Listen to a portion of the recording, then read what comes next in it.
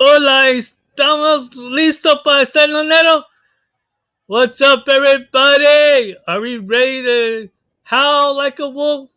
Make some money?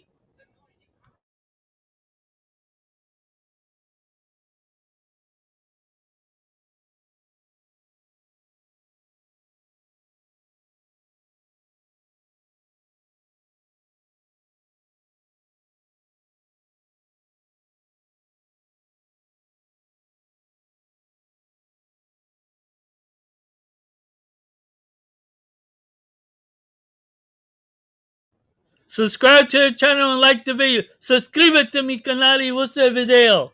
Acá hacemos lunero. Y con precios no favoritos. Yo escoge por favorito para hacer lunero. Yo no escoge los favoritos. Es que yo supe. Ay, es que yo sé que va a ganar un favorito. Te doy en la caballo que metes en el exacto perfecto a un precio.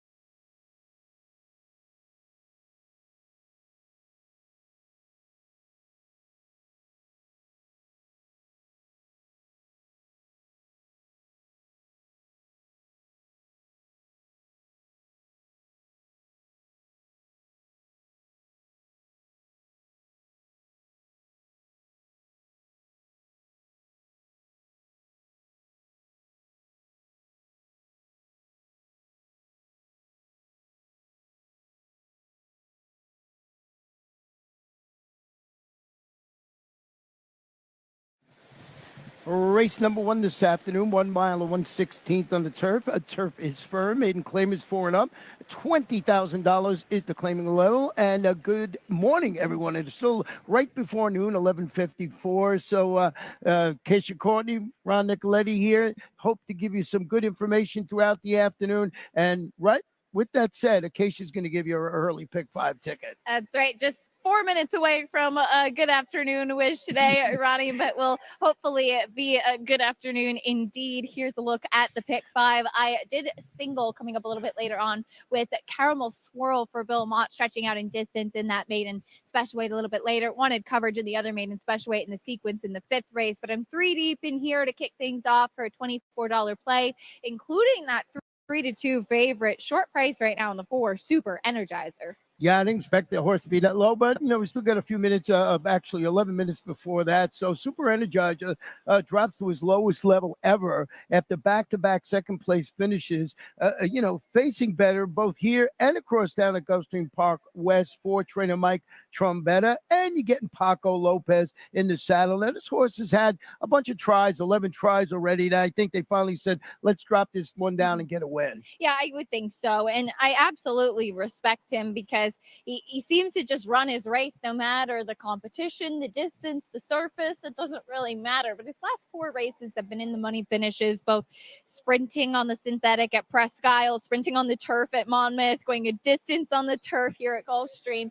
So even with the drop in class at such a short price, I do wonder just a little bit if it's just kind of a horse that always runs to his competition, he won't be able to get the win. Now that said, he's fit. He is very forward. He's very sharp here in the walking ring. Good forward energy that you do want to see. But I actually took the other live oak runner in the 7 super best bet. He is a very big leggy type. I had noted last time that I much preferred him on the turf and going a distance. He also looks more fit today versus last time out. So I'm hoping second here in Florida, he will be a nice price and get the job done here. It looks like we have the super angle going between Super Energizer and Super Best Bet.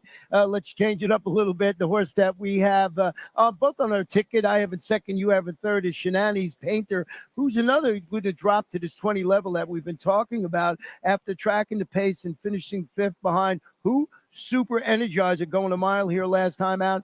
Joe Orsino, but you're getting Arad Ortiz, who's had a great week of, let's say, a whole great meet so far. Of course, a win yesterday aboard Colonel Liam in the Pegasus World Cup turf. Now, this guy, and my questions about him last time too, are that overall maybe physically strikes me as a bit more of a sprinter physique, but he's carrying good condition. He's really well muscled. He ran fine last time where Colquitt just had the pace advantage, but I just think that this really could be a good spot for him, particularly picking up Irad Ortiz. And one other horse as they go up the ramp, the number 10, Jealous Eyes, who's going to stretch out to the mile in the 16th today after rallying to finish third. It was against similar quality going a mile here last time out. Cheryl Weinbar, Angel Arroyo. If not for the win, certainly be somewhere on the exact or trial, maybe super ticket. Certainly, this is a horse that's been kind of right there in the last couple of starts. And wanted to just mention the horse right next door, the 9 Magical Cause, because just based on appearance, this horse probably looks the best here in the walking ring. It just caught my eye at 20-1. I think the turf is a little bit of a question, but wow, he's really making a nice impression. Yeah, he tried the turf once back in October at Gulfstream Park. West didn't run that badly against 30 maidens, so maybe you're onto some look. He's feeling his oats for sure. Yeah. Looking very good out there. So the pick 5 pool, over $200,000. The main track fast, the turf course firm. We'll be back here for race number 2 in just a bit.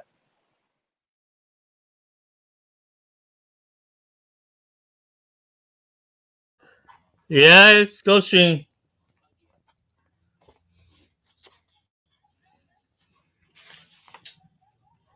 Acá en esta carrera, here in this race, it was to be playing that 4 horse, and also going to be playing that 7 late. I have 2 price horses to keep an eye on.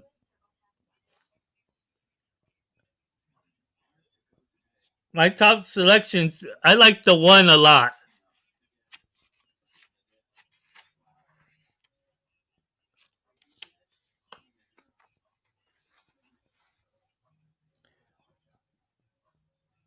I really do like the 1 in this race.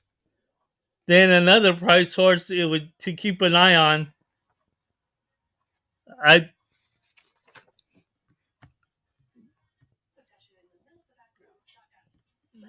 I'll take a look at that race in a minute.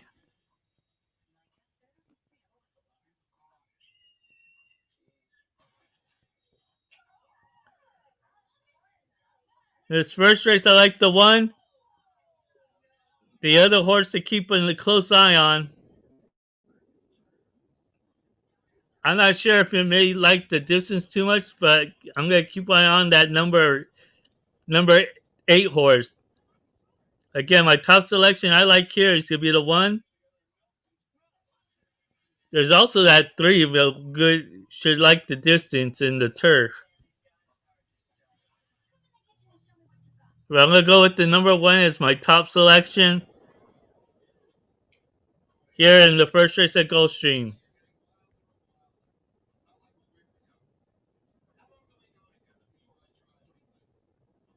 Oakland Race 8. Acá en la primera carrera, me gusta el número 1 a un precio.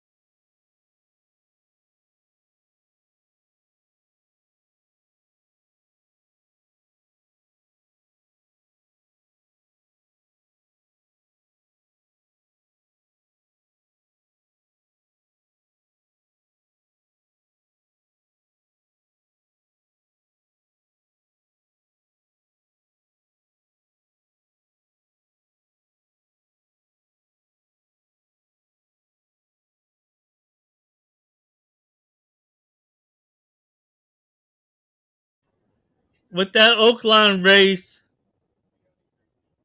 it's kind of hard to figure on because there's a lot of horses that had a long layoff, especially with Hidden Scroll.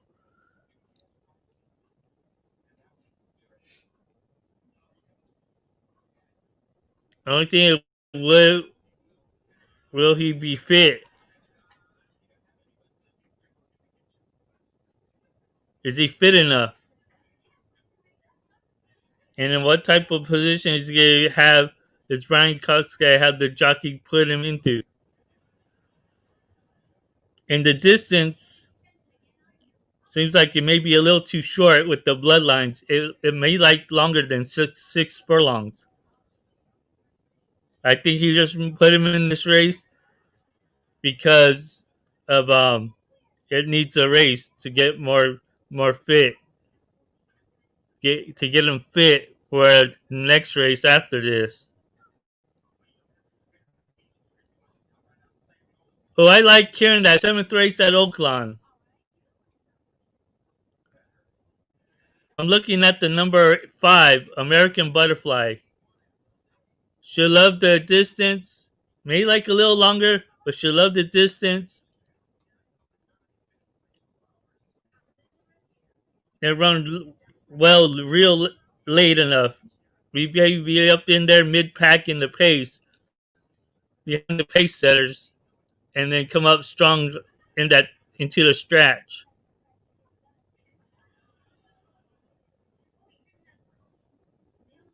That's my opinion on that race. Hidden Scroll's gonna be good, but I think he just needs a race and a little bit more distance for the to get ready for the next race. This is just a prepare race for the next one.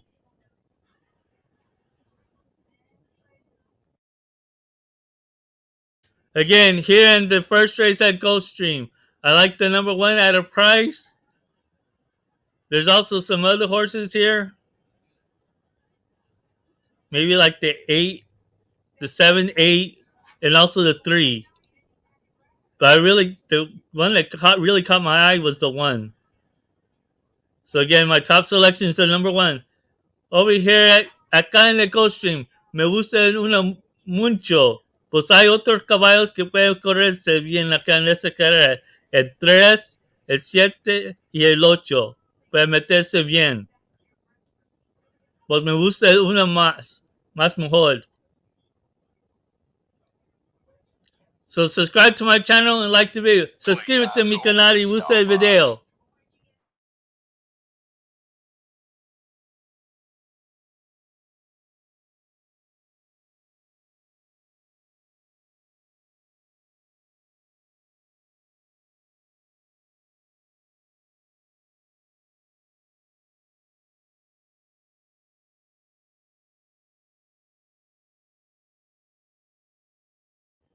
Buena suerte a todos. Good luck to everyone.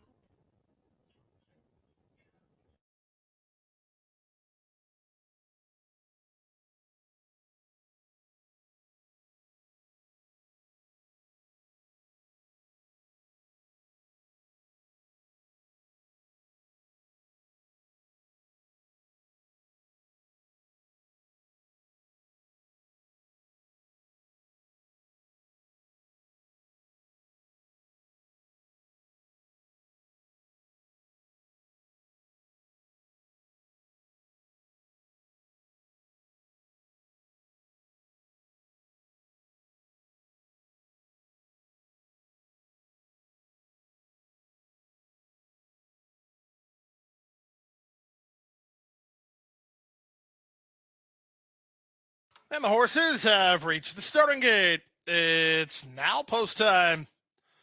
Lining up and moving in for race number 1, the first of 11 here today. If you're just joining us on the broadcast, we do have a mandatory return in today's Rainbow Six. The Rainbow Six must go today. 4 to 5 favorite in the opener is number 4, Super Energizer. Paco Lopez has the riding assignment for trainer Mike Trombetta.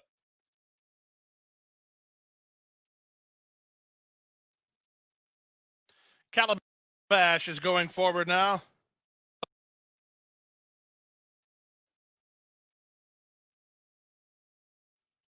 Into the gate steps Beyond the Call.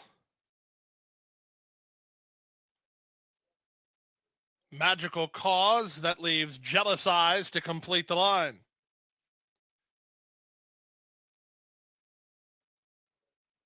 Jealous Eyes and Angel Arroyo going up. The track fast, the turf firm, and we're set for a start. Racing at Gulfstream. From the center, Gun of Glory gets the first call and fires to the top toward the rail. Calabash is moving on to challenge. And between horses, the race favorite Super Energizers in early third. Beyond the Call runs into fourth. Up on the outside goes Magical Cause. Wider than him and Jealous Eyes, who's trying to work over. Down at the rail goes Reno Animo. Super Best Bet is between horses. The two at the back are Shenani's Painter and Safe and Sound. In the charge around the first turn, Gun of Glory has the lead over the big favorite Super Energizer, who races from second. Up on the outside, Magical Cause is a bit wide while racing in third. Calabash is at the rail. Then Beyond the Call, followed by Jealous Eyes. Length and a half for the rail and Reno Animo. Still unhurried at this stage is Shenani's Painter, and Safe and Sound is last. 23-3 for that opening quarter. There's less than 5 furlongs to race. Gun of Glory and Carlos Lugo calling the shots through a 48 1/2 mile. Super Energizer is there second. Beyond the Call tries to secure the 3-path. 4 wide Magical Cause. Calabash is at the rail, then Jealous Eyes. At the rail and Reno Animo. 2.5 to Super Best Bet. Shenani's Painter and Safe and Sound at the back as they swing to the far turn. 48 1 for the opening half mile. 3 furlongs left to race. Gun of Glory tackled now by Super Energizer. 3 wide. Magical Cause on the outside is now third, running home from fourth. That's Jealous Eyes back at the rail and Beyond the Call. Nothing yet from Shenani's Painter as they turn for home. Super Energizer off the turn with the lead. Magical Cause takes aim on the outside second. Jealous Eyes widest of all, trying to close late ground. Final eighth of a mile, and it's still Super Energizer with the lead. At 4 to 5, Super Energizer is clear. Jealous Eyes up on the outside for second. Super Energizer in front. Jealous Eyes second, Magical Cause third, Shenani's Painter fourth, and Calabash in 142 2.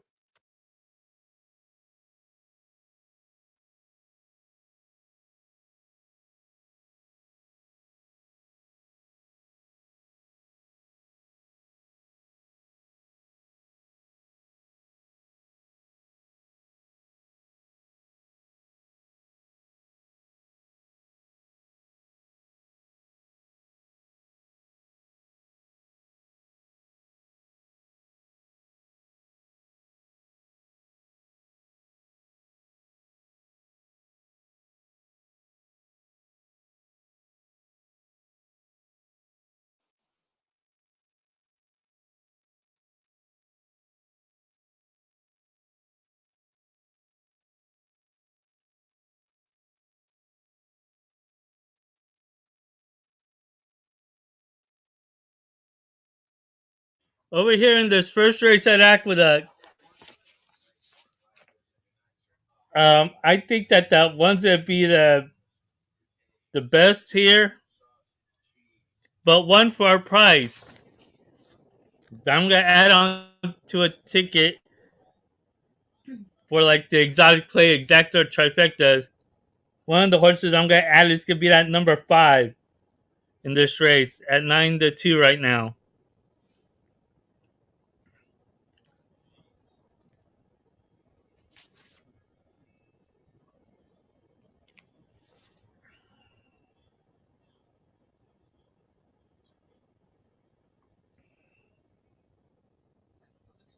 The first timer.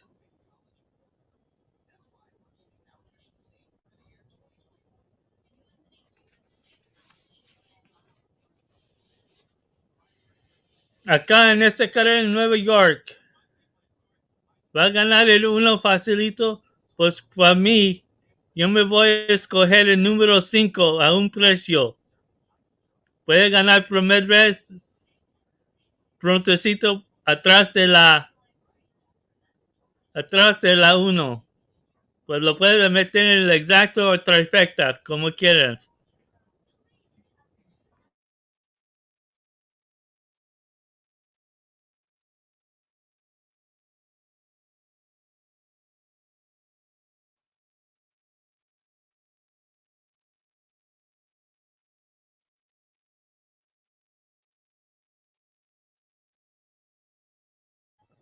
One thing about that last race at Gulfstream, the first race there, if you were watching the race, the one had issues finding room and had trouble getting through anywhere.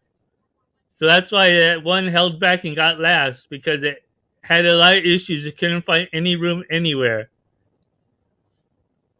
So I would mark that as a trouble trip, and the next time it runs, I'll scratch it off. This last race off, and maybe have better chance in the next race.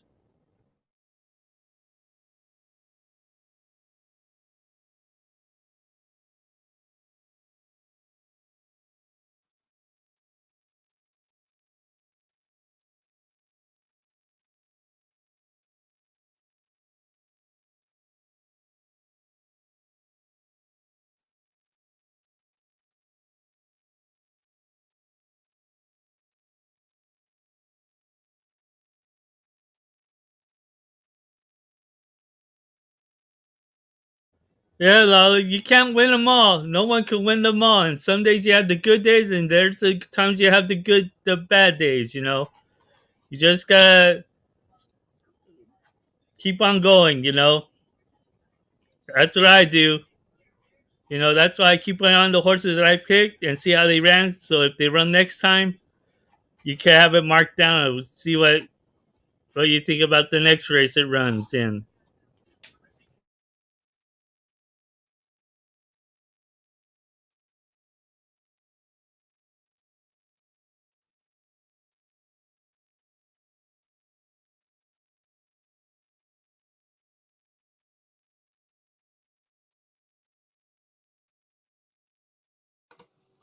In Aqueduct's first race, scratch number 3, Maria's Gift. Scratch the 3. Quarter-inch bends on numbers 2, 4, 5, 6, and 8. Bends 2, 4, 5, 6, and 8. The first race has exacta, trifecta, superfecta, double, pick 3, and pick 5 wagering. Main track is fast. Short post parades today. Please keep that in mind. Currently, we have 6 minutes to post.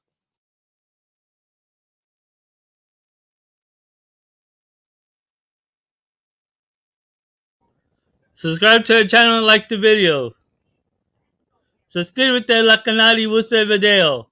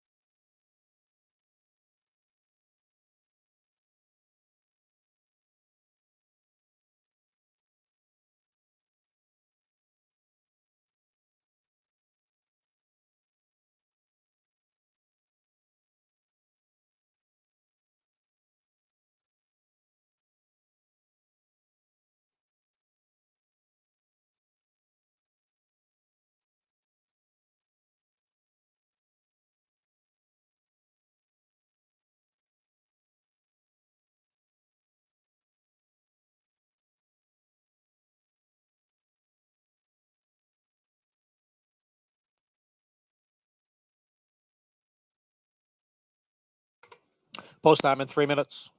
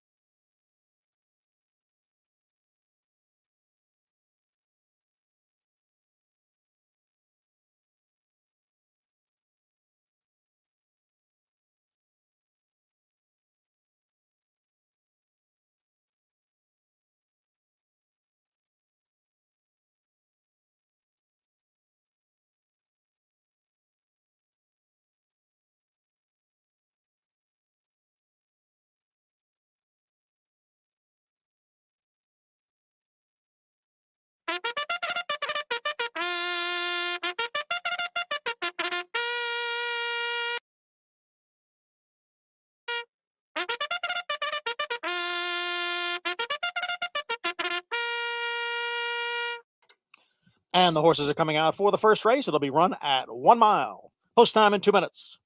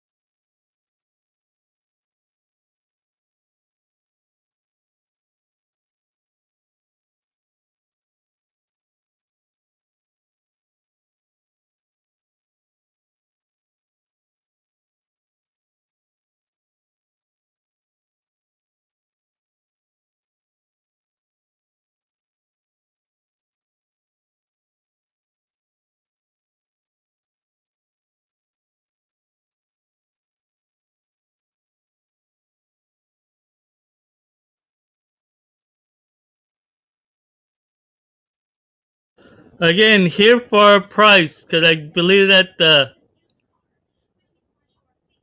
that there was going to be a jockey with the one. Here at Aqueduct, my price horse is the number 5, a little bit of a price. Acá en este canal me gusta el número 5 porque yo creo que la 1 va a estar facilito a pasar todos y ganar.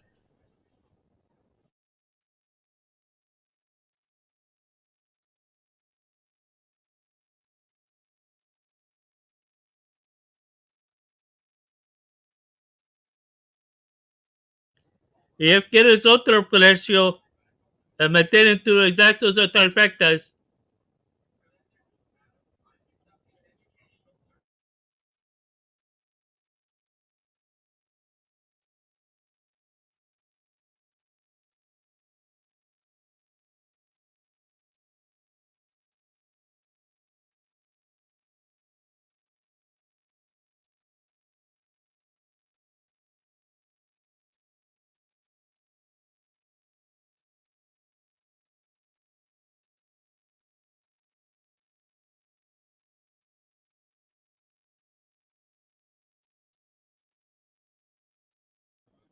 And one for price, as a first time starter, I'd like the bloodlines of the number 2.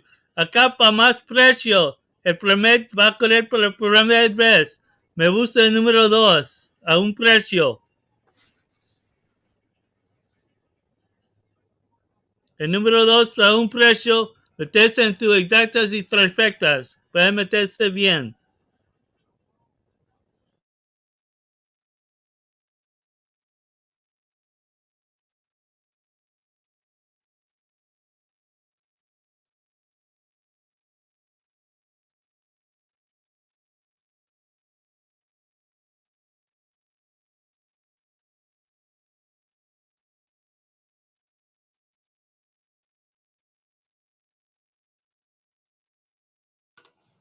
The horses have reached the starting gate.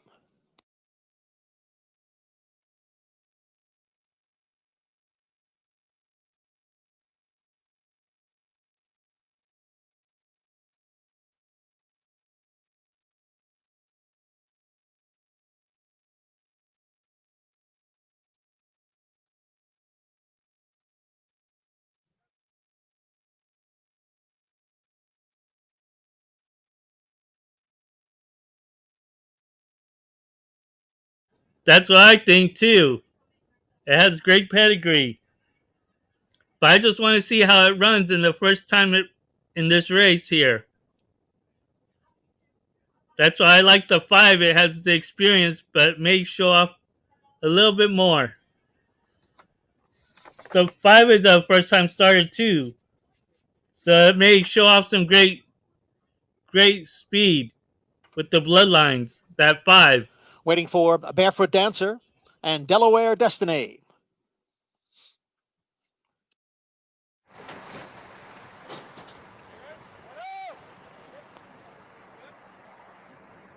They're in the gate.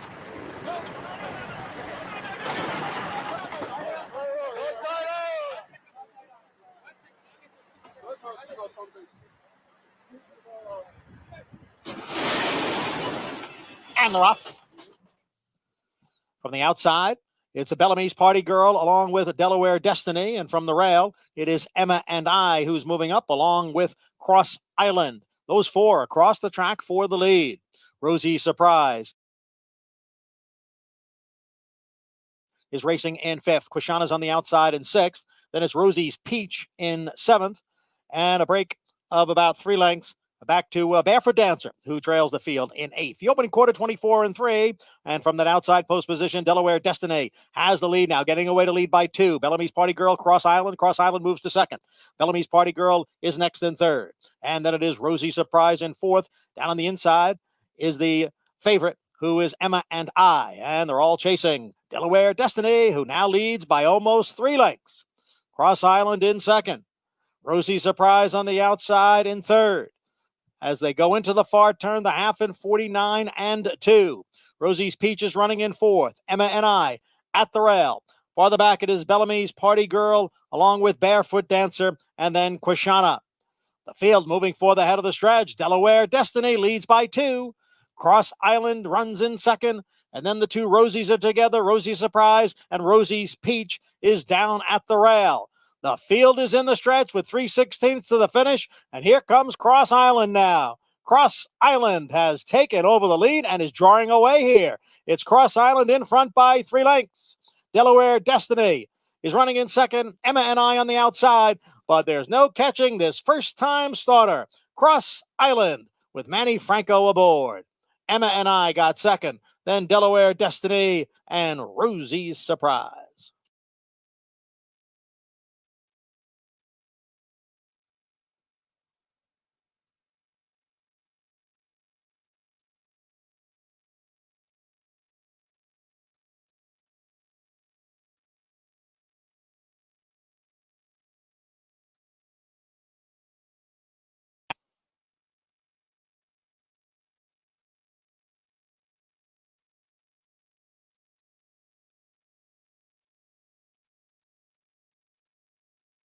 So much for those that wanted to bet on that one for chalk, you know. Those were the horses I like too. The 2 and the 5, the first timers. That 2 blew everyone away like nothing. But also, the plus side is they had Franco aboard. If it had Franco and it had someone else aboard, the horse would not have been up in front like it was. So you could give the hands off to Franco for putting the horse into position. Number 2, Cross Island was first. Number 1, Emma and I, 2nd. Number 9, Delaware Destiny finished 3rd. And number 4, Rosie Surprise was 4th. Results unofficial. 2:194. The time 1 minute 43 and 3/5 seconds.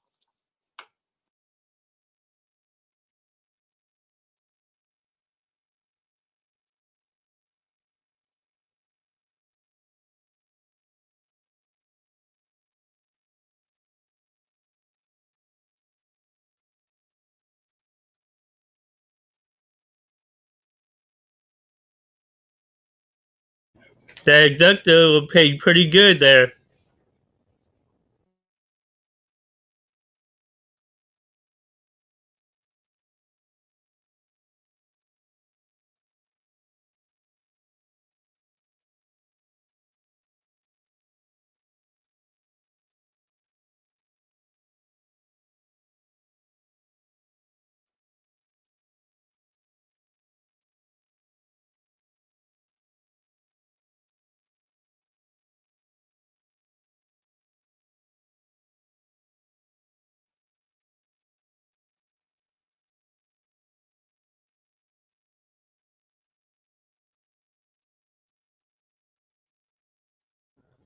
That horse ain't gonna be at this price next time out, but I'm pretty sure they're gonna Number 2 is Cross Island, a 3-year-old chestnut. They may try to put someone else aboard if Franco's not available. So you gotta look out for that.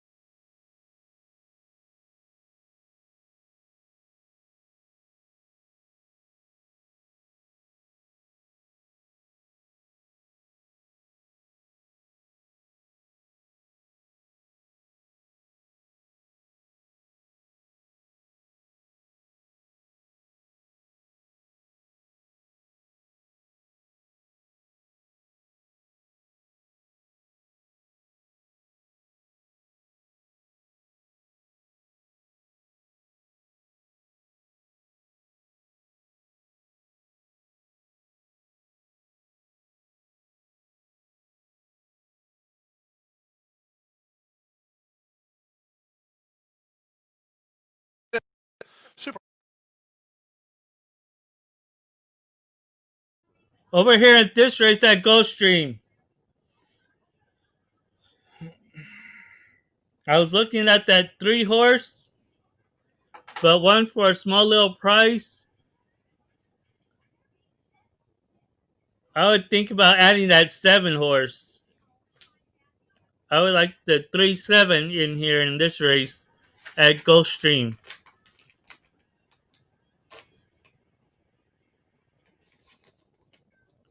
And then one to add for a trifecta, I would think about that number 10. So if I was to play this, I'd do a 3-7-10 exacta box. Acá me gusta el caballo primero el número 3. Entonces, me gusta precios, me gusta el 7 y la 10. A esos para meter en las exactas y trifectas. Good luck to everyone. Buena suerte a todos. Subscribe to the channel and like the video. Time's over, Star Fox.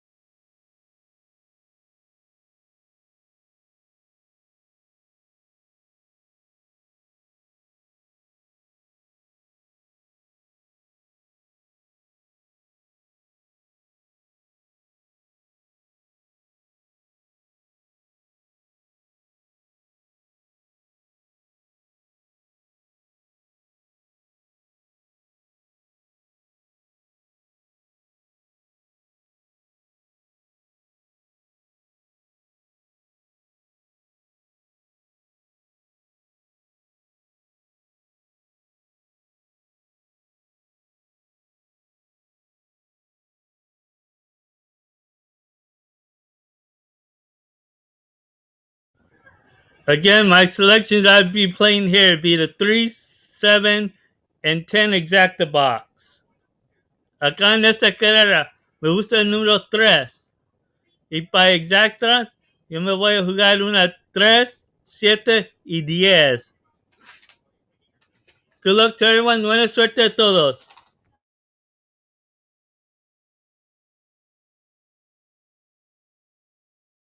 Subscribe to the channel and like the video.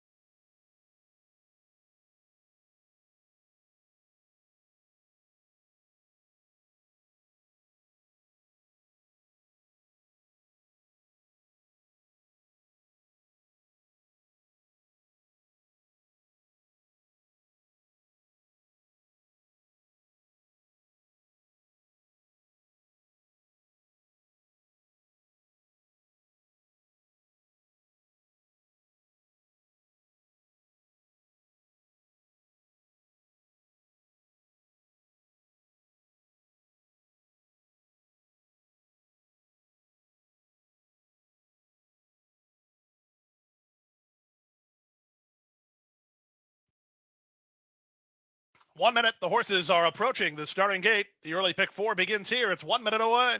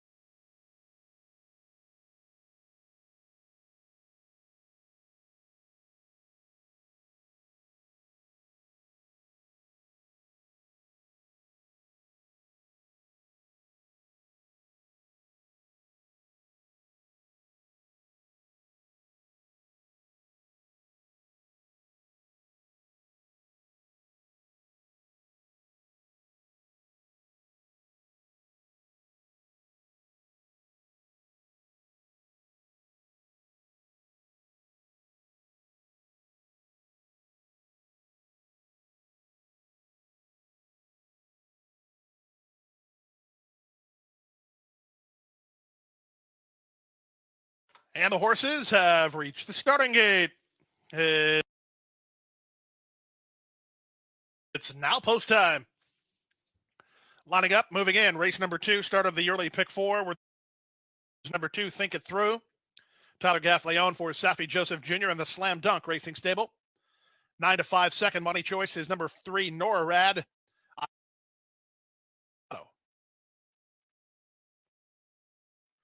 Stepping into the gate now is Does She Know?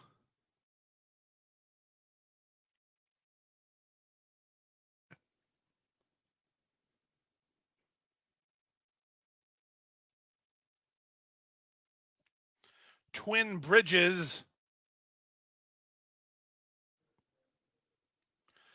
3 to 2 and 9 to 5. The two favorites here, the numbers 2 and 3. Riders off the 3, Nora Rad momentarily. We just have 2 more left to move in. They are Does She Know and Naval Wave.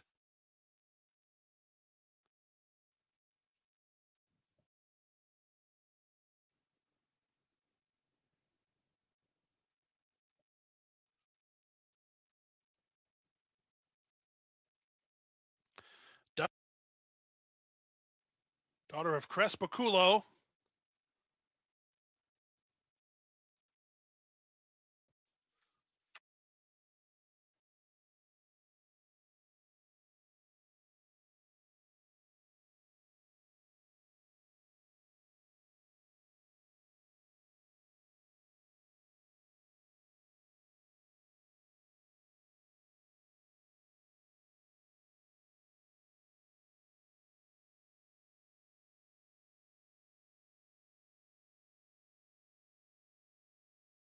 Wave and Corey Lannery draw on the outside gate.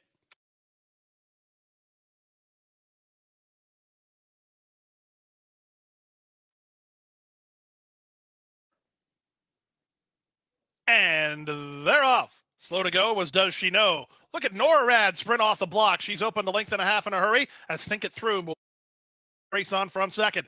Twin Bridges is an early third, followed fourth by Naval Wave. Driving through at the rail, Pisces in between horses and Miraculous. Second last, Brody's Honor. And after blowing the brake, Does She Know is last. Well, Norad got a flyer off the gate, but now she's only neck in front as Think It Through draws up alongside second. Twin Bridges is a 3 wide third. Naval Wave is a 4 wide fourth. At the rail and Pisces while fifth. Back to Miraculous. Then Brody's Honor and Does She Know? Around the far turn they go, and now Think It Through puts a neck on top. Twin Bridges is 3 wide. Norad trying to respond, urging toward the rail. Naval Wave is still very much in.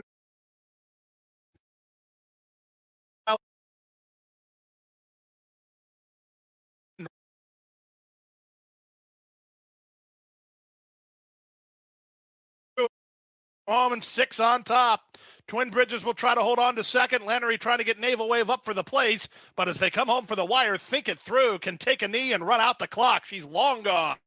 You might see an inquiry happen. I'm not sure yet.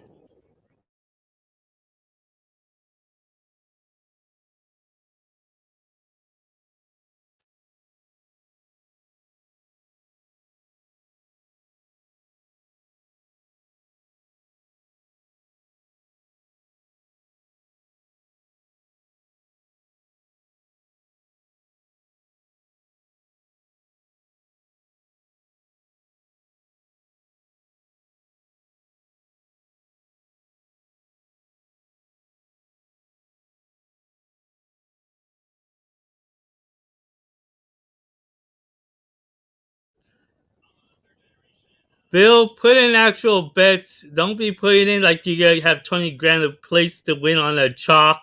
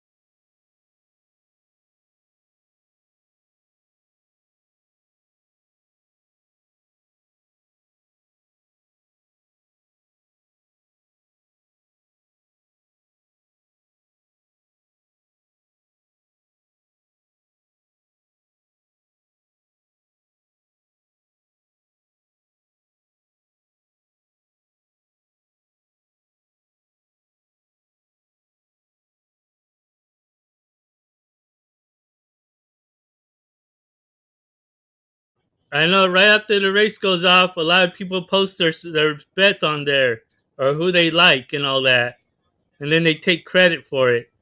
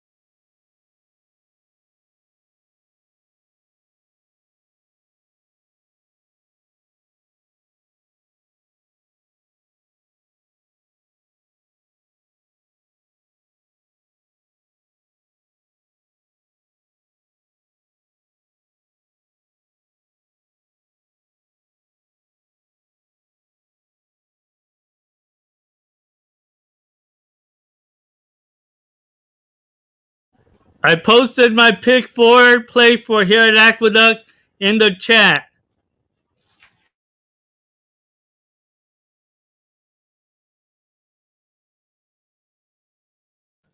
The one I really like here at a price is the number 6.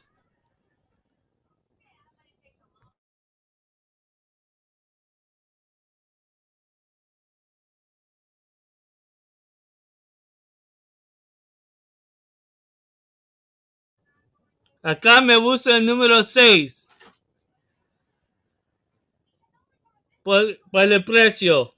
Porque yo creo que el 7 va a ser facilito que puede meterse bien. Subscribe to the channel and like the video.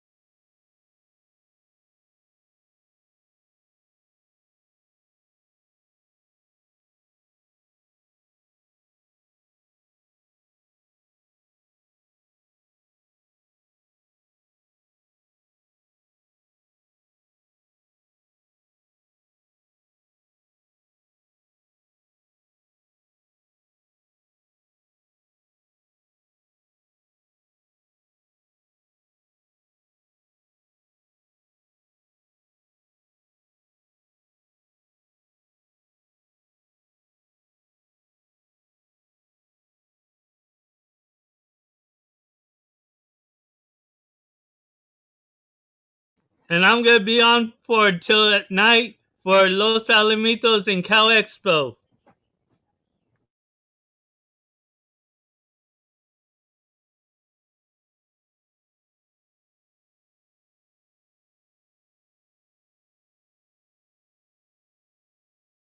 Me voy a estar puesto para de las carreras de Los Alamitos y de Cal Expo.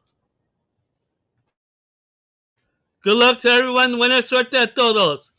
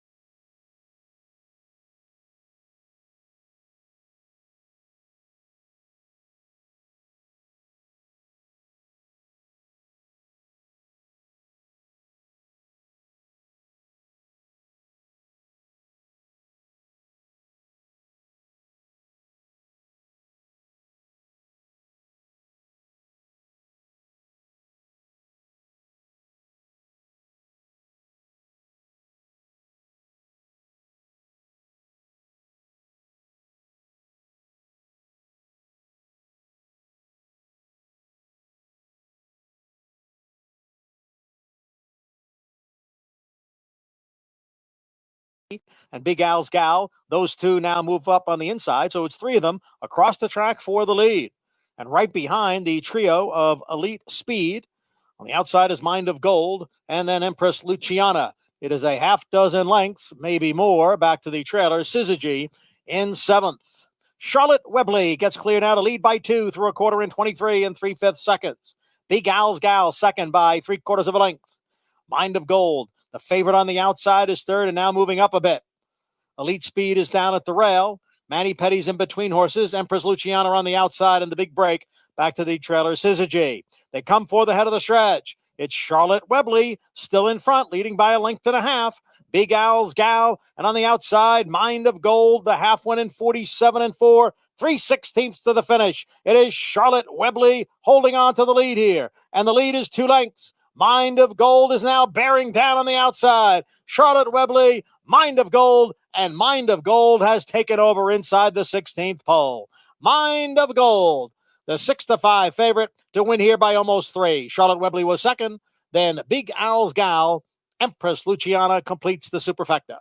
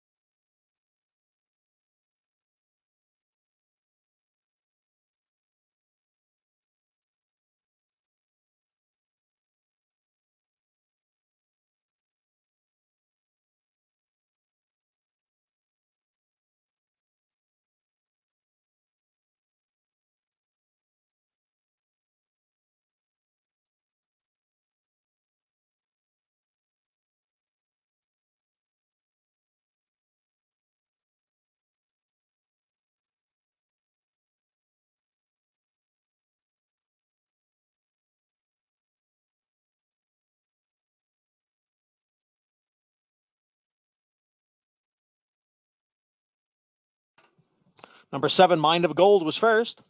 Number 3, Charlotte Webley second. Number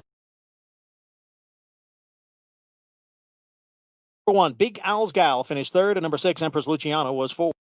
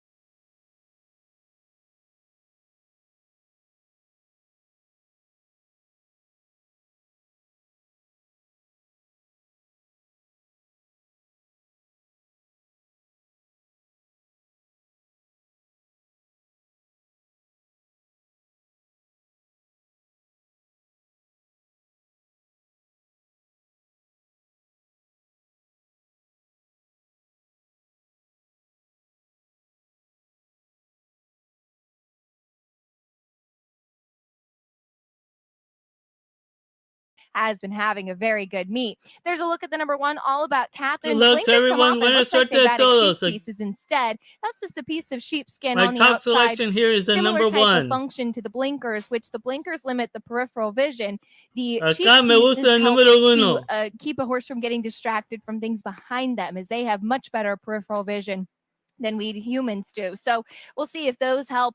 The Mary Epler trained All About Catherine, who was back on the turf, turns back in distance a little bit after trying the 9 furlongs last time. It looks like the How's it mile going, maybe a Kelly? better spot for her. 2-1 though, still on your favorite. The number 7 Star Swept with Louis Sayas aboard for Kent Sweezy as they head out for the 3rd.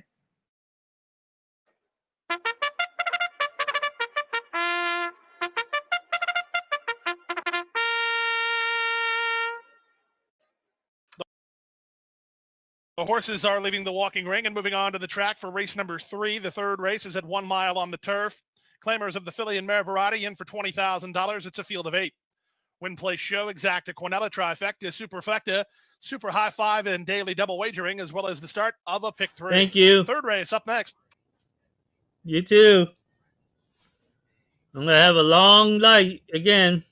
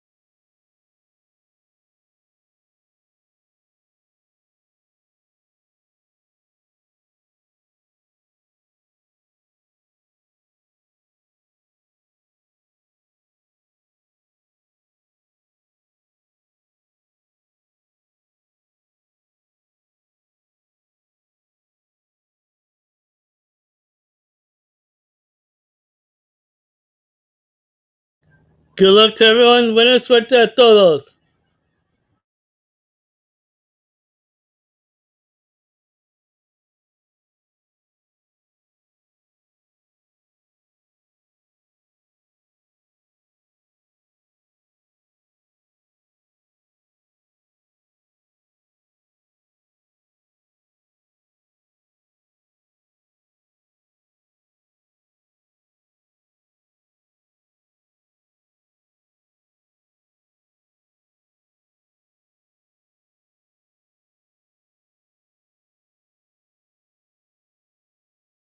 The horses are approaching the starting gate.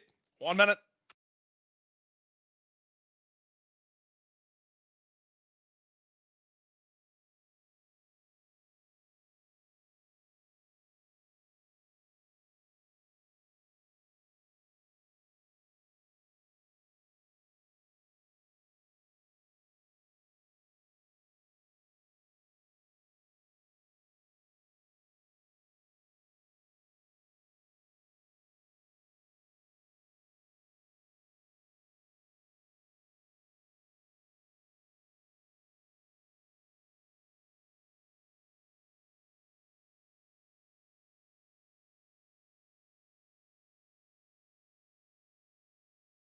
And the horses have reached the starting gate. It's now post time. Lining up and moving in for race number 3, 1 mile on the turf. The favoritism roll is battling between numbers 1, 7, and the 8.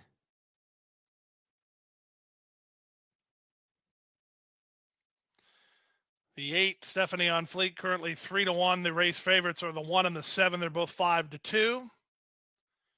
Henny Penny, she's 9-2, right at the line here. Subtle Joy, Josefa, Henny Penny. Star Swept.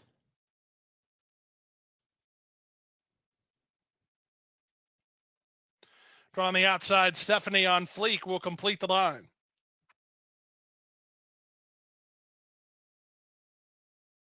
They're at the post.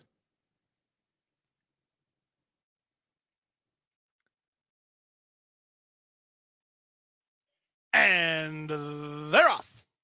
From the center, Josefa wins the break. Up on the far outside, Stephanie on Fleek trying to get over. Star Swept has got the similar idea, driving through between Subtle Joy.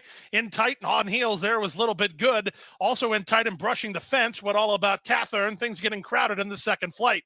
Around the first turn they go. Josefa sets up shop on the lead and leads by half a length. Star Swept is tugging second. Pound at the rail and all about Catherine. 3 wide. Stephanie on Fleek. Back from there, it's Henny Penny. Then comes Subtle Joy together with Little Bit Good. And the early trailer is Queen Field.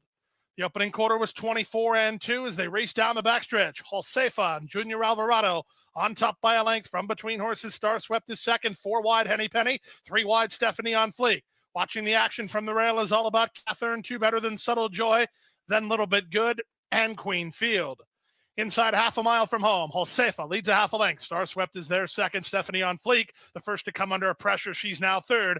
Up on the rail and all about Catherine, and 3 wide. Now make it 4 wide for Henny Penny. 2.5 to Little Bit Good. Then comes Subtle Joy, and Queen Field is last. 48 seconds for the opening half mile. They've yet to get to Josefa. Josefa to the top of the stretch has the lead and starts to get away again. Star Swept is now asked to get out in turn second. All about Catherine is going to tip and try to roll from third. Josefa cut the corner nicely and still has the lead. Star Swept is second. All about Catherine down the stand side, then Little Bit Good with 1/8 of a mile to go. Josefa 12-1 and finding for Junior Alvarado. They left her alone for too long. You can't do that on this turf course. Josefa is in front. All about Catherine is second. Little Bit Good rallies to get third. Star Swept fourth in 1:35 flat.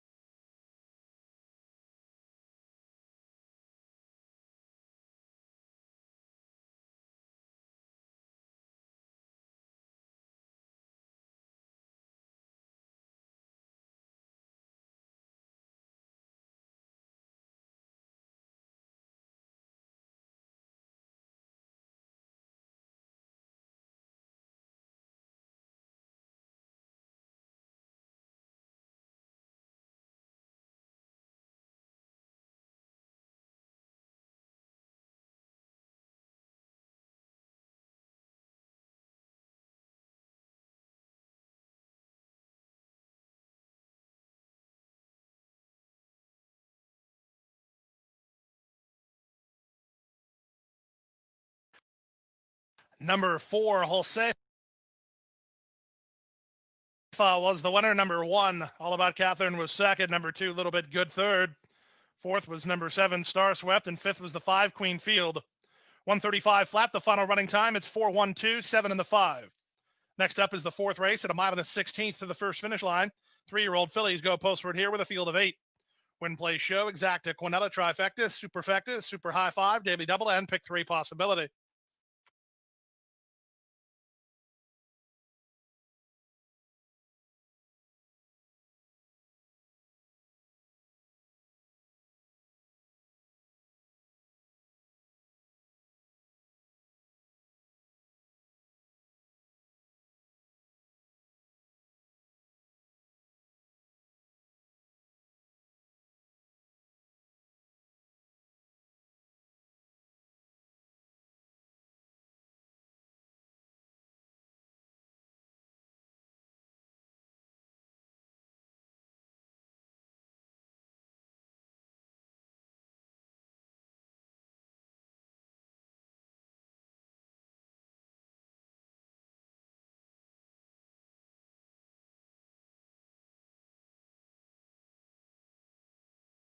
Quinella, $30.40. Exacta, $90.40. Trifecta, $76.75. The superfecta, $356 even, $35.60 for a dime. High 5 did not get hit, $5,400 in a carryover. First pick 3 of the day. The winning numbers in the pick 3 are 4, 2, 4, $40.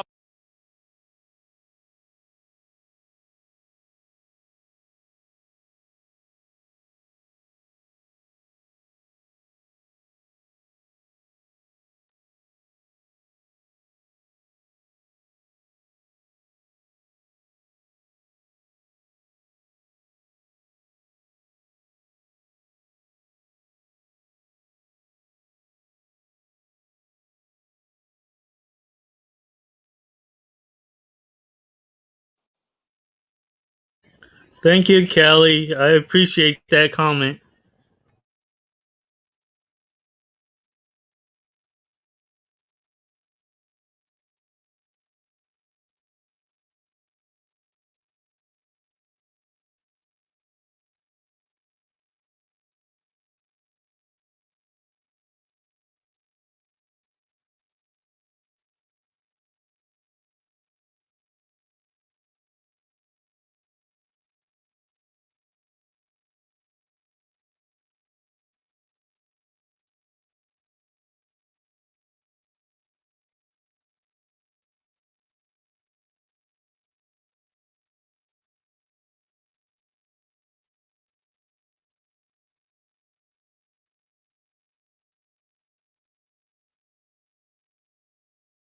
Over here at Aqueduct, I need the 1, 2, or 5 to stay live in the pick 4. Acá en Nueva York me necesito el 1, 2 o 5 para quedarme vivo en el pick 4. Good luck to everyone. Buena suerte a todos. Subscribe to my channel and like the video. Suscríbete a mi canal y usa el video. Acá ganamos con dinero y precios. Yo no voy a estar escogiendo el favoritos.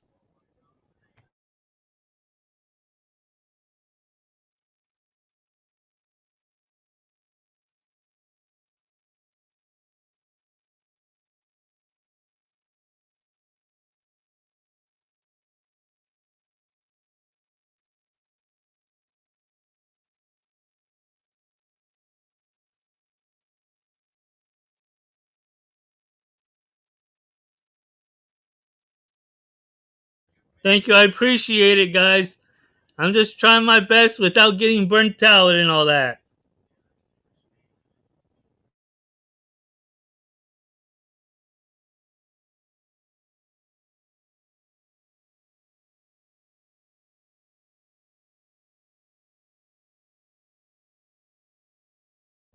And I'm just waiting on my license to get approved so that I can start getting some horses and starting a group of partnerships here in California for like Cal Expo, Los Alamitos, and maybe some at Del Mar and Santa Anita. We'll see how it goes.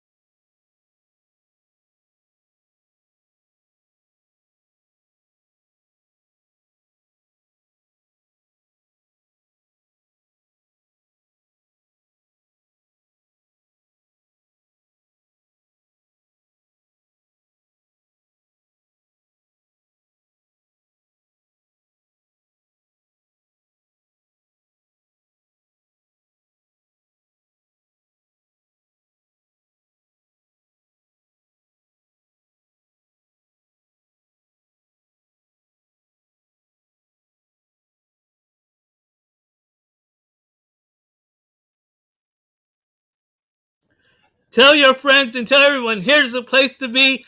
Here, I'll give you prizes, and if I think a favorite's going to win, I'll give you a prize to put into your exotic play.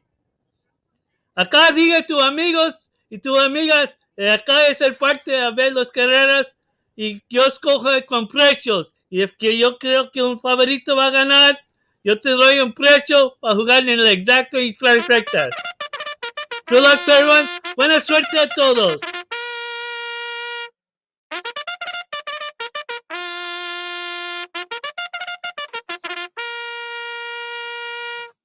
On the track for the third race, it'll be run at 1 mile. Post time in 2 minutes.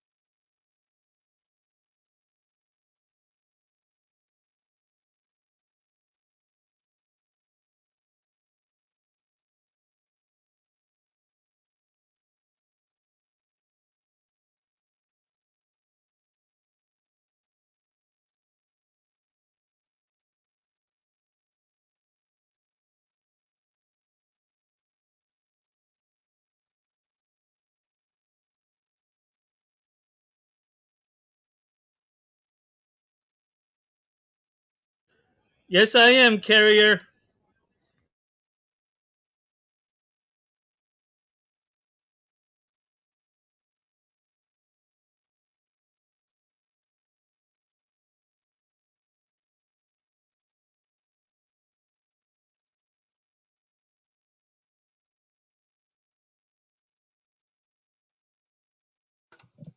One minute.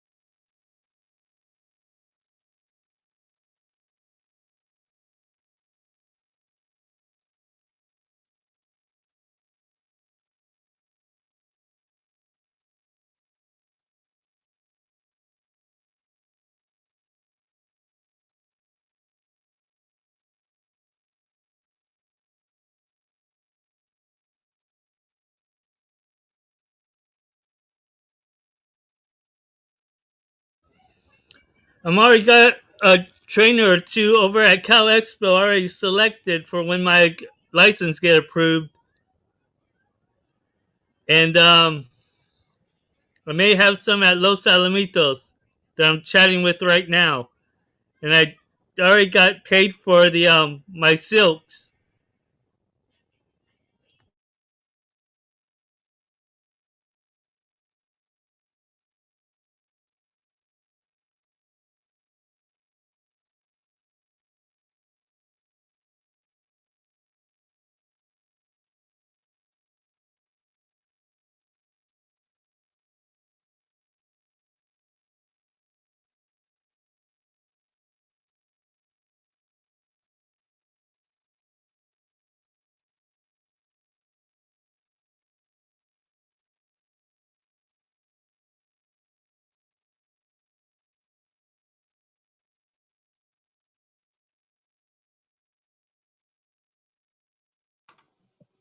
The horses are now approaching the starting gate.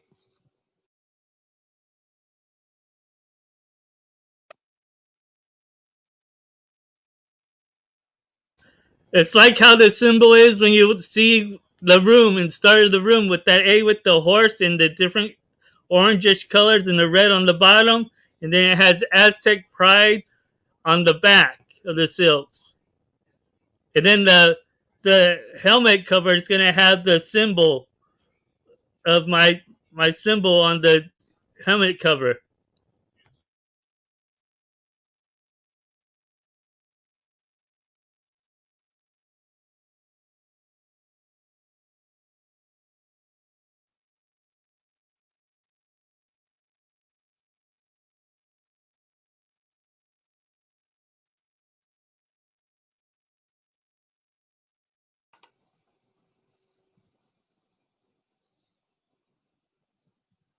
Waiting for Perceived and Doubly Blessed.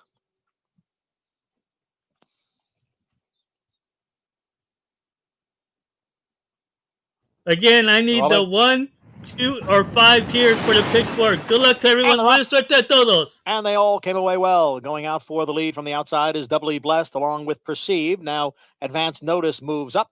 They're followed by Grit and Glory, who's down towards the rail and racing in fourth. Then it's Shanghai School and getting a little bit tied up there in between horses was Our Country. Our Country had to steady there as the field races up the back stretch. Advanced Notice has the lead here, 3/4 of a length. Doubly Blessed on the outside in second. Grit and Glory is third by a head. Our Country now advances in between. On the outside is Perceived. Trailing the field is Shanghai School. Quarter 25 and 1. And it is Advanced Notice holding on to the lead here over Doubly Blessed. They are 1-2 with Long Shot, Grit and Glory down at the rail in third, and Our Country is alongside in fourth. Then Perceived. Shanghai School at the back. Positions unchanged as they go into the far turn after an opening half mile in 49 and 2. Advanced Notice is the leader. The lead is a half length.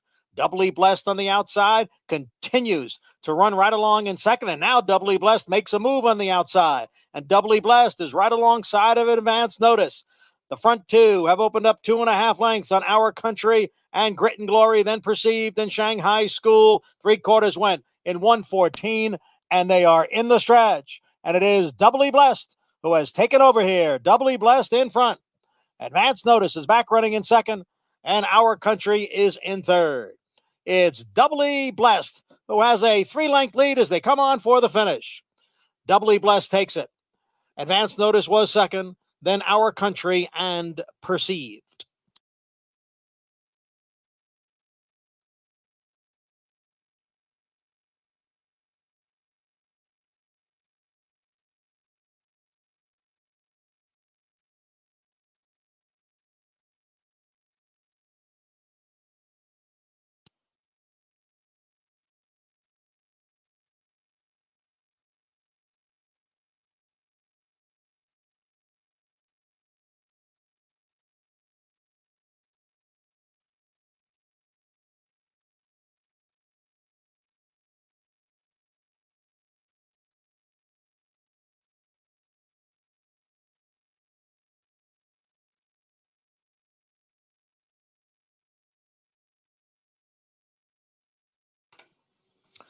One A Doubly Blessed was first.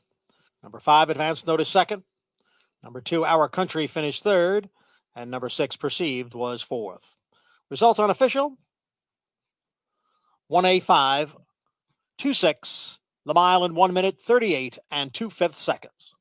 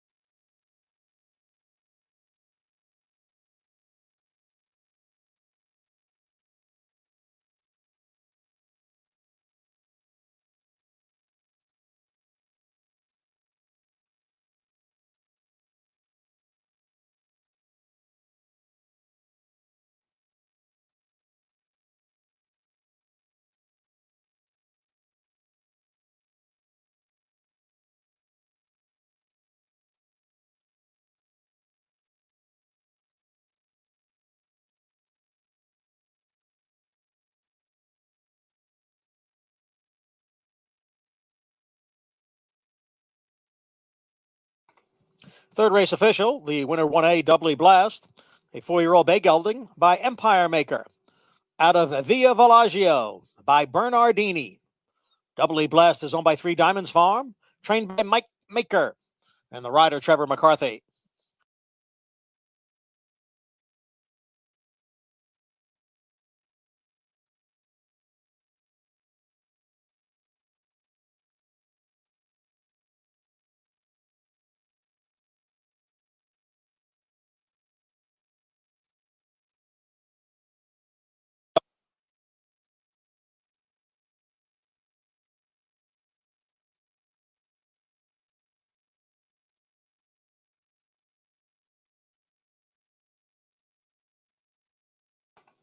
Third race exacta, $12.60. The double, $16.90.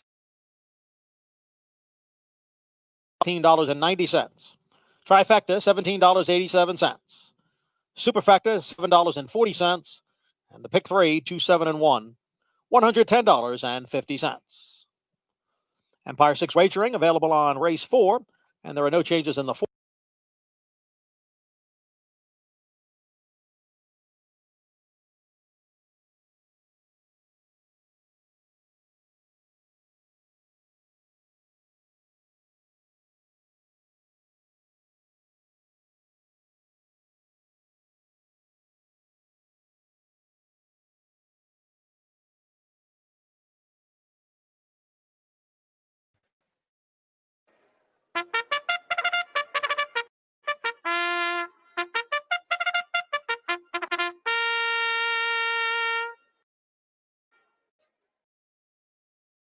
The horses are leaving the walking ring and moving on to the track for race number 4, the fourth race to the first finish line at 1.16 miles.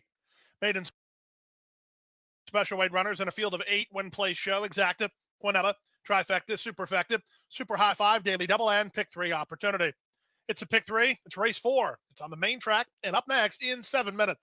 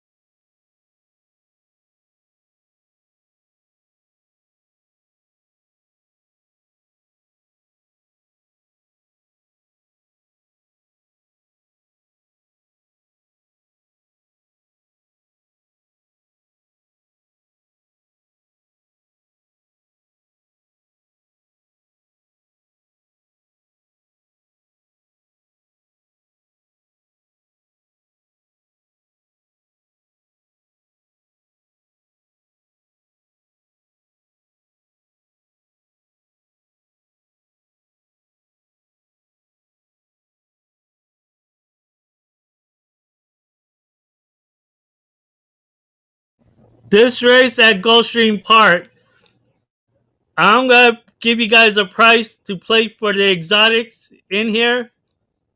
You can have the favorite in front, but for the exotic plays, there's 2 horses that I like, the 6 and the 7, to add into the exotic plays. But the one I like more is the 7 for a price into the exotic plays. Acá en esta carrera, te voy a dar un precio para jugar en las exactas y trifectas. Me gusta mucho el 7. Y también puedes meter el 6 en tus tickets. Como quieres jugarlo. Good luck to everyone. Buena suerte a todos. Remember, subscribe to the channel and like the video. Suscríbete al canal y gusta el video.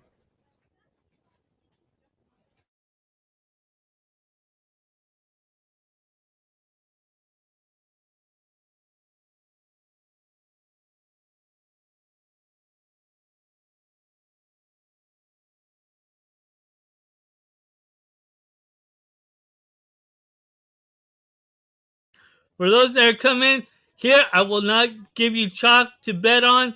If I think chalk will win, I'll give you guys a price to add into your exotic play. Acá en esta parte yo no te voy a dar favoritos. El que un favorito va a ganar, que yo supe que va a ganar bueno, yo te doy un precio para jugar en la exacta y trifectas. Buena suerte a todos. Good luck to everyone.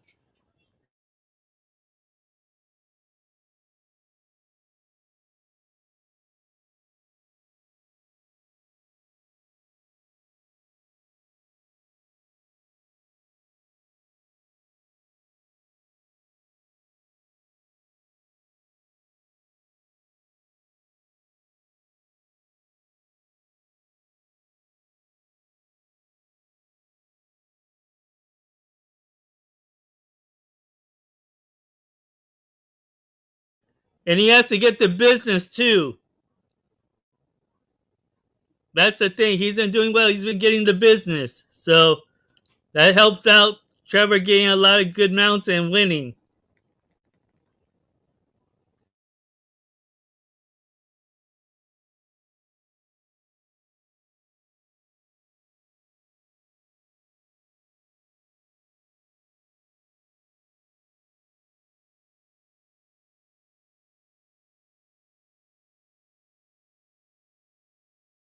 One minute. Still time to wager, but you'll have to hurry. 1 minute.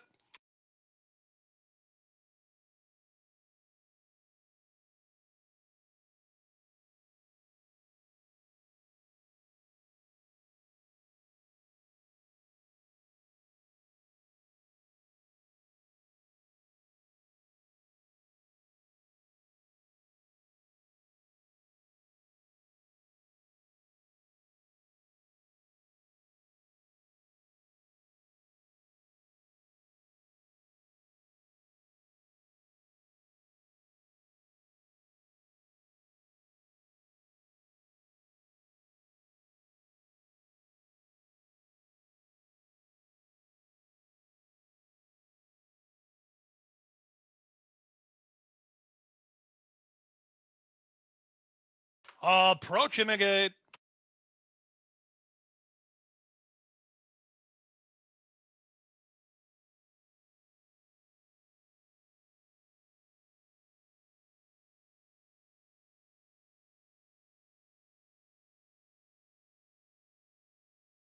And the horses have reached the starting gate. It's now post time. At the gate and moving in for race number 4, where the bettors have hammered the 4. Caramel Swirl, daughter of Union Rags. For trainer Bill Mott, she is odds on here at 2-5. Second choice money for number 5, Unbridled Doro. The well-bred daughter of Medallia Doro has Irad Ortiz Jr. riding for trainer Todd Pletcher.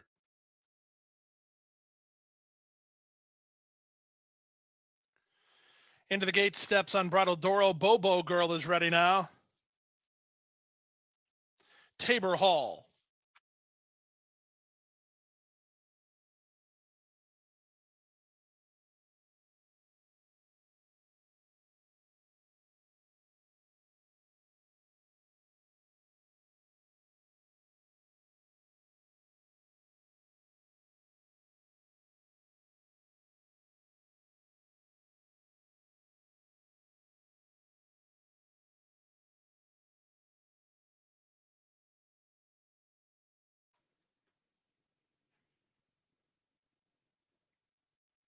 From the outside, Tayet will complete the line.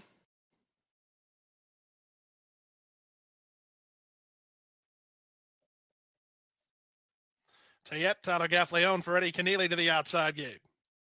All set at a first finish line distance. That's why I said in the exotic plays, I only had the 6 and the 7 for the exotic plays. and they're off. From the outside, Tayet was away quickly, so was Tabor Hall, driving through between Best Cause and Skyboxes toward the rail. Caramel Swirl is next. Very wide on the course here as Unbridled Doro floated out in the 6 lane there, with Lunar Blast nearest the inside. Bobo Girl is last. And the run around the first turn, Tabor Hall wants the lead, and she'll get it. She leads now by a length from between horses. It's Caramel Swirl, a joint second. Tayet on the outside now third. Back to fourth at the rail in Skybox. Fifth goes to Best Cause. Then it's Lunar Blast, who's nearest the rail. Second last is Unbridled Doro, and then 3 to the trailer, Bobo Girl. The opening quarter was 24-1 as they race into the backstretch. With the advantage, Tabor Hall by a length over the big favorite, Caramel Swirl, who turns up the heat second. From third, that's an inside running Skybox. Tayet is next, followed by the team of Best Cause and Lunar Blast. Then it's a length and a half back to Unbridled Doro, still second last, and the trailer is still Bobo Girl. 48-2 rather for the opening half mile as they go to the first finish line. The leader is Tabor Hall by half a length. Up on the outside, snugly in hand is Caramel Swirl second. Tayet third, Skybox fourth. Up on the outside goes Best Cause. From between horses and Lunar Blast, trying to rally from the back is Bobo Girl. Unbridled Doro has not put in a run at all yet with less than 3 furlongs remaining. Tabor Hall has the lead. It's Tabor Hall by a neck. Caramel Swirl on the outside is second. Tayet third. Best Cause is now racing from fourth. The rest are hard at work. With less than a quarter of a mile left to go, it's still Tabor Hall in front. Caramel Swirl now in a more earnest position, trying to get on terms. These top two are well clear of the others. Tabor Hall still responding. Caramel Swirl still trying. Now she's going to try again as Tabor Hall tries to hold her off, and she is. Tabor Hall still in front at 9-1. It's Tabor Hall to win it. Tabor Hall wins by a length and a half. Caramel Swirl was 7. What did I tell you? I like that 7. Man. Oh well. I'm going to give it a little.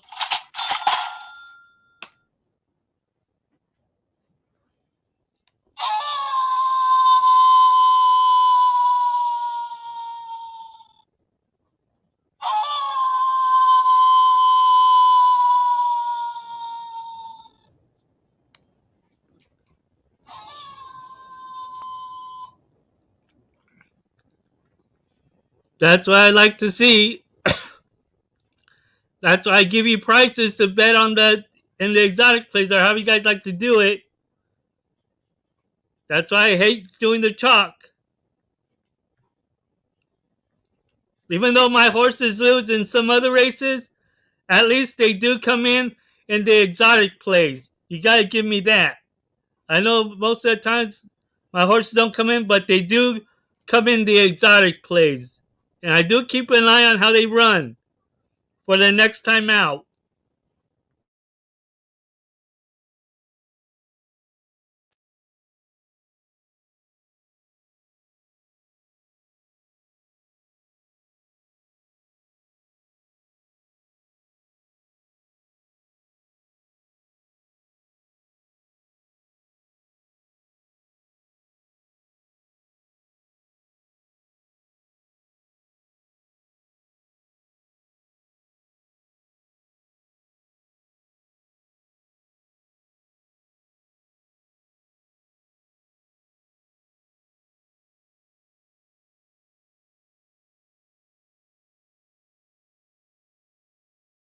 He just held on too much, and then when it was time for it to go, the horse was already tired.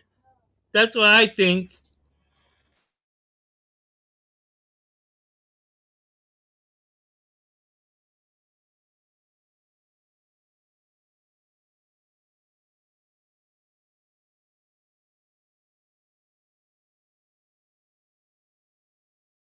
Oh, I know about that because most of the times my in the money percentage is more than the win percentage of my selections throughout the month and all that. Lee Pocket and trained by Ken McPeak, the winning jockey Jose Ortiz. 3-year-old dark bear brown filly by Candy Ride out of State Treasure by Mineshaft, bred in Kentucky by the owner. Tabor Hall's a 9-1 way to start a pick 3 here. Next up is race number 5. The 5th race is the start of a pick 3. It's 7 furlongs, maiden special weight runners. 3-year-old fillies go postward in a field of 12. Win, play, show, exacta, quinella, trifecta, superfecta, super high 5, daily double, and pick 3 opportunity.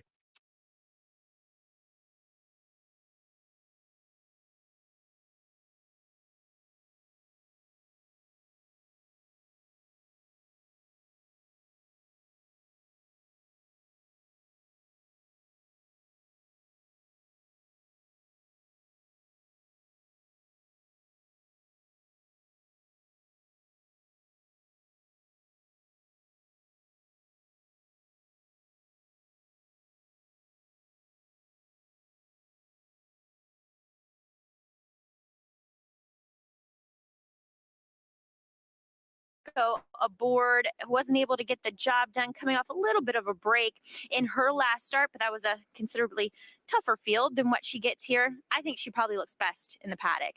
Just her coat looks great for Jorge Abreu. Granted, his horses do tend to look the part at least. We'll see if she's fast enough to win, but well muscled, well conditioned. She would be the pick here. Subscribe to the channel and like the video. Suscríbete a mi canal y busca el video. Acá te doy precios y ganan o meten en las exactas. But she only ran well over the Churchill Downs main track. And then her next fastest race was on the turf. And I'll be honest, she looks fairly turfy to me. And I don't know why Brendan, you would think if she was a decent turf horse, Brendan Walsh, her previous trainer, would have definitely ran her on it. But maybe she's very average turf horse. And I don't know if she's going to be one that's going to be that favorable of these deep winter tracks here in New York. She's very lean, very fit looking. She just doesn't scream this type of condition, sprinting on the Aqueduct winter track. So we'll see what shakes out with hers. We have 5 minutes to go and horses ready for race number 4.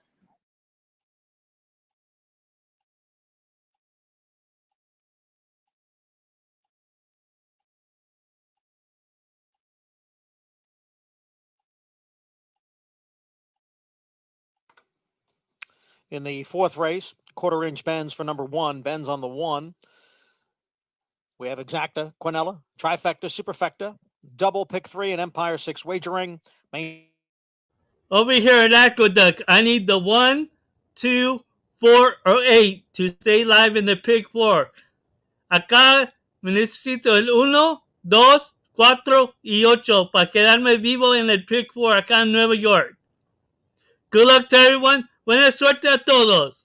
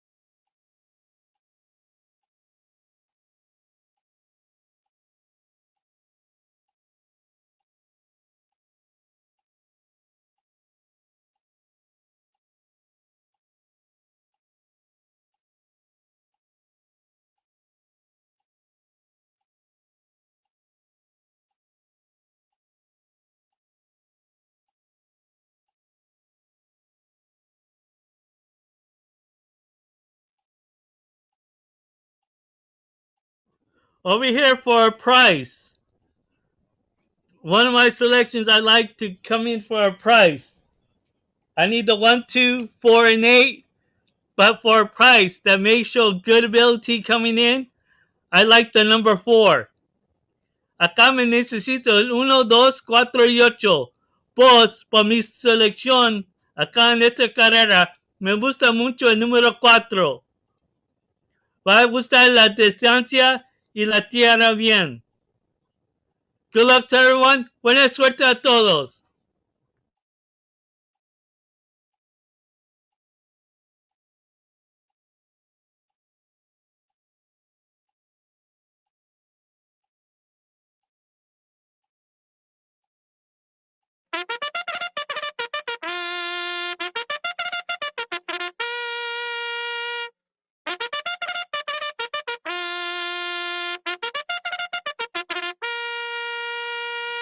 On the track for the fourth race, it'll be run at 6 furlongs.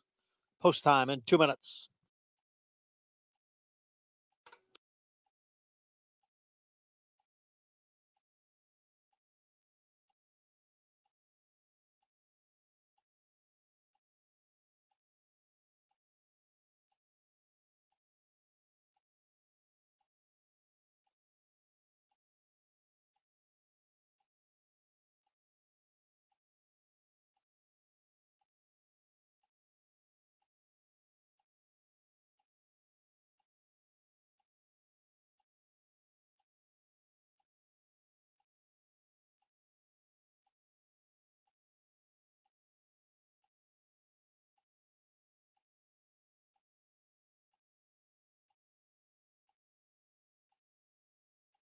Don't get me wrong, I also like the 1 for a price. But I think that the 4 may be a little would like the distance a little bit more than the 1. The 1 would need longer distance, I believe, would fit better, in my opinion. Acá en esta carrera me gusta el 4 más porque va a usar la distancia y la tierra. Me gusta el 1 también, pues también puede estar muy cortita la carrera, va a necesitar más distancia para ganar bueno, para ganar bien. So good luck to everyone. Buena suerte a todos. Subscribe to the channel and like the video. Here I give you prizes. Even though a favorite comes in, I'll give you a prize to put into your exotic play.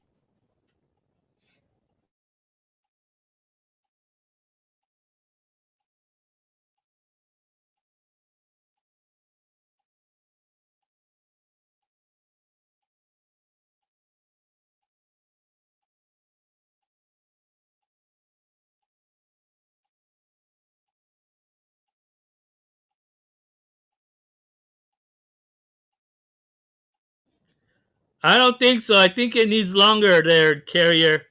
That's what I think. I don't look at PPs. I just go by other information I have.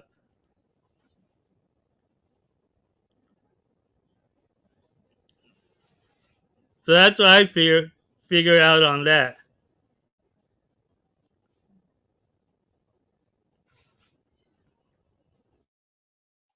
But I do need the 1, 2, 4, or 8 to stay live in this pick 4.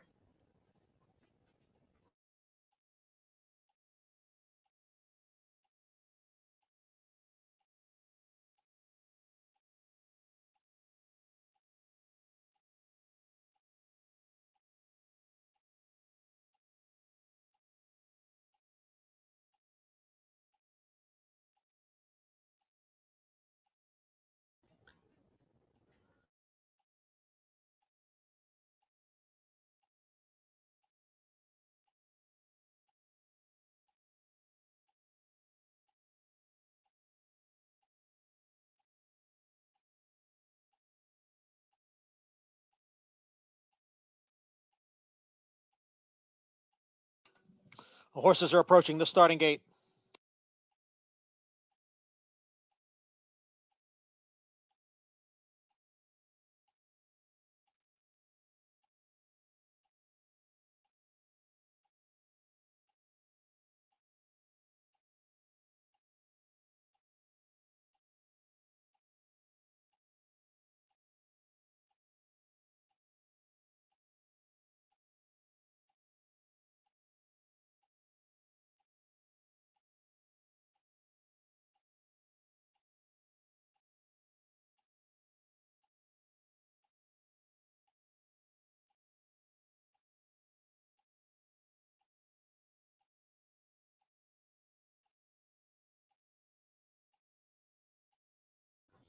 Good luck to everyone. Buena suerte a todos.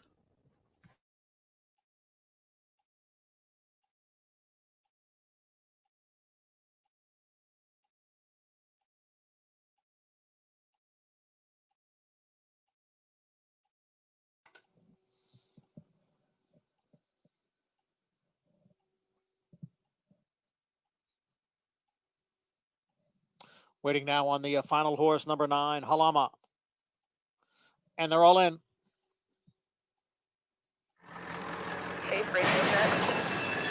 And they're off. City Temper. And down on the inside, there goes Quality Stones with a quick move to the front. Quality Stones has the lead by a head. On the outside is City Temper, who's racing in second. Stunning Munnings is next in third. And then it is Happy Sophia, who's running in fourth. On the outside is Halama in fifth. And they're followed by Saratoga Beauty in sixth. Cadeau de Pay is in seventh. La Negrita runs in eighth. At the back of the pack is Left-Leaning Lucy in ninth. First quarter, 23 seconds. Quality Stones and City Temper. And the two of them are heads apart for the lead midway around the turn. Just in behind is Stunning Munnings in third. Happy Sophia asks for more on the outside in fourth. Then Saratoga Beauty, who's followed by Halama down at the rail. Cadeau de Pay far outside. La Negrita, the half, 47 and 2/5 seconds. On the outside is City Temper. Quality Stones continues to battle on and continues to hold on to a narrow lead. City Temper's on the outside. Stunning Munnings is down at the rail. Here's Cadeau de Pay, who's putting in a late run now. Saratoga Beauty's in between horses inside the 16th pole. Here is Cadeau de Pay to take over, and it is Cadeau de Pay to win it here by 2.5 lengths, and it's a 4-way photo for second.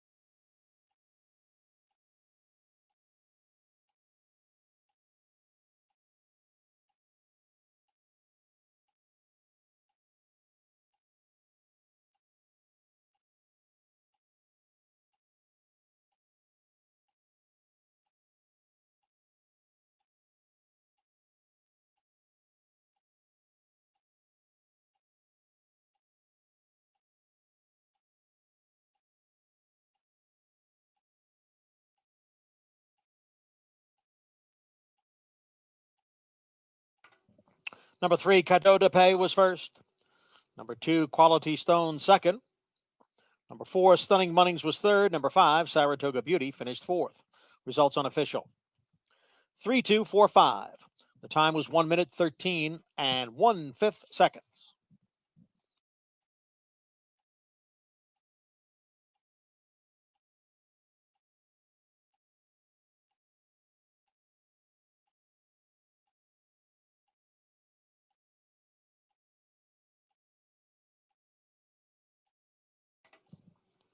Number 3 is Cadeau de Pay, a 6-year-old bay mare by Majestic Warrior. Adam Awesome Gift by Street Cry. Cadeau de Pay is owned by Charles Hallis, trained by Bob Clisaris. The winning rider, Apprentice, Louis Cardenas.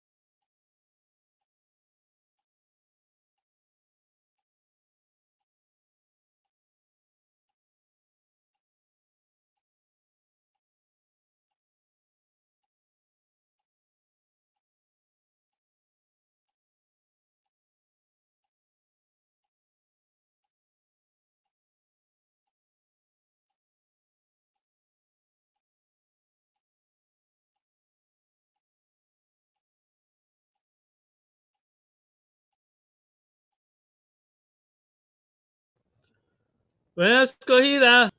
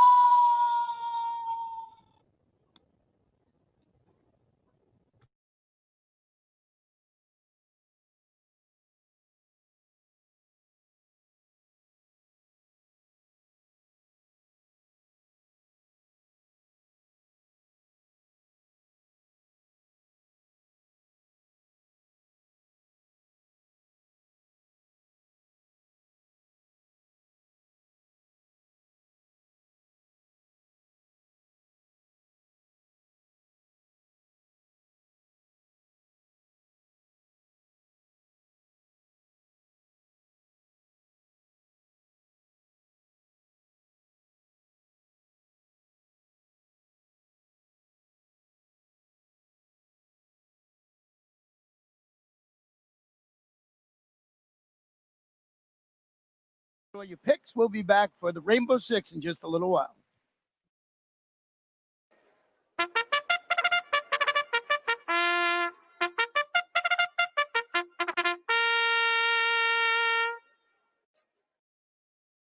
The horses are leaving the walking ring and moving on to the track for race number 5. The 5th race is a 7-furlong maiden special weight, a field of 12 with Win Play Show, Exacta Quinella, Trifecta, Superfecta, Super High Five, Daily Double, and Pick 3 opportunity. It's a Pick 3. It's race 5. It's a 7-furlong event, and it's up next in 7 minutes.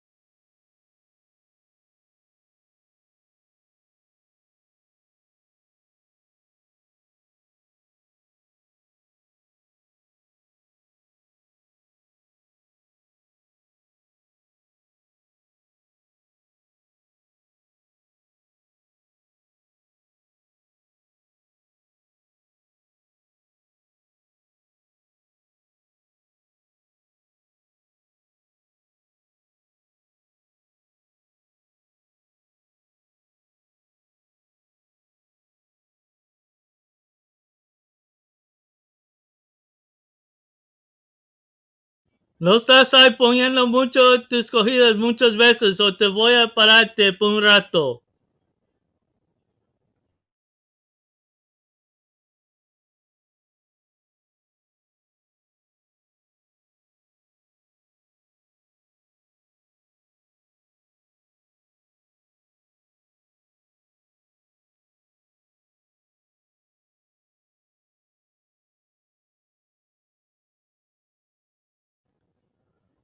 Over here at Gulfstream,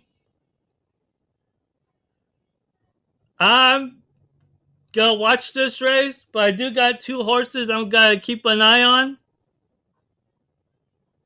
that I like the pedigree and should like the distance.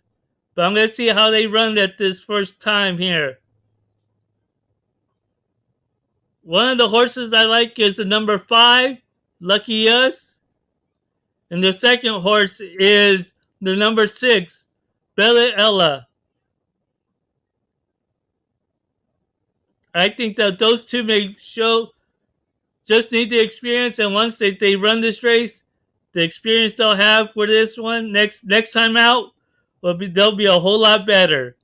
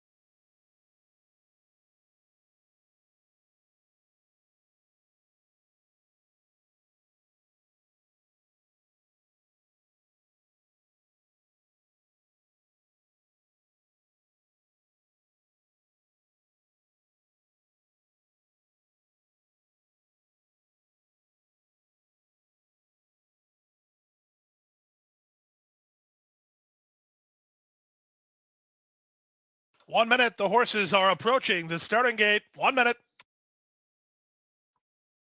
The one here that I think may do a lot better is going to be the number 6. The 6 might do a lot better than my 5, but I'm going to keep an eye on both of them. Acá no voy a jugar esta carrera, me voy a estar chequeando dos caballos, el 5 y el 6. Me gusta el 6 más mejor, y el 5 puede correrse bien en esa carrera, pues lo voy a checar cómo corre y para ponerlo en mi listo para correr cuando corre otra vez. Good luck to everyone. Buena suerte a todos.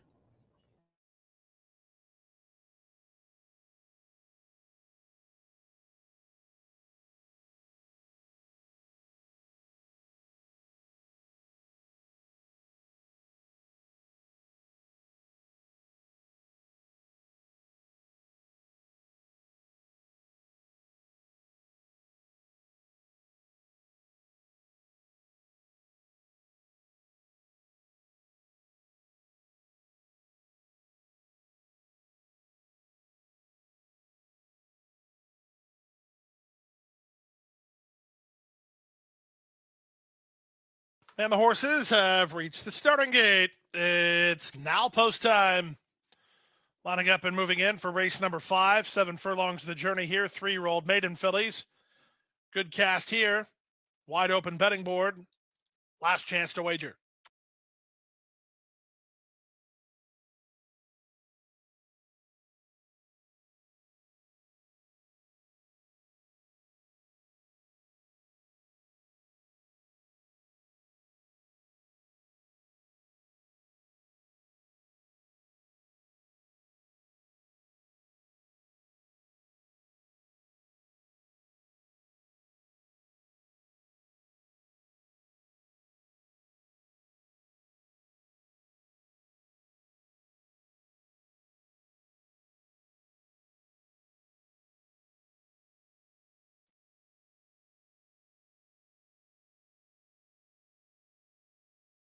Loading process continues with Slumber Party, the next one to move in line.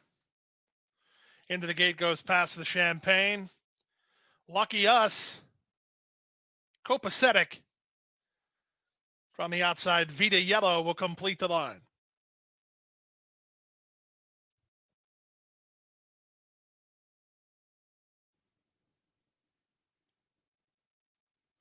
Vita Yellow and Angel Arroyo to complete the field. 7 furlongs in race 5. They're at the post. And they're off.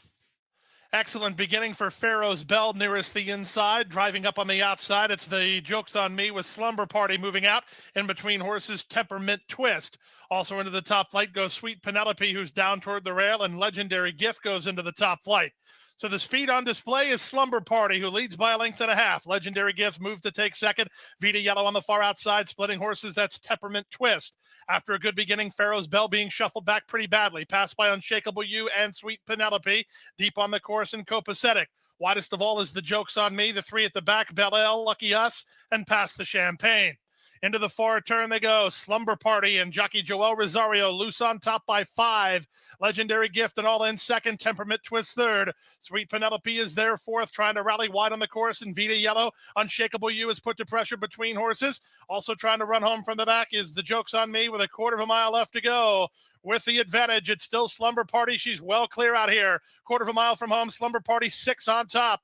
Temperament Twist is second, past the Champagne, hitting high gear for Louis Sias third and closing a bit of ground. 1/8 of a mile to go, and Slumber Party is long gone. Slumber Party, this is a very impressive debut run from her for the colors of Gary and Mary West and trainer Kelly Breen. Give it to Slumber Party, who's a handy winner. It's a good battle for second, very close for second. Probably outside to pass the Champagne with Temperament Twist right there.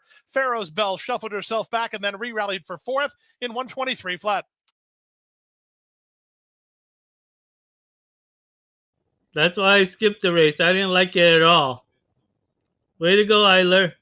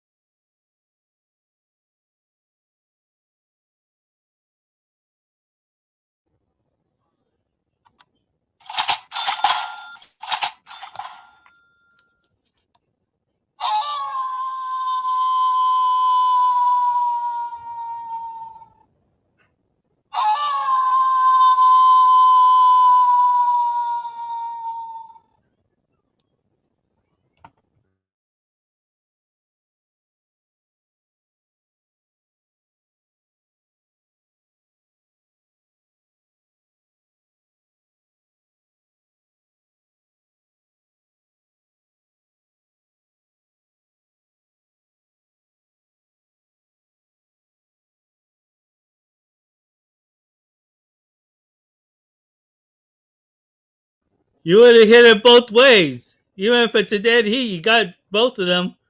So you got it.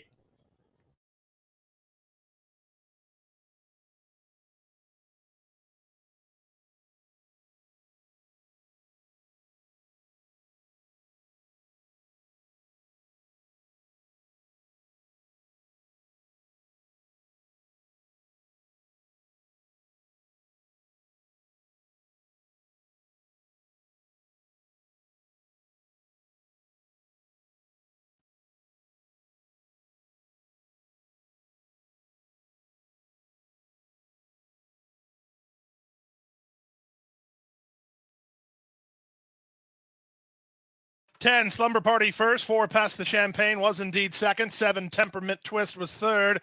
Number 3, Pharaoh's Bell was fourth. Number 1, Sweet Penelope ran fifth.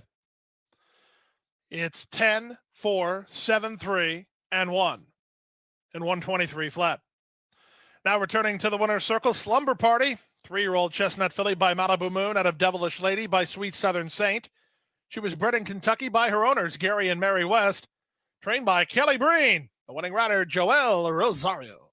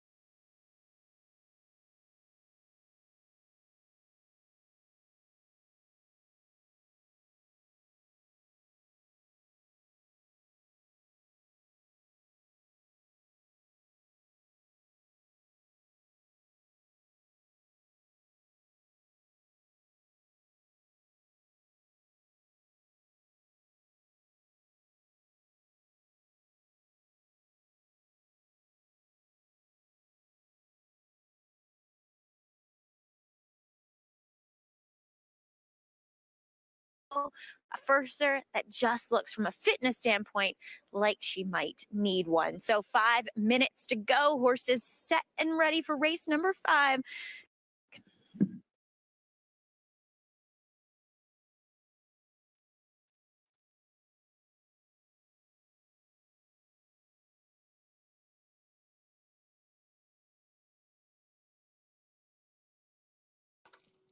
In race 5, quarter-inch bends for numbers 2, 7, and 10. Bends on 2, 7, and 10. There's exacta, trifecta, superfecta, double, pick 3, grand slam, and pick 5 wagering. Post time in 4 minutes.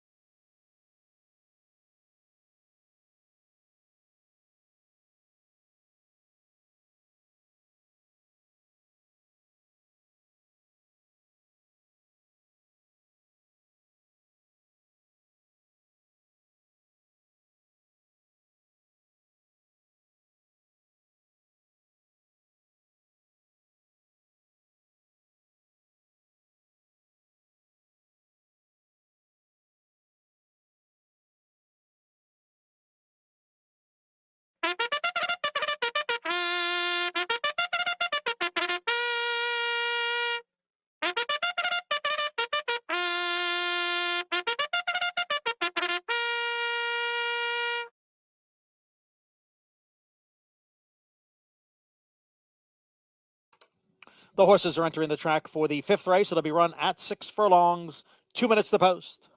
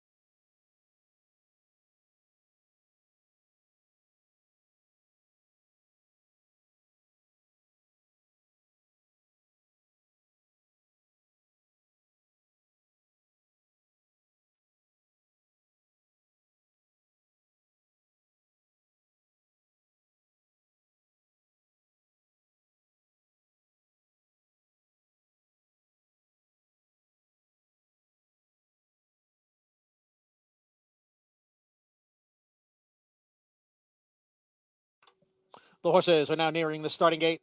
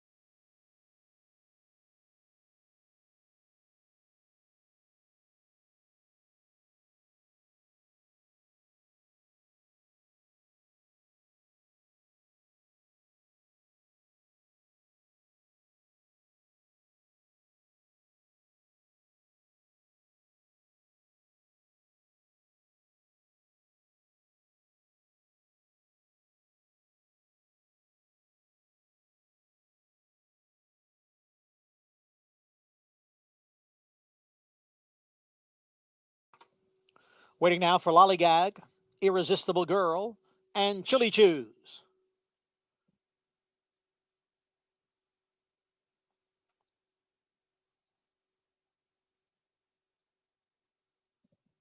They're in the gate. And the rough. Hip number 1 is out first for the lead. My Alluring Lady is running in second with Blame It on Mary next in third. And then comes Jill's a Hot Mess, who's racing in fourth. Right alongside is Bupes in fifth. On the outside, Irresistible Girl runs in sixth. It's a break of 2. Back to Hey Red in seventh. And we have a loose horse at the back of the pack. And that is number 1, Bella Principessa. Bella Principessa unseated the rider shortly after the start. Quarter 1 and 22 and 4. Hip number 1. Challenged here on the outside by My Alluring Lady. My Alluring Lady and Hip number 1, they're right together. Blame It on Marion behind in third. Then Irresistible Girl in fourth, followed by Jill's a Hot Mess in fifth. Farther back is Bupes.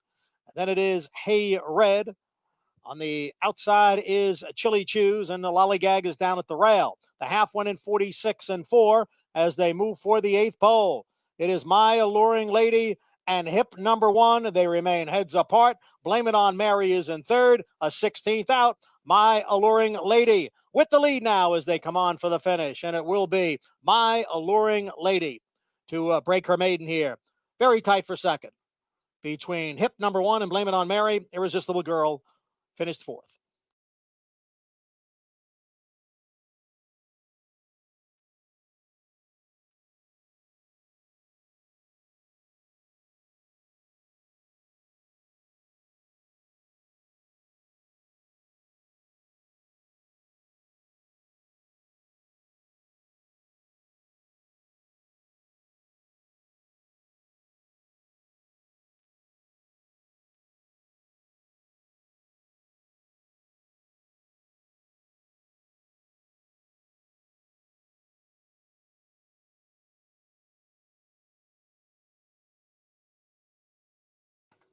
General Steward's inquiry into the incident at the start. Please hold all tickets.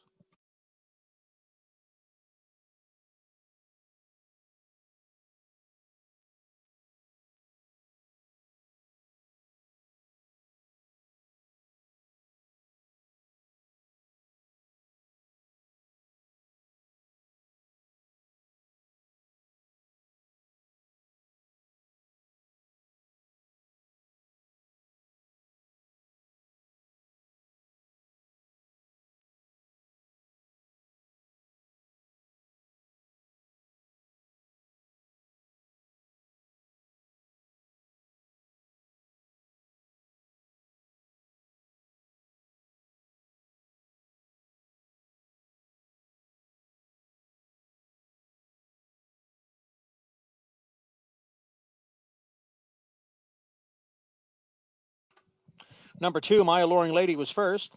Number 4, Blame It on Mary, second. Number 3, Hip number 1 was third. Number 9, Irresistible Girl finished fourth. Results not official. 2:4:39. The time was 1 minute 13 and 4/5 seconds.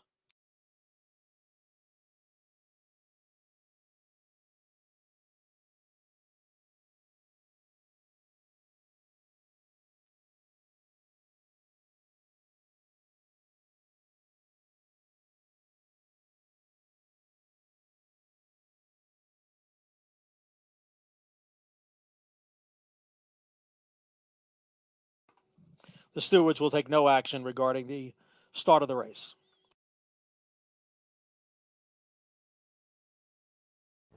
By the Reeves thoroughbreds that were formed with at one time with Blue Skies Racing. Number 2 is My Alluring Lady, 3-year-old bay filly by Run Happy. Out of Charismata by Curlin. My Alluring Lady is owned by Reeves Thoroughbred Racing, R.A. Hill Stable, and Gargan, trained by Danny Gargan. And the rider, Kendrick Caramouche. My Alluring Lady was bred in New York by Billy Terrell and Boyd T. Browning Jr. It's official.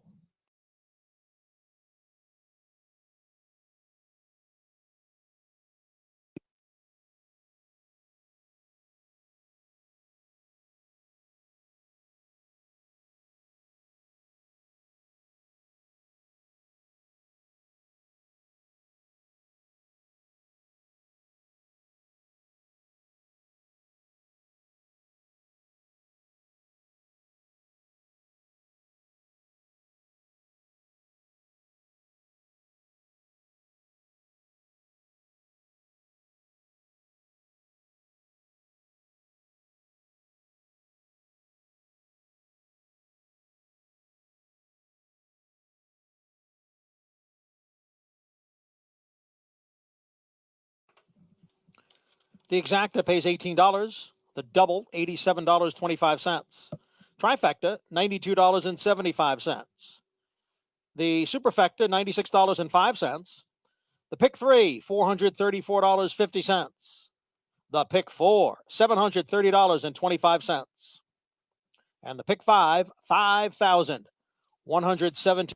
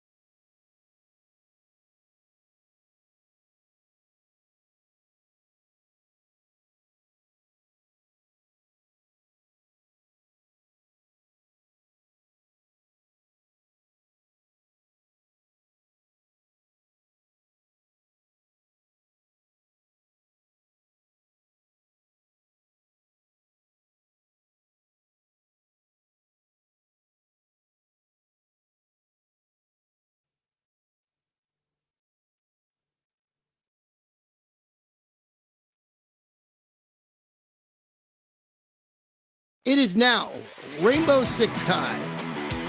The goal of the Rainbow Six is to pick 6 consecutive races, and if you're lucky, landing the one unique jackpot triggering ticket.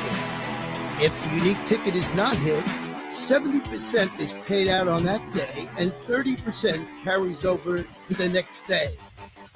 It is now time to play Gulfstream Park's 20-cent Rainbow Six. Hey, you heard me. It's Rainbow Six time, the 6th race of the afternoon. 1 mile on the turf. Claim is 4 and up. Non-winners of 2 in life, 20 down to 16. Scratch the 5 Red Sorrel, and also scratch the number 8 horse in here. Always misbehaving horse I like this afternoon, but not going to run. So I put together a $64.20 ticket because we have over $1 million already in the Rainbow Six pool, and I went 3 deep in here with the number 9. Share the blame, the 6 Montauk Summer, and the number 11. Where you go? And I know Acacia had some interest in the number 10 here. He's been taking some money. And I got lots of coverage in race number 7, went 3 deep. Also in race number 8, really nice maiden special weight race for fillies on the turf. I went with Ernestine and Hazel, Richebourg, and number 9, No Ordinary Time. Pretty nice race there. 2 deep in race number 4, Royal Megan. Last race got an 88 buyer, but I also used Brambleberry in that one. In race number 10, 3 deep with Our Little Devil. Awesome Roar is really something special. A 9-time local winner. And Richie's Great Girl, who's definitely got a huge shot in there. And only 2 deep in race number 11. Wanted to keep my ticket affordable. But I think the race goes through the 11 the North remembers, but also used the number 5, Zip Along for Brad Cox. Getting back to this 6th race this afternoon, well, I mentioned the scratch of Always Behaving, which was on my ticket. So I bumped up number 9. Share the Blame, who's turning back to the mile again today. Closed pretty nicely last time out to be second. Was only beaten a half. Now, that was going 9 furlongs for Antonio Sano's going to win on today's card. Edgar Zayas trying to notch. Now, the problem with this horse, been trying to notch that elusive second career victory. 15 starts, only that 1 win with the 3 seconds and the 3/3. $1.1 million already in the Rainbow Six pool. The horse that's currently up there 5-2, and you could understand why with the connections. And that is Montauk Summer, who's a son of Summerfront. He's going to try and recapture that form he displayed when he defeated those $25,000 maidens at Monmouth after ending his sophomore campaign up north with that Stalk and Fade performance. That was against 30,000, 2 lifetime claimers. It was up at Aqueduct on their turf course. Christophe Clement, Louis Sayers handling the return to action. So if you key off that performance at Monmouth, this horse certainly figures very strongly against this level of competition. And the other horse I use is a bit of a price in here is the number 11, Where You Going On. And this one is back from Tampa, shipped up to Oldsmar, set the pace, and just got feet a neck against 16 2 lifetime claimers going a mile. I don't know how that translates to this level here, but when you get MCL Jaramillo on a speed horse, maybe you throw this one on your Rainbow Six ticket. So they are heading to the track for race number 6. Make sure you get your tickets in. Only a 20-cent wager, $1.15 million in the Rainbow Six pool. And we still got plenty of time before they head to the gate. Good luck, everybody.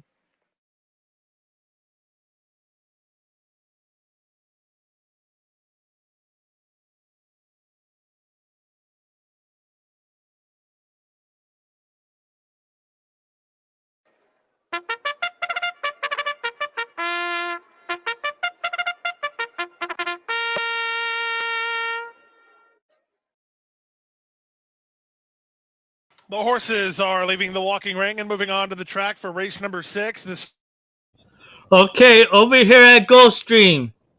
Sorry I wasn't able to talk at the Aqueduct race. I had to go do some stuff and help out the wife and all that. But here at Gulfstream, I like the number 12, Emoji Guy.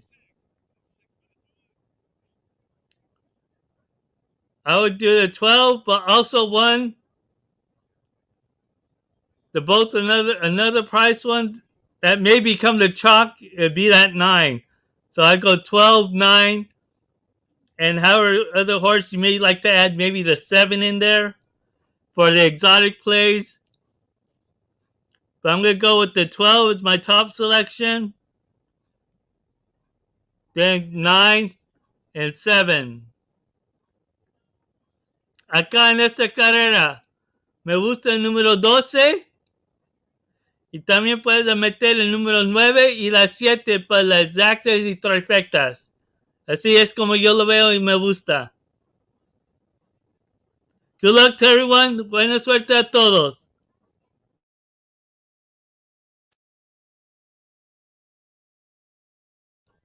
Subscribe to the channel and like the video. Suscríbete a mi canal y usa el video. Acá te doy precios, no favoritos. Y es bueno, yo creo que un favorito va a ganar. Te doy un precio para jugar en exactas y trifectas.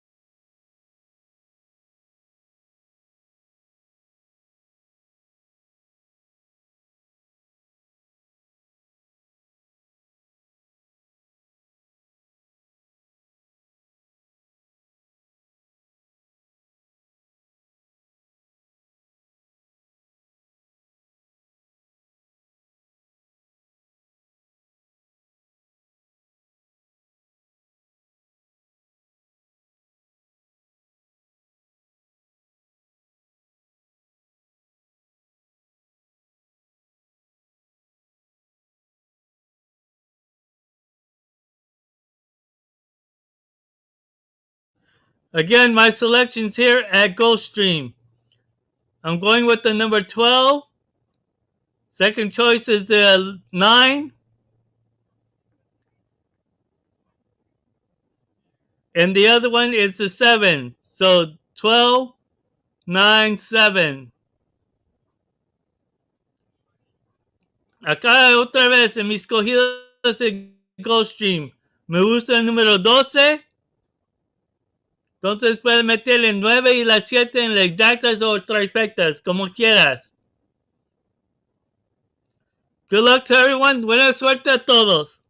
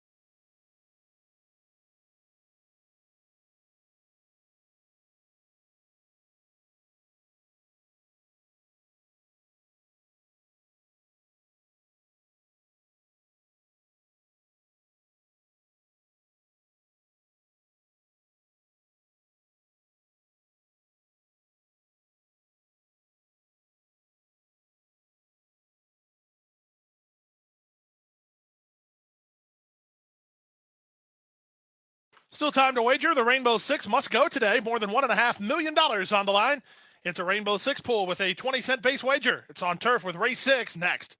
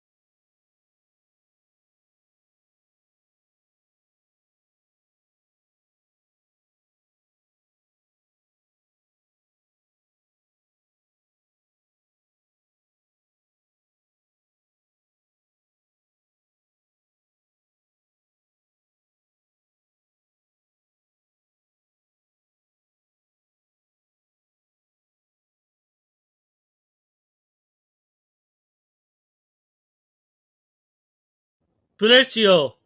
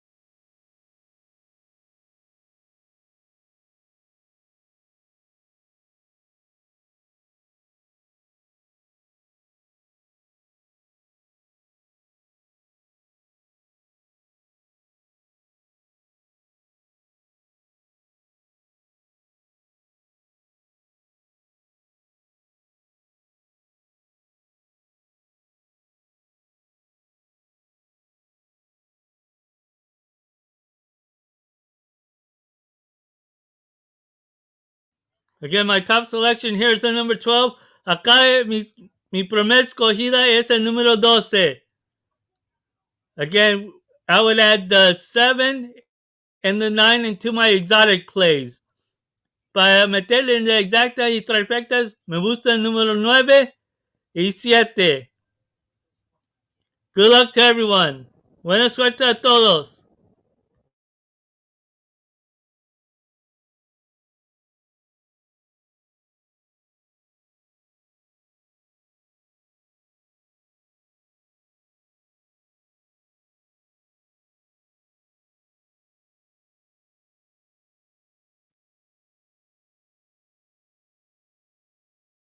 Over $2 million on the line in the 20-cent Rainbow Six. Still time to get involved in that Rainbow Six pool. All you have to do is pick six, and you get your share of this giant pool. Over $2 million already. Good luck, Jay.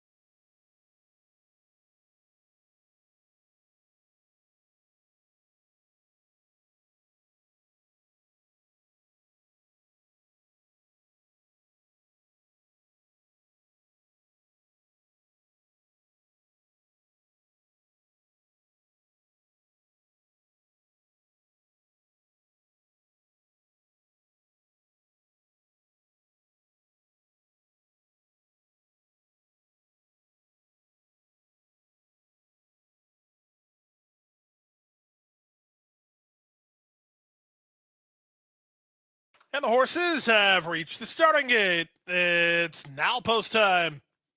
Lining up and moving in for race number 6, the starting leg of the Rainbow Six. The 2-1 race favorite is number 10, King Ottakar. Mark Casse trains, Tyler Gaffleone riding the class-dropping son of Temple City.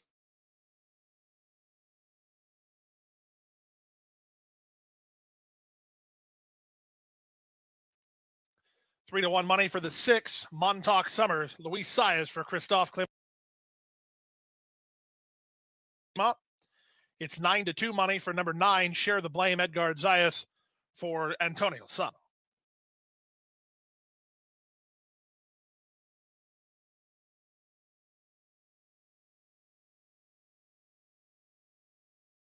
Lead the line. It's Rainbow Six time at Gulfstream. And they're off. From the center, Maverick Kitten was well served at the break. Diligent moving through at the rail, but there goes, where are you going, Owen? Owen's going to the front.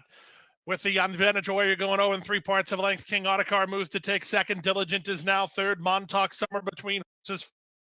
You guys 3 wide while 5th, and El Solitario. Maverick Kitten got sent wide to the first turn run. As shuffling back a touch there was King Ottakar, rather was Montauk Summer. Share the Blame threw down at the inside. 3 wide went Riggins, and the trailer is Bad Boy EJ. Around the first turn and heading into the backstretch run. Where are you going, Owen? As the lead, King Ottakar is second. Up on the outside, Maverick Kitten's on a mid-race move wide on the course. Down at the rail goes Diligent together with Emoji Guy. Then it's a length and a half to Montauk Summer, who's guided to the far outside. Share the Blame. Find a way through between horses, and at the rail, El Solitario. Riggins is second last, and Bad Boy EJ trails through a 48 4.5 mile. They leave the backstretch and move on to the far turn. Where are you going, Owen, with King Ottakar second and Maverick Kitten 3 wide third. Diligent waits his turn fourth. Up on the outside goes Emoji Guy, then Montauk Summer. Share the Blame's not going to do it today with a quarter of a mile left to get. King Ottakar on the major class after 3/4 and 112 flat. He has the lead. To the attack now. Diligence getting into the clear to play his hand, and he's coming on pretty well as King Ottakar needs to find another gear. Final 16th. Gulfstream Parks. Diligent takes aim. King Ottakar almost there. Diligent on the outside. King Ottakar and Diligent. King Ottakar hanging on. I think he did. King Ottakar is in a foot who did surge late in 135 3. Way to go, Carrier.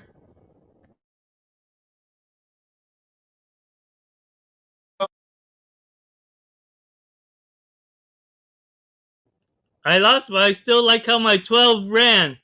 Got blocked off, but tried another way, got blocked off again. I would keep my eye on that one next time out. Had some interested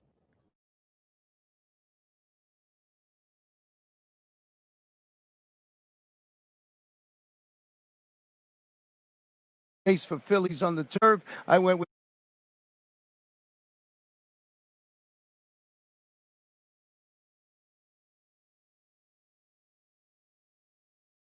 88 bar, but I also use Bram.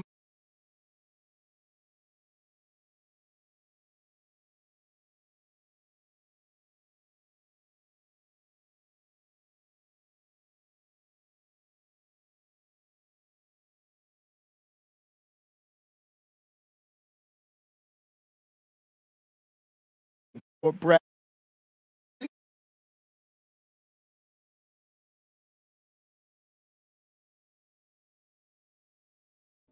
Sure did, Eiler. Back to the mile again today.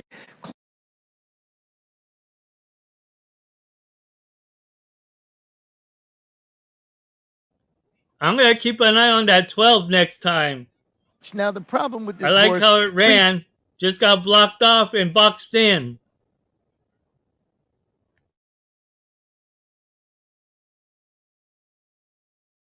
in the Rainbow Six pool.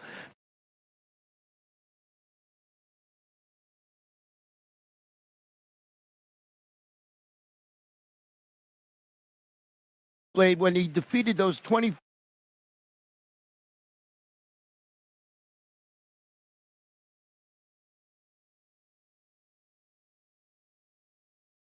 Aqueduct on their turf course.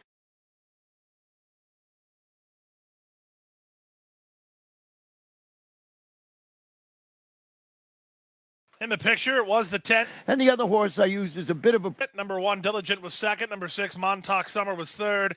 Number 9, Share the Blame ran fourth. Number 12, Emoji Guy finished fifth. 10-1, 6-9, and 2. The Rainbow lifetime claimers going a mile. Car was a 2-1 winner.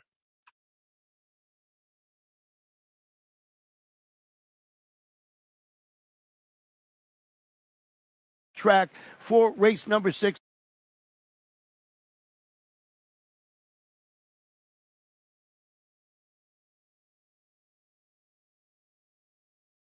Look, everybody.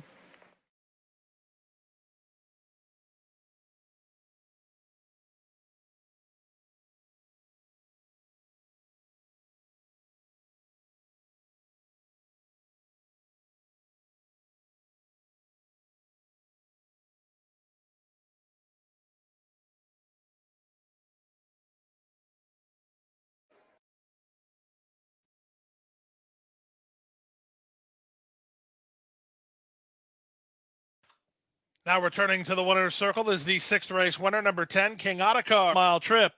The Rainbow Six Mark Cassie, the winning trainer, the winning jockey, Tyler Gaffleon. King Ottakar found what he needed and got to the wire on top at 2-1. Super high five, daily double, pick 3 races out on the main track. Okay, I'm going to keep an eye on that 12 again. That's on my watch list, is that 12.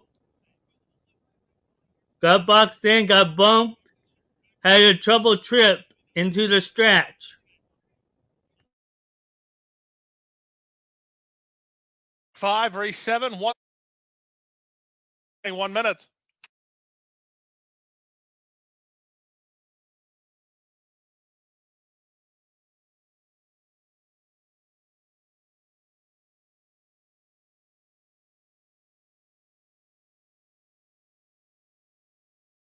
Quinella 36.80, exacta 57.60, trifecta $54.35. $1 version in the super, good for $276.60, $27.66 for a dime. High five, $1,076.10. Daily 238.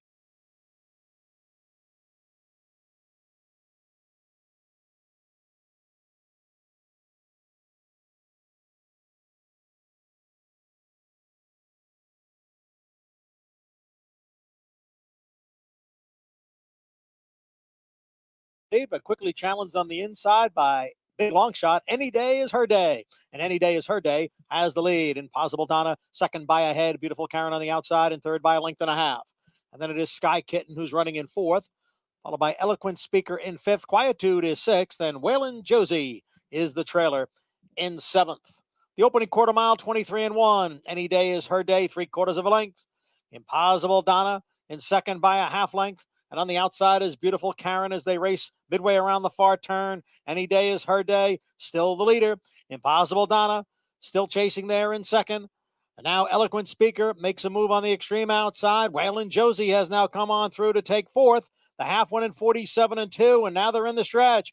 Any day is her day. Impossible Donna bounced around in there a little bit in between horses. On the outside, here's Eloquent Speaker along with Waylon Josie. It's Waylon Josie, Eloquent Speaker, and Impossible Donna. The three of them past the 16th pole together. On the inside, Impossible Donna. In between horses, Waylon Josie. Eloquent Speaker on the outside. And the favorite got the job done. Impossible Donna. It wasn't easy, but she got there first at odds of 1-2.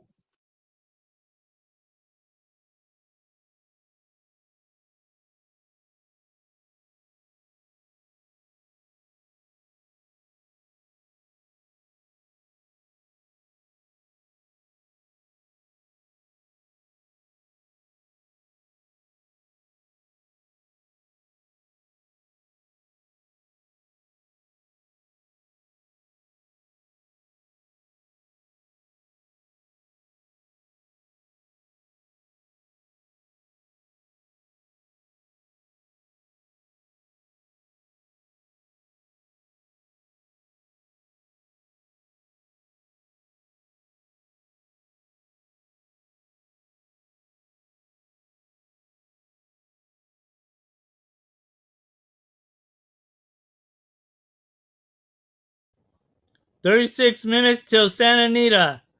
36 minutos para el primer carrera de Santa Anita.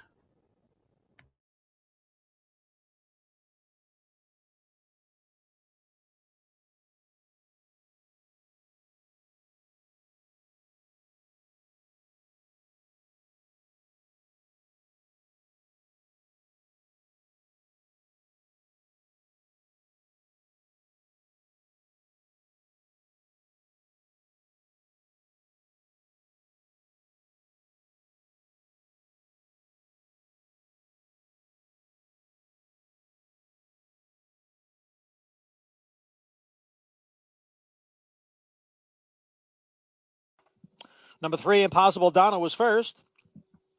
Number 5, Waylon Josie second. Number 4, Eloquent Speaker was third. Number 1, Any Day is Her Day, finished fourth. The results not official. 3-5, 4-1. The time 1:12-2. Later, Eiler.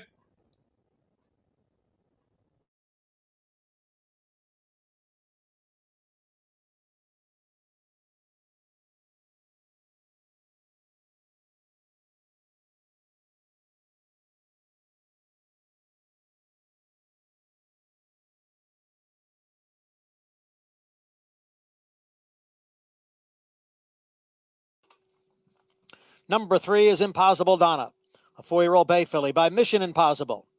Out of Pink Lollipops by Silver Deputy. Impossible Donna, owned by Flying Peace Stable, trained by Bruce Levine. 2 in a row for KC, Kendrick Caramouche. Impossible Donna was bred in New York by Twin Creeks Farm. It's official.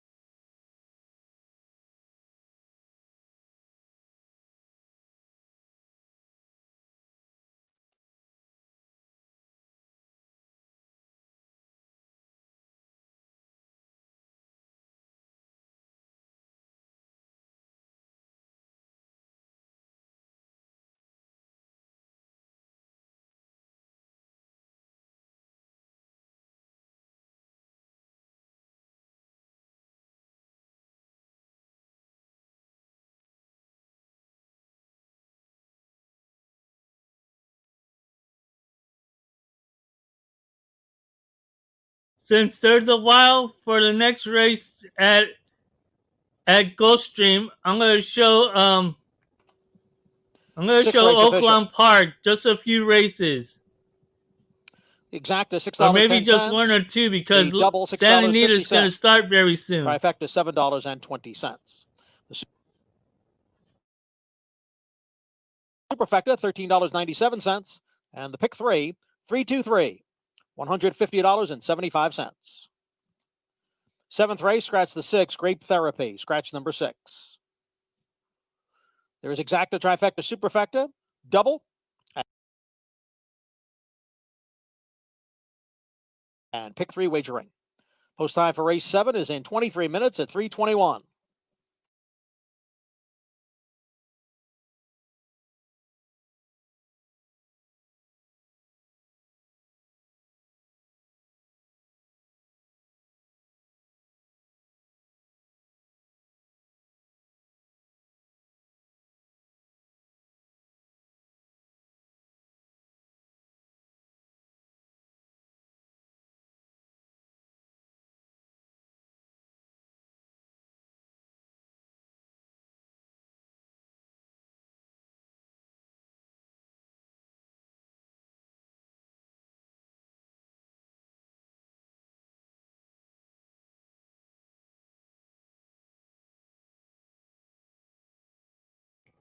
Good luck, Carrier.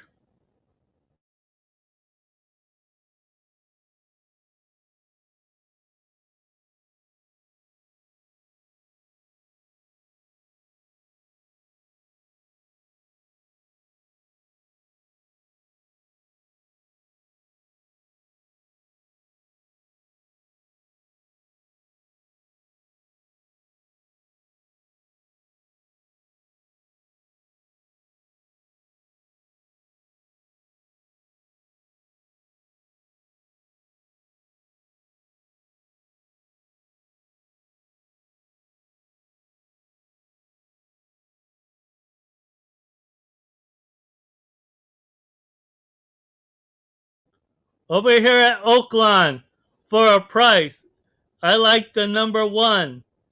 Acá en el Oakland, me gusta el número 1 en un precio. Good luck to everyone. Buena suerte a todos. Subscribe to my channel and like the video.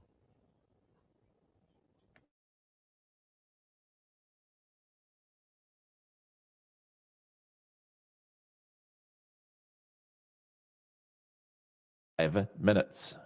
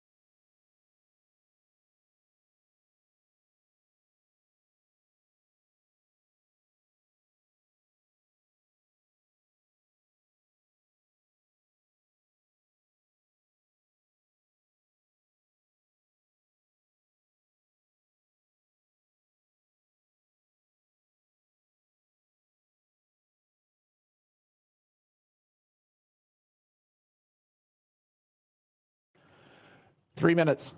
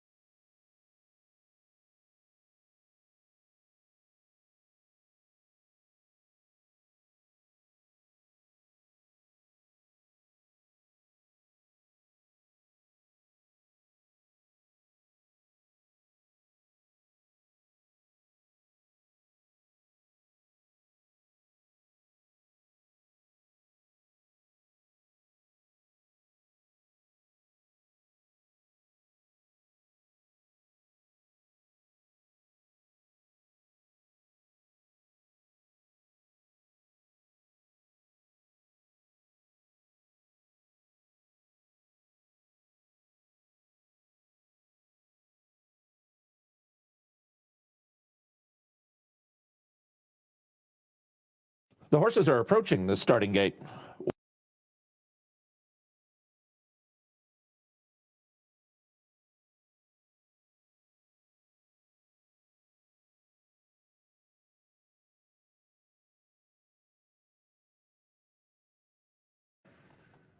It's post time. Mej Thom goes in.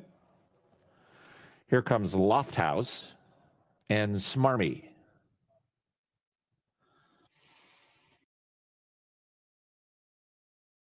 The last horse to load is Zaporita.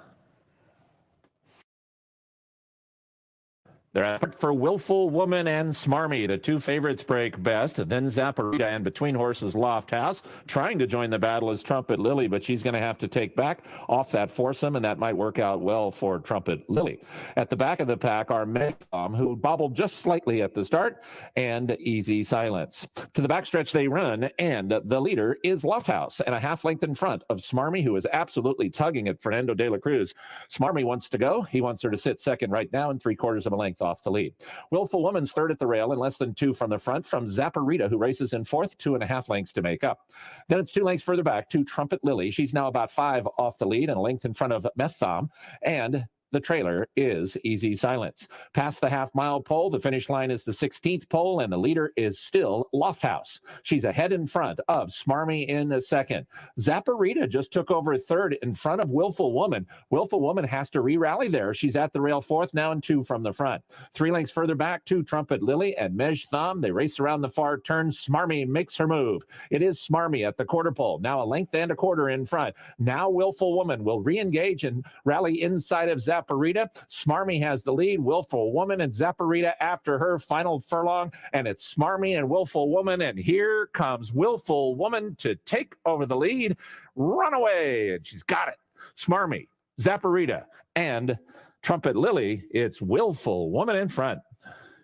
Willful Woman won by 5. Smarmy was second. Close for third between Trumpet Lily and Zaporita.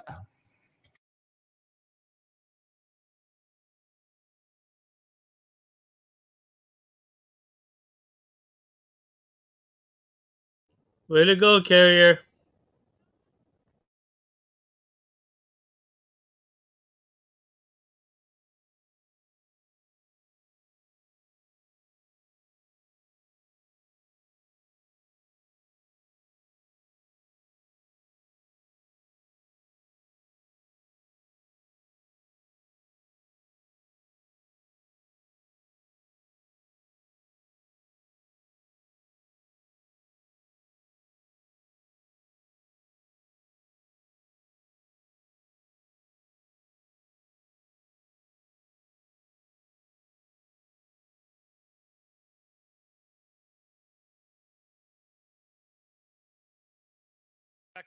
Super high five, double pick 3, and 50-cent late pick 5 opportunity. The late pick 5 and race 7 in 7 minutes.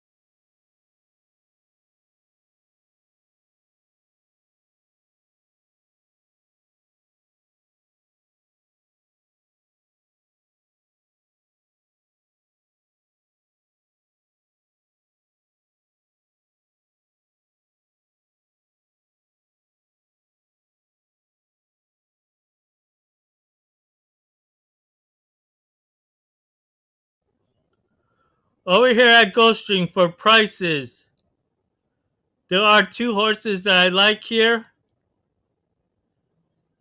I like the looks of the number 3 and 12. I believe they should like this distance very well and run up late to come up hopefully at the wire in the exotic plays. The one I like the most, I'm possibly going to go with the number 12 as my top, and the 3 would be my second choice. Acá en esta carrera, me tengo 2 caballos que me gustan mucho, el número 3 y el 12. Pues mi primer escogido es el número 12, entonces el 3, para poder meter en tus exactas y trifectas. Good luck to everyone. Buena suerte a todos. Let's make some money. Hacemos dinero.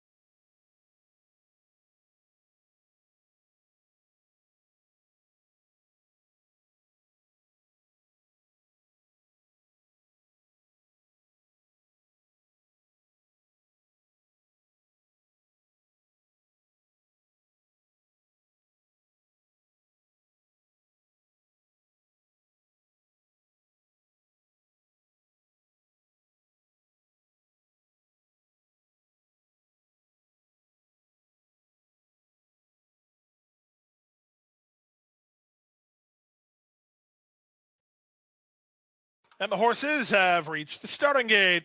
It's now post time. Lining up and moving in for race number 7. Veteran Claimers at a 1-mile trip here. Race favorite is number 11, Long Gray Lion, Edgar Zayas for Jose Gallegos. 5-2 currently. 7-2 money for Powerful Ally. Misael Jaramillo rides for trainer Dave Fox.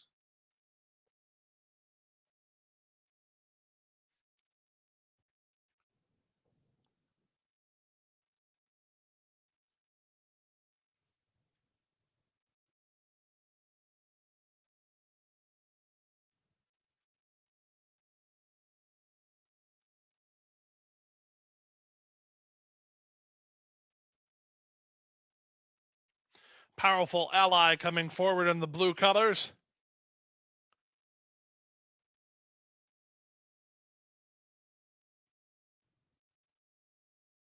Waiting for So Long Chuck and Long Gray Line.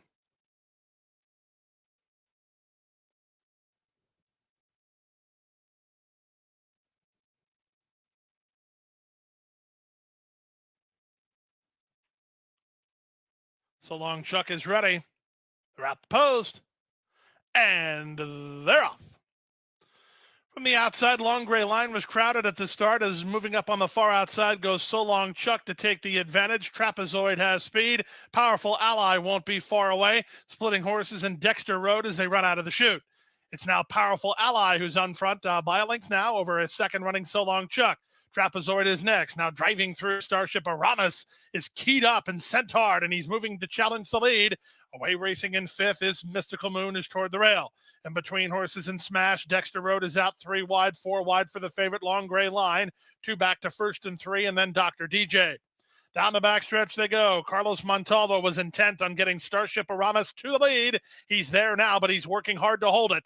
From the outside, Powerful Ally is there second. So Long Chuck 3 wide third. On from 4th and Trapezoid, then Long Gray Line. Dropping back a touch is Dexter Road with Mystical Moon toward the rail. Then it's back to Smash, trying to run home from the back. Cowboys Hero and Dr. DJ. 1st and 3 is last, and Powerful Ally is now first. Powerful Ally in front by a neck. Up on the outside, So Long Chuck second. Long Gray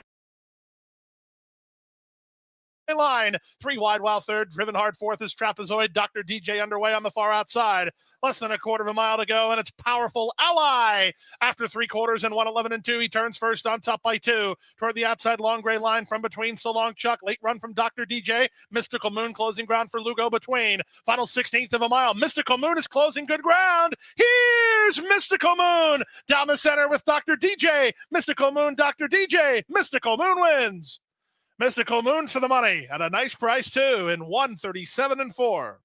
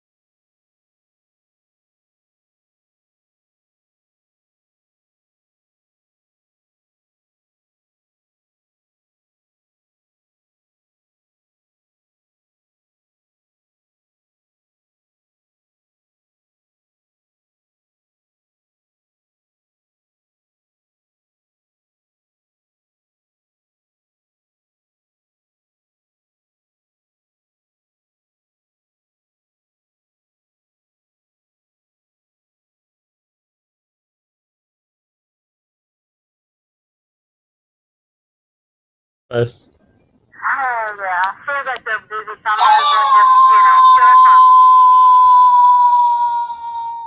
just, you know, 1:20.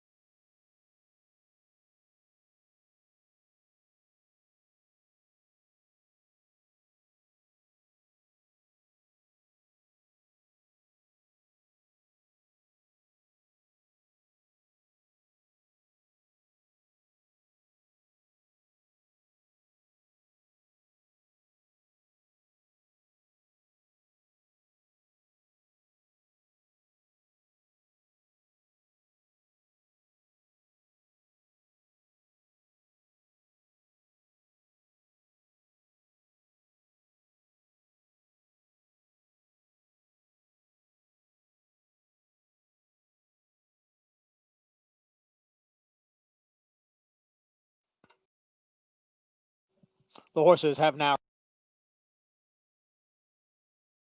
reached the starting gate.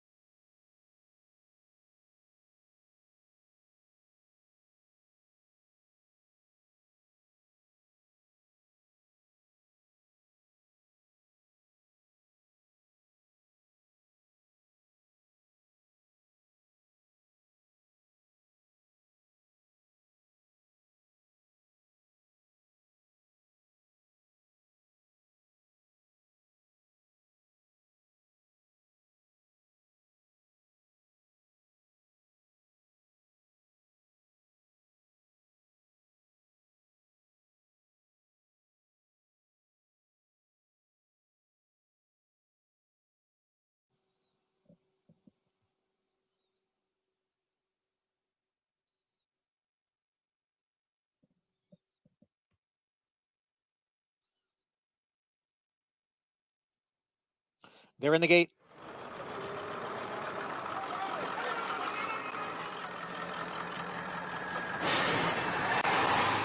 And they're off. From the outside, it is Funny Bones Flag. Now moving on through Dancing Kiki at the rail is Bella Domenica. And then we come back to Undetectable. On the outside is Ghost, Ghost, Ghost, who bobbled a bit at the start. Right now is racing in fourth. Then it is Repeal and Replace, and a break of 4 lengths. Back to Calidad, who trails the field in seventh. First quarter, 24 seconds. Bella Domenica from that inside post position has the lead here, 3/4 of a length. Dancing Kiki is second by 2. And Funny Bones Flag is next in third. Then it is the trio of Repeal and Replace, Ghost, Ghost, Ghost, and Undetectable, who's at the fence. Calidad is in seventh. They go around the far turn. Bella Domenica by a half length. Dancing Kiki on the outside, getting a bit closer now. And Dancing Kiki draws right alongside of Bella Domenica through a half in 48 and 2. Funny Bones Flag is running in third. Then Repeal and Replace. Calidad now up to fifth as the field comes into the stretch, and Dancing Kiki has taken over the lead from Bella Domenica. Funny Bones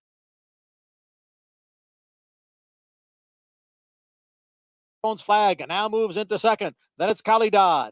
It is Dancing Kiki, who has a 4-length lead and just the 16th to the finish. Dancing Kiki in front. The battle will be for second. It is Dancing Kiki, and she waltzes home here to win by almost 4. Close for second, Funny Bones Flag, and Calidad, and Repeal and Replace was fourth.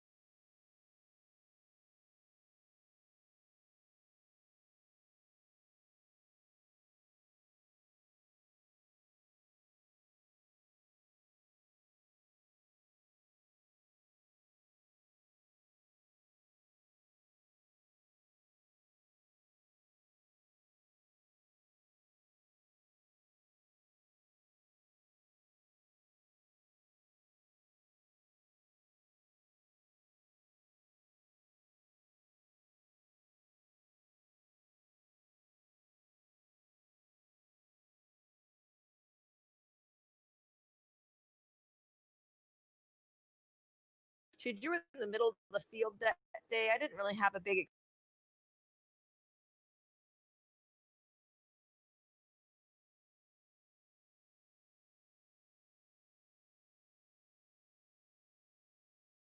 excuse for her. Over here in Santa Anita, I'm going to go for a little price. I'm going to go with the number 3. Here at Santa Anita. Acá me gusta el número 3. Yo sé que va a pagar y va a bajar el precio del 1 mucho. Porque es el jockey de resfrío y todo. But I think, yo creo que el número 3 va a estar más mejor en precio y puede ganar. If sale bien. I'm going to go here with the number 3 because I think that everyone's going to be putting on tons of money late on that one. Because jockey and all that, and on the grass, how he does well on the grass. But for a little price, I think that the 3 may show just a little bit more if it gets out right. Good luck to everyone. Buena suerte a todos. We got a fair amount of rain, but it wasn't like a bog. Yeah, it wasn't that bad out here. We got some around 5:30 to 6 o'clock ish, and then didn't really get any afterwards. My backyard is all dry. My chicken coop is dry. Oh, well, that's the more important thing. Sabino's Pride, by the way.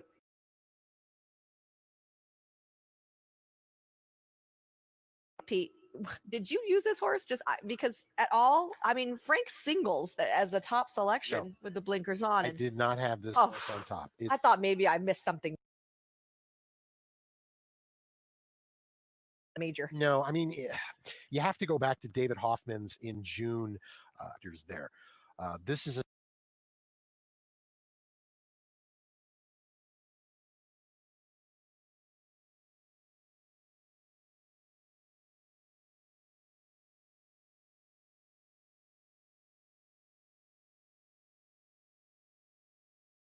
Horses are approaching.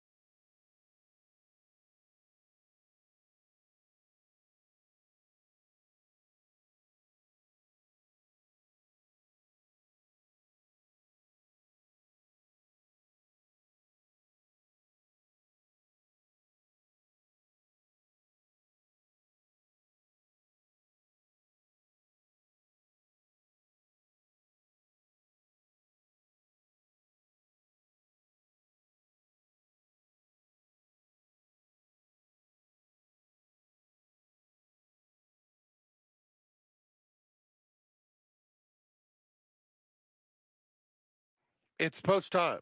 The horses are entering the gate for race 1.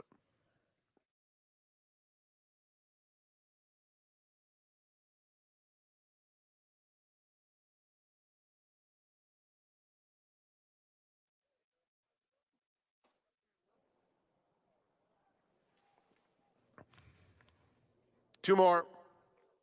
Sabino's Pride and Noble Contessa.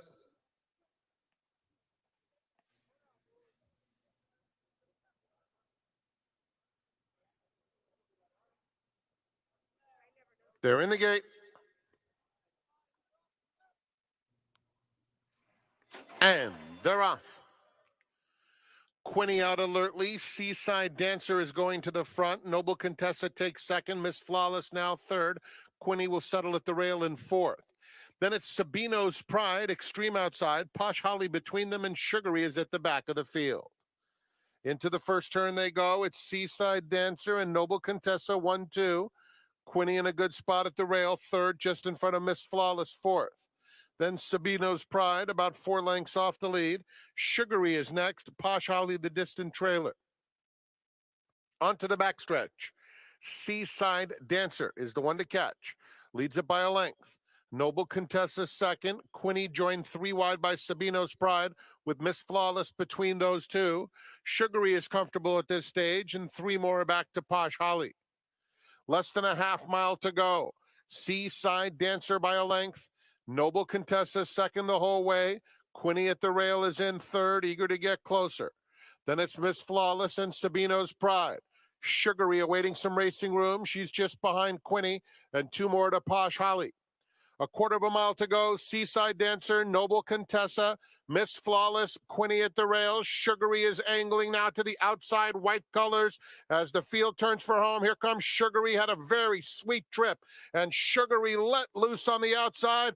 In the blink of an eye, has turned the lights out, opening up for the easiest of wins. Sugary and Umberto Rispoli, hand-ridden, widening to win by about 4.5. Second is a photo that goes to Noble Contessa, just in front of Quinny. Then a photo between Posh Holly and Miss Flawless. I knew this how this was going to play out. That one was going to be the best.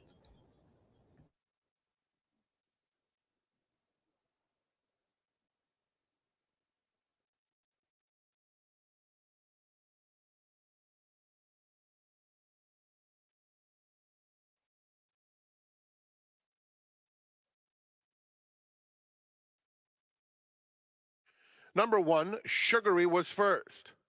Photo for second.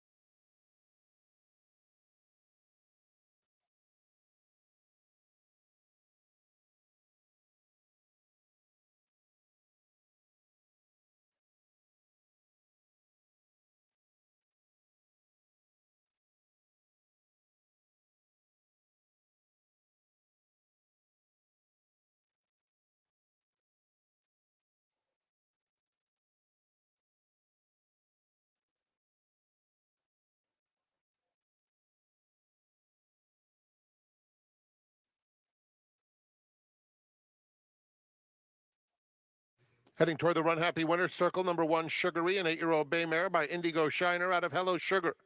Owned by Button Stable, J Squared Holdings, Hicker et al. Trained by Marty Jones. Ridden by Umberto Rispoli. Sugary was bred in Kentucky by Pamela Zebarth. Running time 1:36.23. Number 7, Noble Contessa was second, 2 Quinny third, 5 Miss Flawless fourth, and 4 Posh Holly. 17254. In the second scratch, number 2, Once on Whiskey. There's no show wagering as we kick off the early pick 4 with race 2.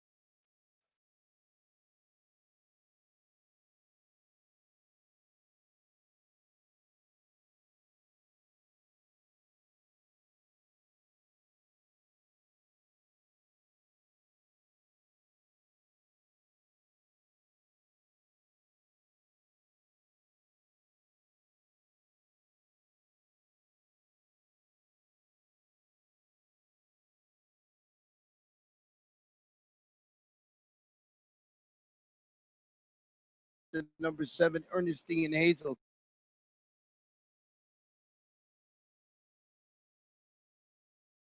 Is the $800,000 daughter of Curlin. Yeah, this one was a very expensive purchase.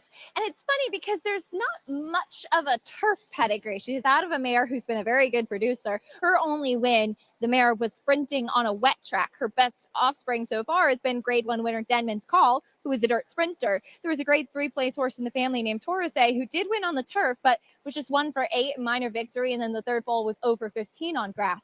She doesn't overly strike me as a turf horse. She's a bigger bodied type. I'm going to take a little bit of the wait and see approach, I think, with this one. The number 9, No Ordinary Time. I know you saw this horse run up at Saratoga. We actually showed this race earlier today. Yes, we did, as this one showed a lot of speed after breaking in a little bit in her debut. And she certainly, I thought, finished up pretty well against a nice horse in Love Struck that afternoon. I'm seeing her come back now. She's still on the small side. She's a lighter framed filly, so she hasn't really grown much. But she's got a strong pedigree, too. She's the half sister to grade 1 winner Weep No More, who was a dirt runner, but she's also the half sister to grade 3 winner Current, who was good on the turf. Well, the number 4 horse, 12-1 on the morning line, taking some steady money here. Now up there at 4-1, and that is solid from the Kenny McPeak barn. Yeah, this one is taking a lot of it. Main track here at Gulfstream, so that could be part of it. By American Pharaoh, out of a mare who was a stakes winner, very good dirt sprinter, not so much turf. I don't mind this one on the grass. Quick, I will say that. I wonder, is she going to be up to the level perhaps of some of these others? But for the short term, the one you want now, looks like she's going to be pretty fast. Well, it's a final pick 4 of the afternoon with one special turf race for these 3-year-old fillies. So good luck with all your selections, and we'll be back here for race 9. In about 20 minutes. And now you see the number coming out a little late. No, not really. It's in order. Good luck, everybody.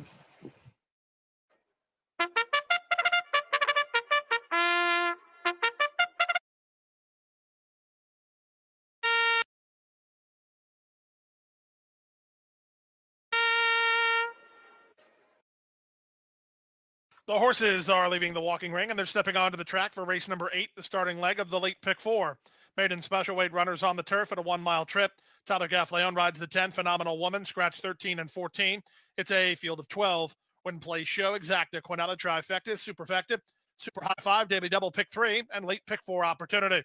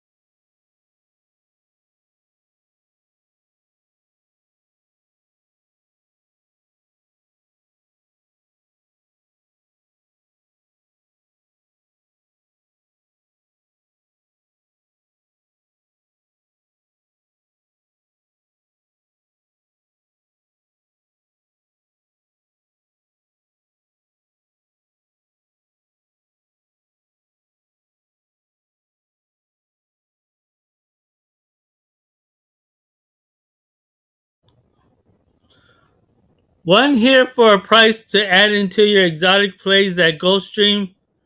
I like the looks and the bloodlines and the pedigree of the number 11. Acá en esta carrera, para meter entre exacta o trifecta, me gusta el número 11. Good luck to everyone. Buena suerte a todos.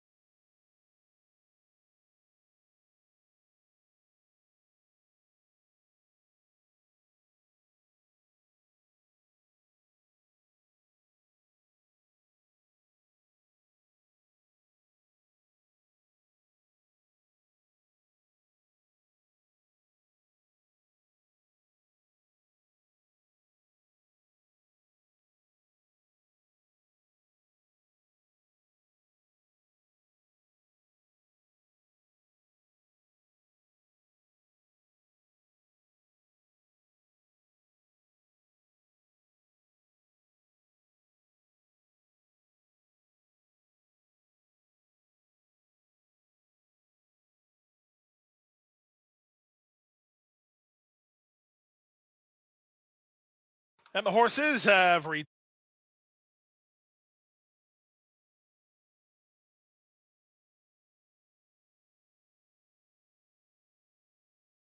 11 long gray line, Edgard's eye.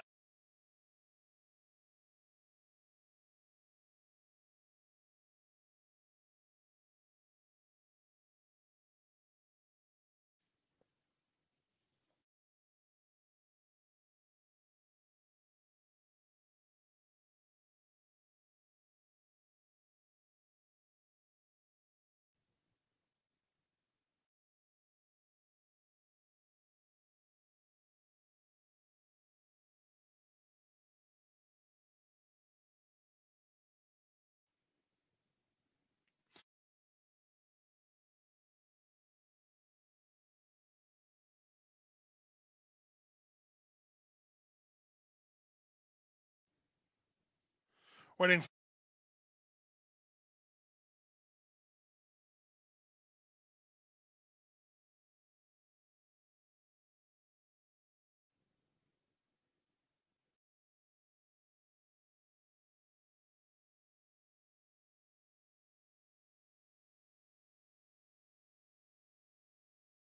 from the outside, long gray line.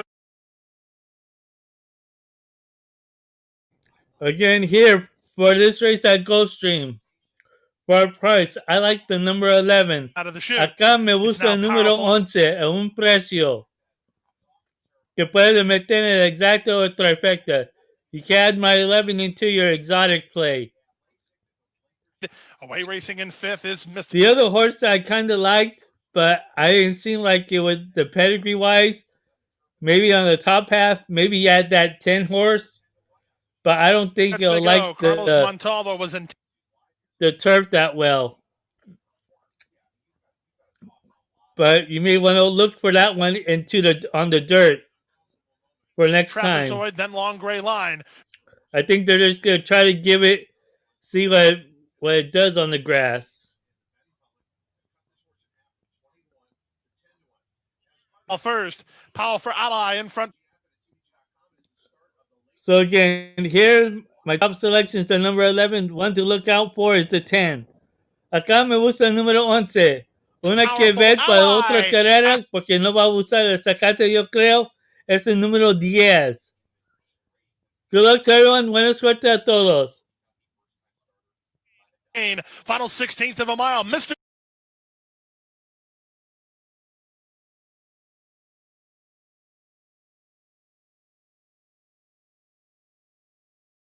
Moon for the money at a nice price.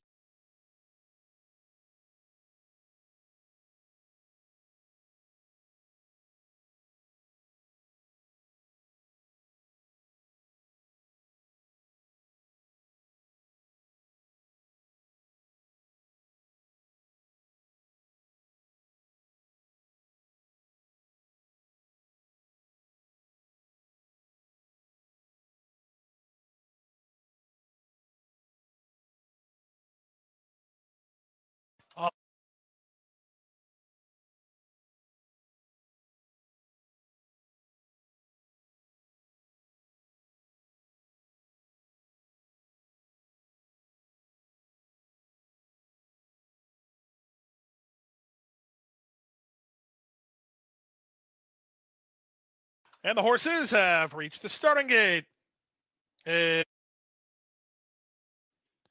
Lining up and moving in for race number 8, start of the late pick 4, another deep and competitive field of maiden special weight runners. Race favorite is currently the 7, Ian and Hazel. Joel Rosario already having an outstanding weekend. He has the riding assignment for Christophe Clément.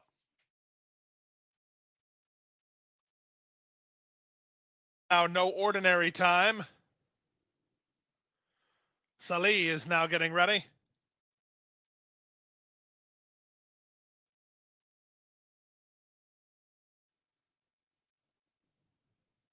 Phenomenal woman.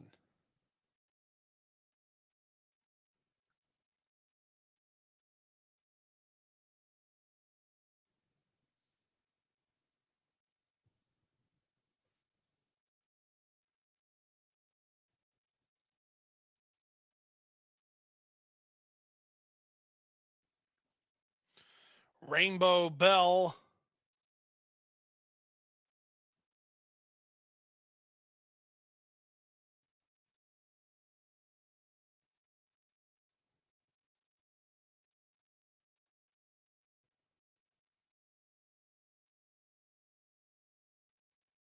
Was number 12, So Long Chuck, and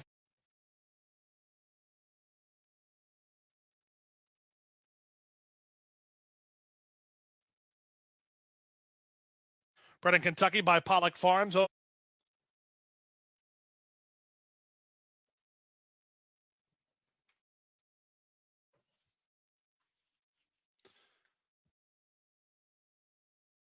Riders off of Rainbow Bell. Phenomenal woman's not ready yet.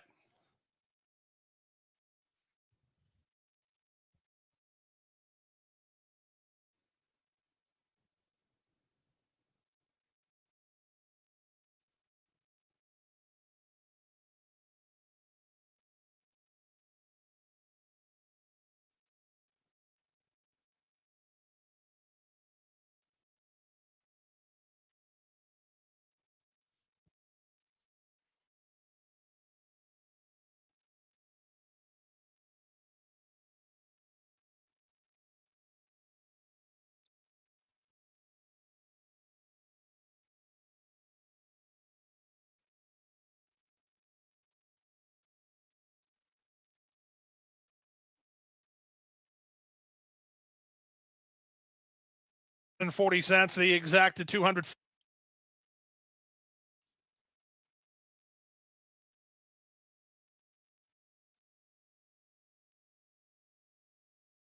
$0.83. That is for a $1. Rainbow Bell's the reason for the delay.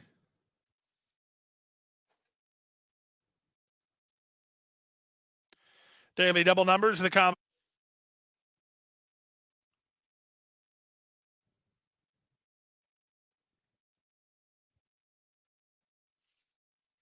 That win, Mystical Moon getting the job.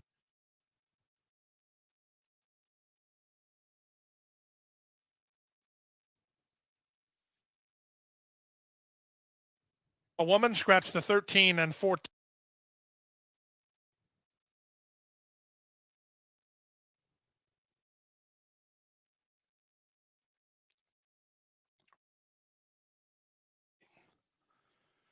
Angel Aurora will climb aboard inside the gate, so we are 3 away from a start. Scarlet Lace, Zia's Song, and Brina.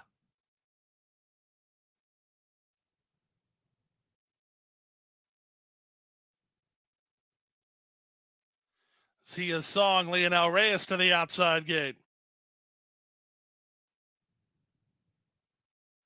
12 on turf. Time for the late pick 4.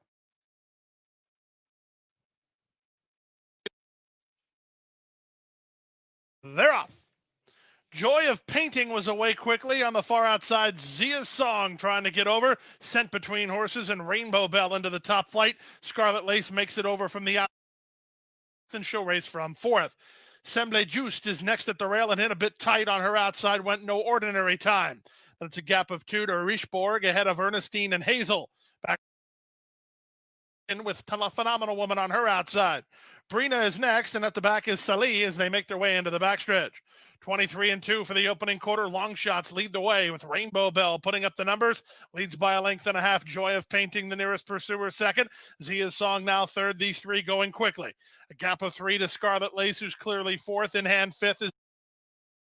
Then it's the team of Ernestine and Hazel racing outside of Semble Juste. A gap of 2.5 to Phenomenal Woman. Then it's Richebourg for the inside with Accept Temptation in the 2-path. 3 wide. At the back is Salih. They start to take closer order as the leaders start to tucker themselves out. 3 wide. Here's Scarlet Lace making a bid at Joy of Painting, who just took over. 4 wide and No Ordinary Time. Brina, Semble Juice just tapped on the brakes again. Ernestine and Hazel's got no place to go. Neither does Phenomenal Woman as they run to the top of the stretch. Who do you like here with 3/4 complete and 1:12-3? It's Joy of Painting who comes off the turn with the lead. Joy of Painting and Joe Bravo 1/8 of a mile from home and 2 on top. Down the center, it's Semble, or rather No Ordinary Time, lifting late is Salih from way out of it. Now Joy of Painting still clear. Joy of Painting at 15-1. Second, No Ordinary Time. Salih was third. Fourth was Brina in 1:36 flat.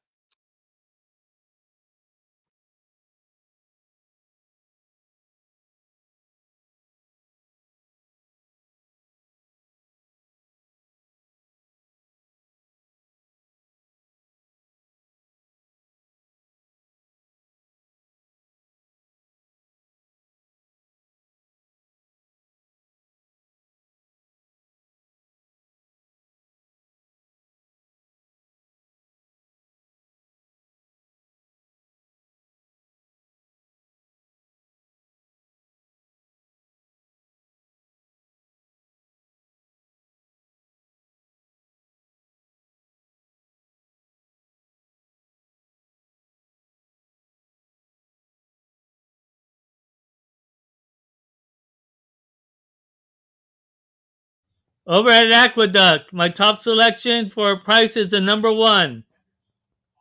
Acá, cuando me ponga el Aqueduct en Nueva York, me gusta el número 1 a un precio.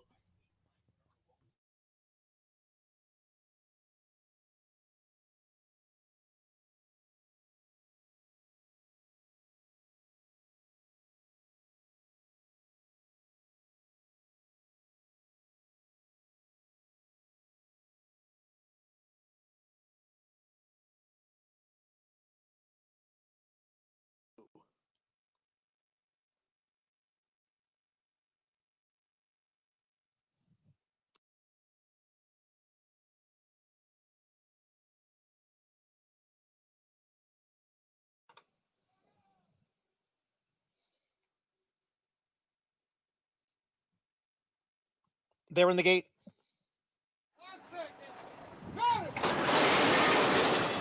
And the rough. Coffee Bar is hustled out for the early lead, but quickly challenged in between horses by Traffic Lane. And on the outside, it's The Grass is Blue as they move into the clubhouse turn. And it is Traffic Lane who has the lead here by a length and a half. Coffee Bar runs in second. And now The Grass is Blue has moved down towards the inside in third and a little rank there. 2.5 lengths back to Wonderwall, and trailing the field is Diamond Ore in fifth. And the 3-year-old fillies have reached the backstretch. The quarter 1 in 24-2. Traffic Lane by a length. Coffee Bar in second by almost 2. And The Grass is Blue next in third. Annie Franco trying to calm her down just a little bit. She still remains a little ranked there. It's another 2 lengths to the 2 trailers. Diamond Ore, and on the outside is Wonderwall. The half went in 49-3. Traffic Lane continues to show the way by 3/4 of a length. Coffee Bar runs in second.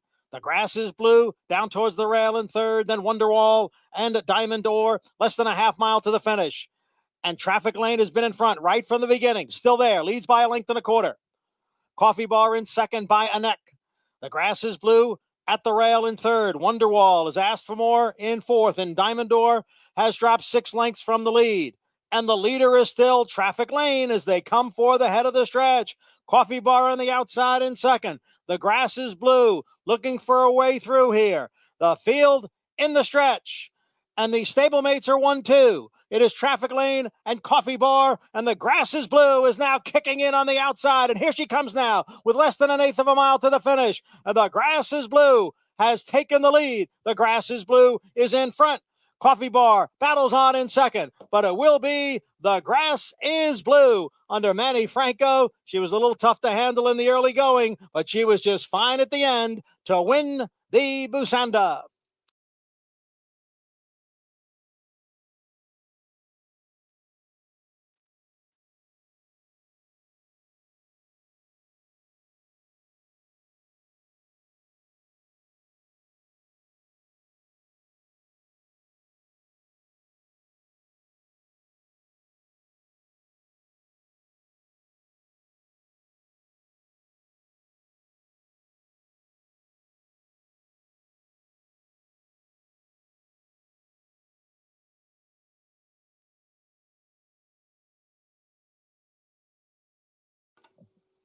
Number 5, The Grass is Blue was first. Number 2, Coffee Bar second. Number 1, Diamond Door finished third, and number 4, Traffic Lane was fourth. Results unofficial. 5-2-1-4. Time of the race, 1 minute 54 and 4/5.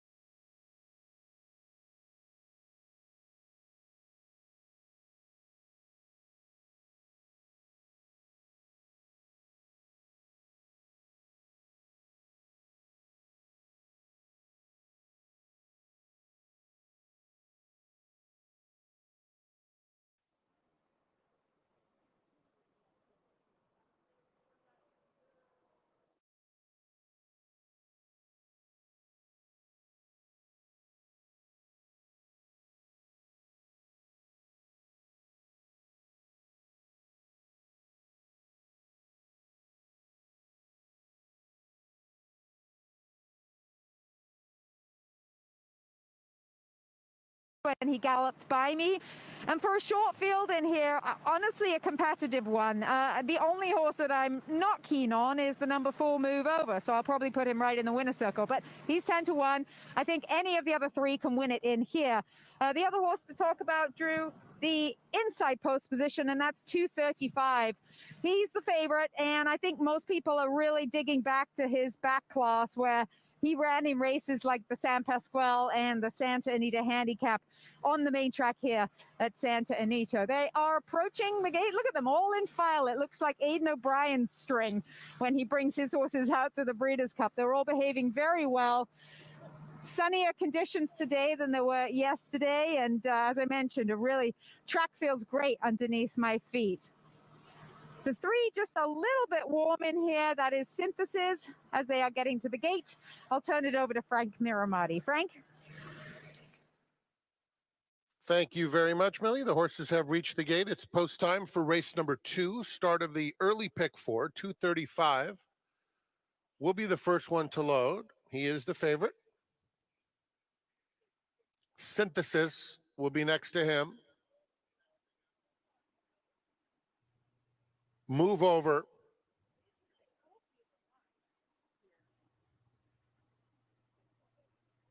And Truth Seeker.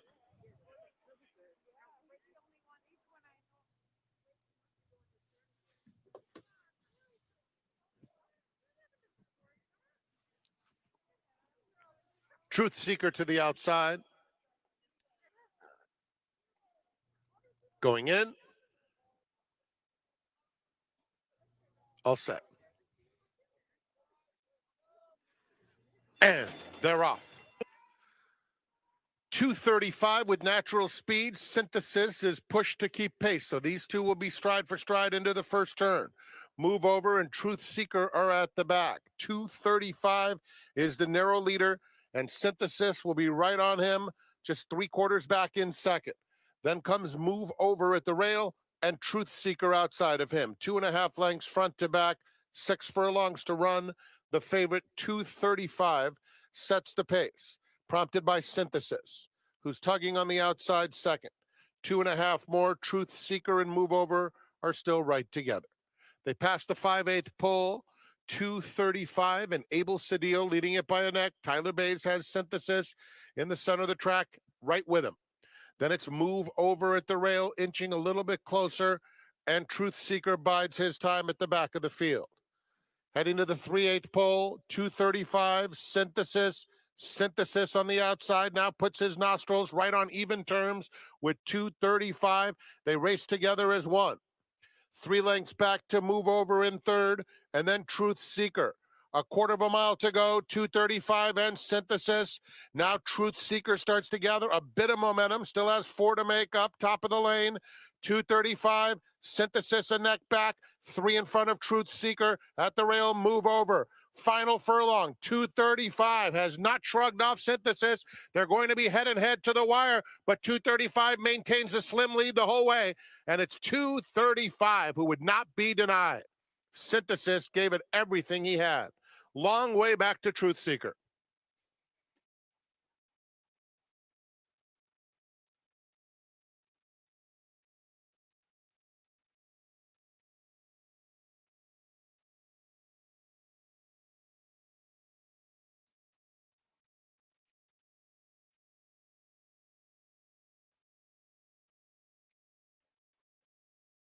It's a photo in the second.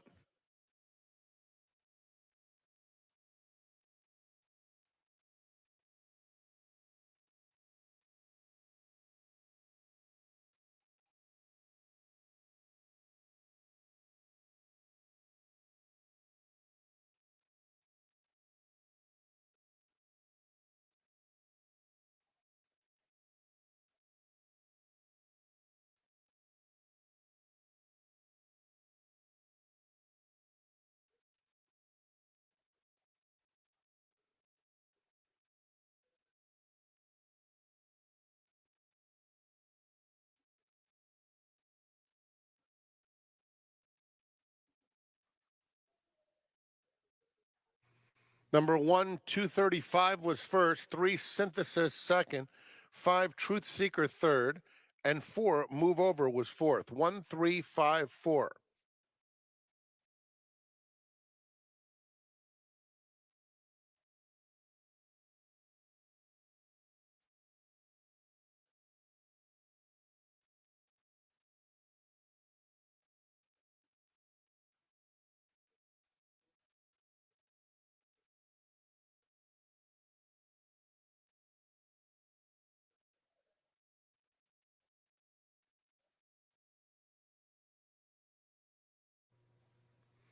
Heading to the Run Happy winner's circle, number 1, 235. 7-year-old Dark Bear Brown Gelding by Stay Thirsty out of a footstep away. Owned by Slam Dunk Racing, trained by Richard Baltus, and ridden by Abel Sadi.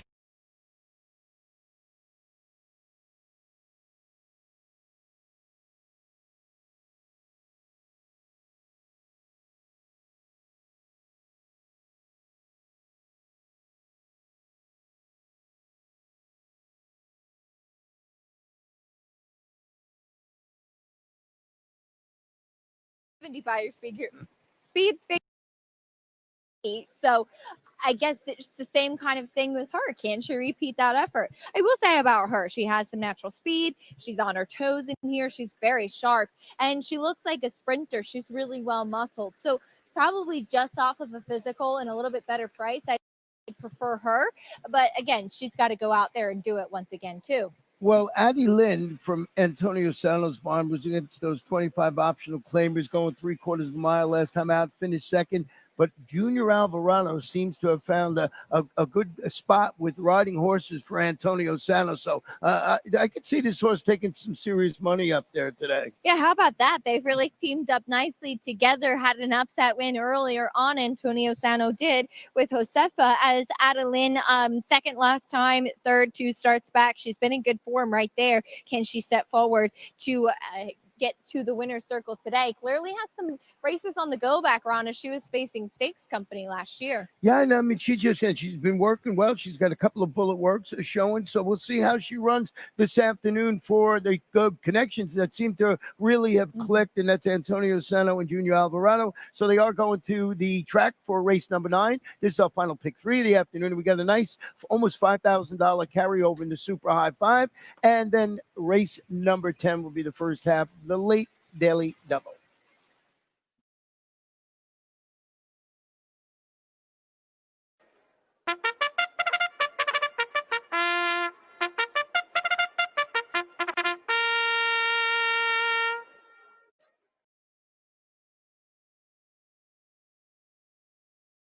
Stepping onto the course now for race number 9. The 9th race is at 6 furlongs. It is the starting leg of a late pick 3 offering.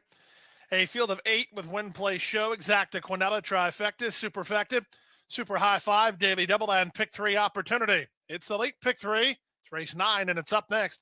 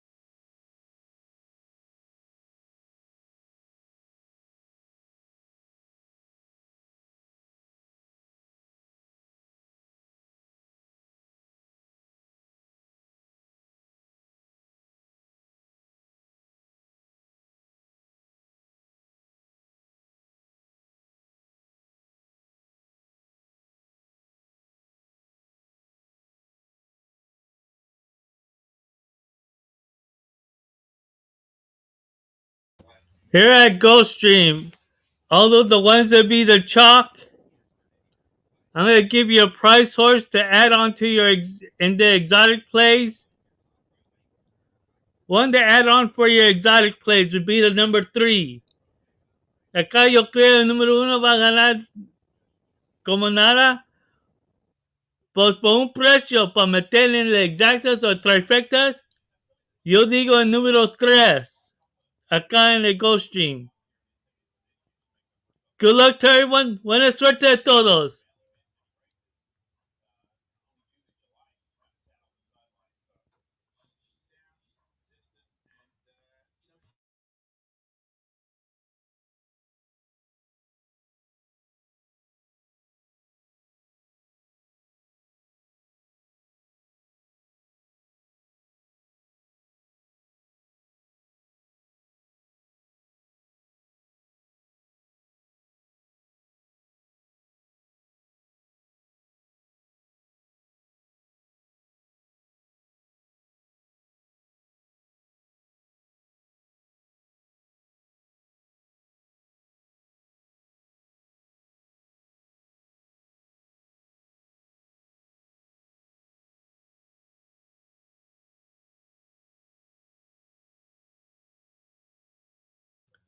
Again, for a price here, I'm going with the 3 to put in the exotic plays.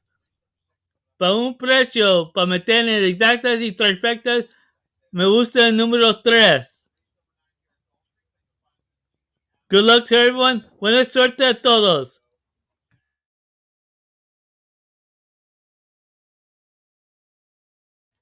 Subscribe to the channel and like the Approaching video. starting gate. Suscríbete a Last mi chance to canal y wager on gusta the el late pick video. 3 at Gulfstream.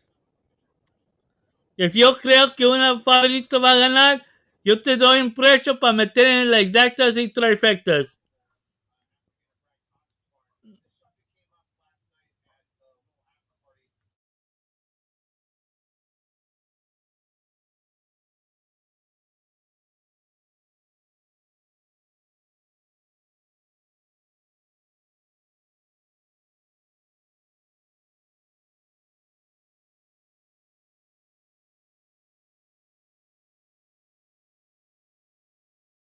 And the horses have reached the starting gate. It's now post time.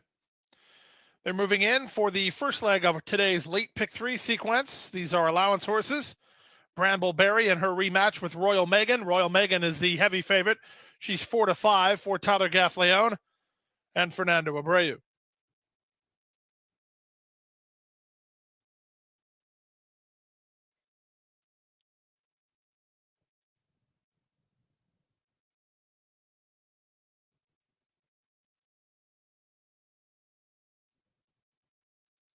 Just about ready now. No Bull Jack to the outside gate. All set.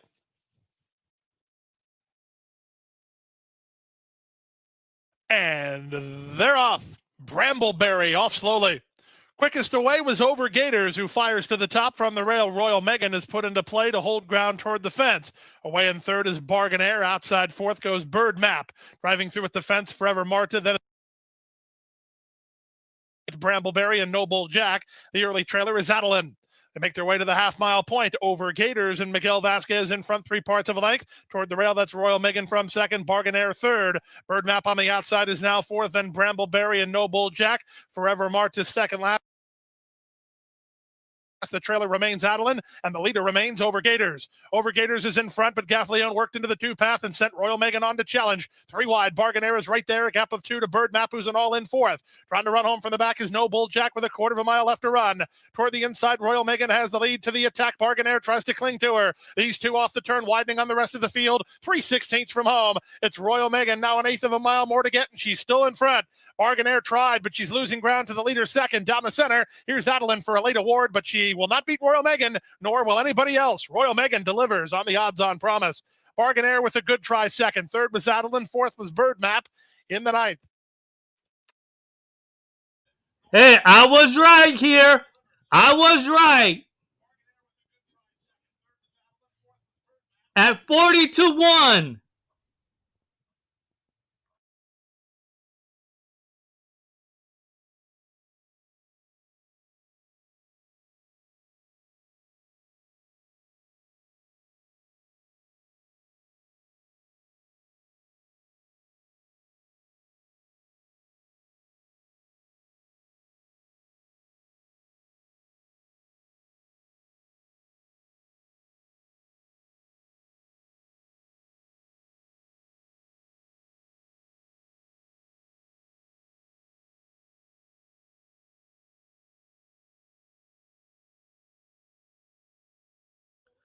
Te dije a todos que mete el 3 en de exactas o trifectas. Ibas a ganar dinero con el 1.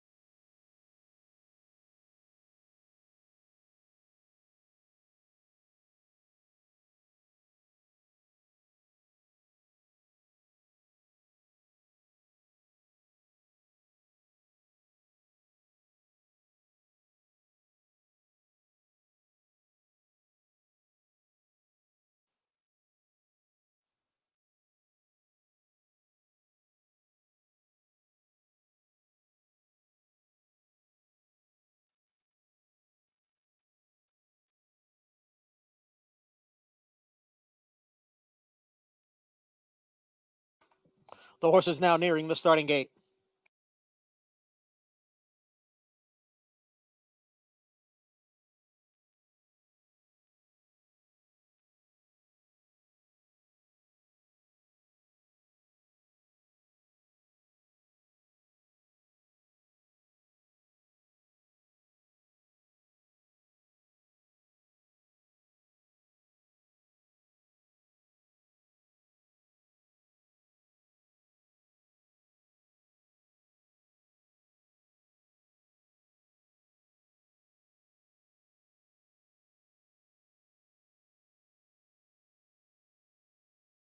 This race I'm going to skip.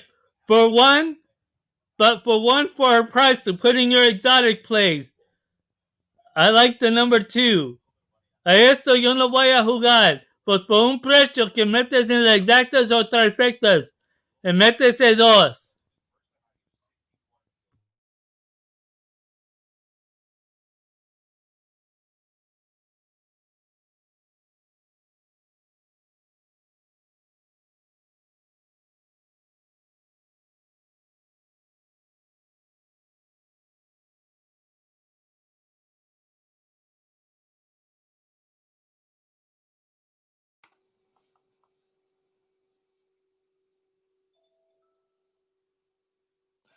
Waiting now for What's in It for Me and Z Finale.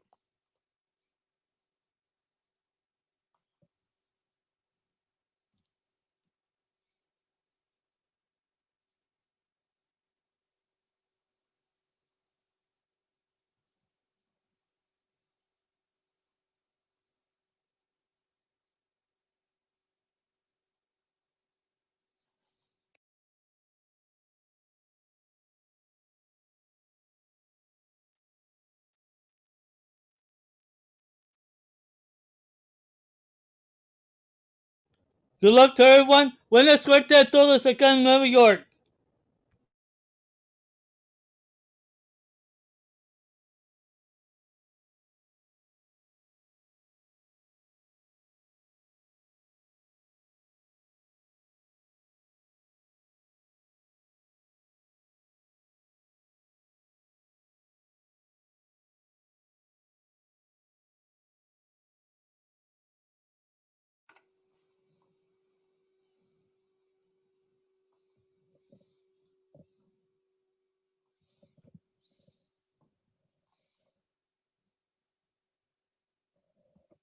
They're in the gate.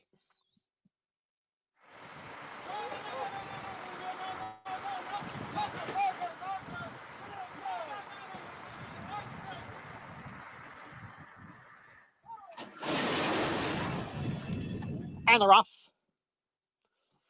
What's in it for me? Shows first. The Finale's on the outside in second. Which Way to Malibu now moves up to challenge the front runners. Then on the outside is Lorenzen. Right alongside is Sal My Pal. Ringgood has one horse beaten at this point, and that is True Palace, who trails the field in seventh. They make the crossover from the chute to the main track. Which Way to Malibu? Down at the rail, and on the outside, What's in it for me? And the two of them are heads apart for the lead through an opening quarter in 24 seconds. They've got 2 lengths on Z Finale in third. Lorenzen's in between horses in fourth. Sal My Pal is down at the rail running in fifth. Then Ringgood in sixth, and 5 lengths back to True Palace, who continues to trail. The battle up front continues. What's in it for me on the outside, and Which Way to Malibu down at the rail. The half in 48 and 2. Z Finale sits just off the front runners in third. Lorenzen is next in fourth, followed by Ringgood. And then it is True Palace. And way back is Sal My Pal now. Now they have caught Which Way to Malibu. It's between What's in it for me and Z Finale. And Lorenzen will move to the extreme outside for the run into the stretch. It is Z Finale. What's in it for me? Which Way to Malibu down at the rail. Lorenzen on the outside as they come down for the 8th pole. It is Z Finale who has the lead now. Lorenzen moves into second. True Palace is putting in a late run on the extreme outside with a 16th to the finish. It is Z Finale. Here is True Palace, and True Palace is getting out of the maiden ranks. True Palace wins it from It's well off the howling pace. time. Vamos a cantar como lobos.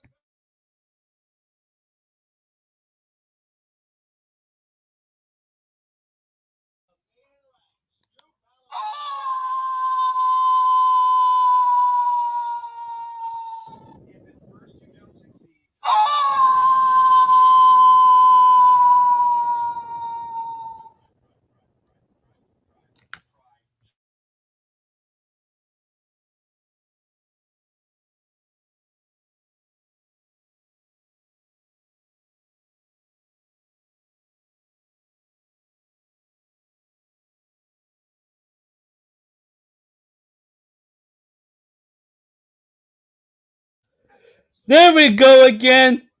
I told you guys to choose.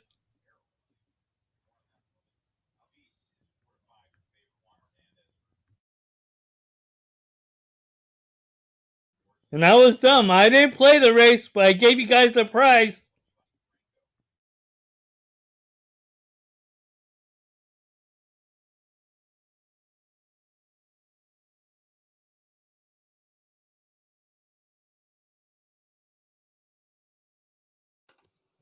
Number 2, True Palace was first. Number 9, Z Finale second. 1A Lorenzen finished third. Number 8, What's in it for me was fourth. Results on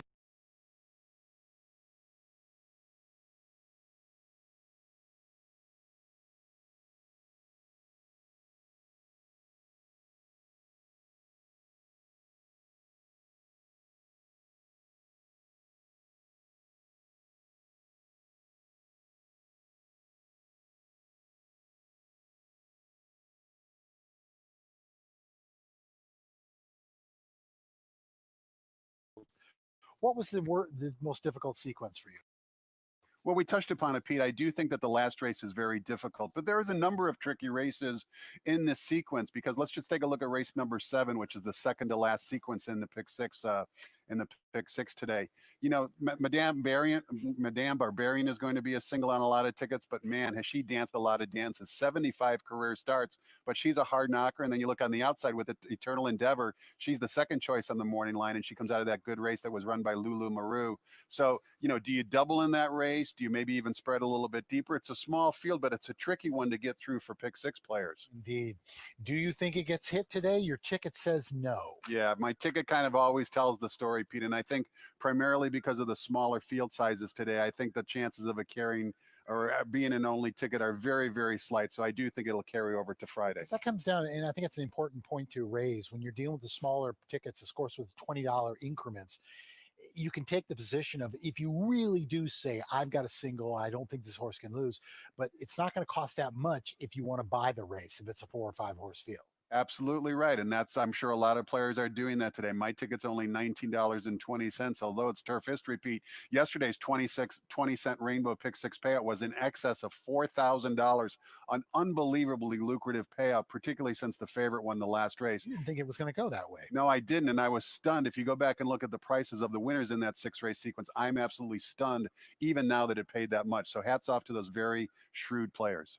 776,000. Yeah, just not picking the way. We still got some time on our hands. There's a little, there's another elephant in the room called the NFL. So I have a feeling some players are distracted by that as well. It's only one game.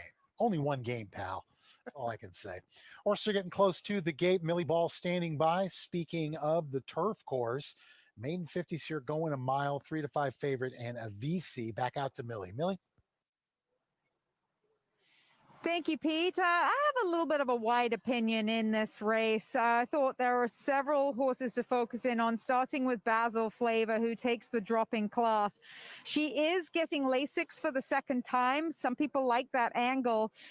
She's a very strong filly. These are newly turned 3-year-old fillies, and she by far has the biggest bone on her, huge rear end to her. If anything, even though she's had 2 races under her belt, she looks like she could do with another race. She is carrying plenty of condition, but turned out very well, as is Carla Gaines' Flag Salute. They are always turned out very well. She looks as fit as a fiddle, that filly, and she's run 3 times already for Gary Parker and John Harris. She draws on the outside there with Jessica Parker, and should Over be here at the Santa speed in Anita here. for a price. The one horse I that like the interests number me is 5 Mongolian Mission. to I put did into get your to speak to exotic Mr. plate. Gambat about Acá en his Santa 3-year-old Anita, por filly, un precio. and Me gusta she el actually número was acting 5 very well, getting para saddled. poner en Quick, quiet exactas she o was, and very well trifectas. behaved in the post parade here O for her iban para first ganar, start. nunca I've sabes. watched her train. She You does guys have never a know. pretty You high can knee put it for a action, win if which you don't think reflects it'll her be in turf there pedigree. Noble on the Mission on bottom top, 2. Giant's Causeway But I like the on the 5 bottom. here And at I Santa actually thought Anita. she might even be Good able luck to to be everyone. effective Buena if suerte this a race had come off todos. the turf. Well, it hasn't. It's on the turf course. So I'm going to give her an outside look in here. I think she will also benefit with a race under her belt, purely because she looked just a little bit soft, although Mr. Gambat ensured me that he felt good about her fitness level for her first start. Avise from the Doug O'Neill barn is the favorite in here, and she certainly looked the part for the barn. Muscular filly, had some nice dapples on her, and to many the obvious choice in here. But I thought you could look at the 3, 5, and 6, and even look at Basil Flavor. And all So that to you me, guys more of know, a I do wide not open give race out than the 3 to favorites 5 unless it's on in a pick Avise's 4 play. suggests. Here's I'll Frank give you Maramati if I think as a the favorite horses will win, cross over I'll give you onto a price the turf horse. course. De todos que no me conocen, yo te doy un precio. Pues el que yo creo que un favorito va a ganar, yo te doy el precio para meter para exactas o trifectas. Less than a minute. The field coming to the gate now. Pick six pool has grown to 831,000.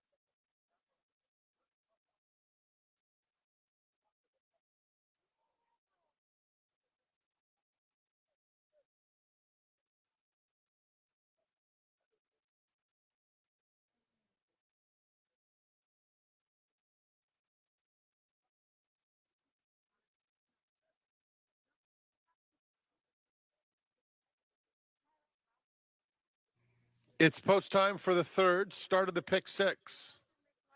176,000 in new money.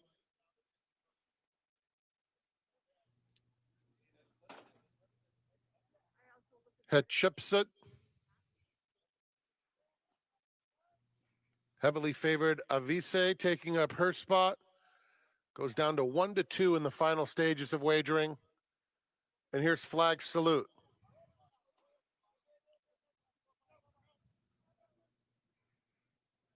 And They're off. Avise comes out smoothly. Flag Salute, though, will go to the front, sprinting up to take the lead, and then taken in hand. But Mongolian Mission will keep the heat on in second. Judy with Grace is now third. Hatshepsut is moving up in between horses. Avise is down at the rail, and Basil Flavor, not the best of beginnings, is last. The pace is moderate. Flag Salute is the leader around the first turn. A length and a half in front of Mongolian Mission, with Hatshepsut in between them. Avise is down at the rail, fourth, about 2.5 lengths off the lead, while in hand. Judy with Grace, and 2 more to Basil Flavor. Onto the backstretch they go. Jessica Pfeiffer has Flag Salute, going as slow as she possibly can. In front by a length now to Mongolian Mission, coming to the half-mile pole. Avise is third, about a half length in front of Judy with Grace. Then Hatshepsut losing ground. And at the rail, Basil Flavor taking closer order as Basil Flavor moves into fifth. Flag Salute could not have gotten an easier lead. Mongolian Mission a length back second. Avise is coming under some heat now. The favorite has to do better than that.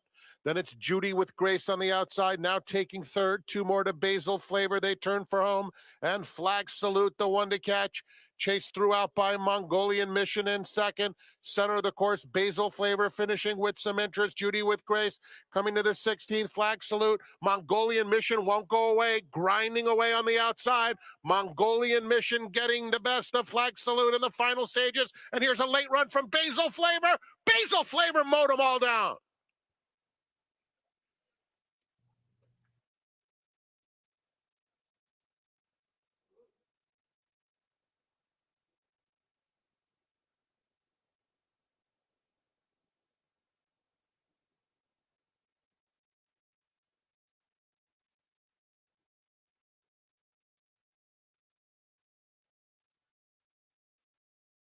Photo finish.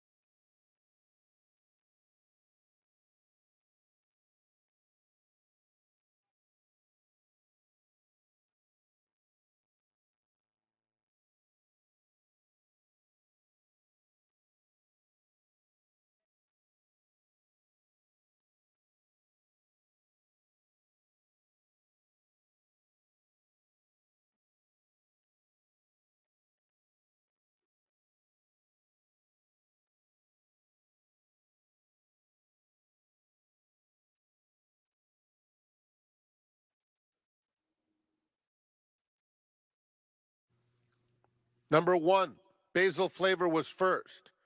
5, Mongolian Mission second. 6, Flag Salute third. 4, Judy with Grace was. Again, I told you the 5 came into the exotic plays. I told you guys.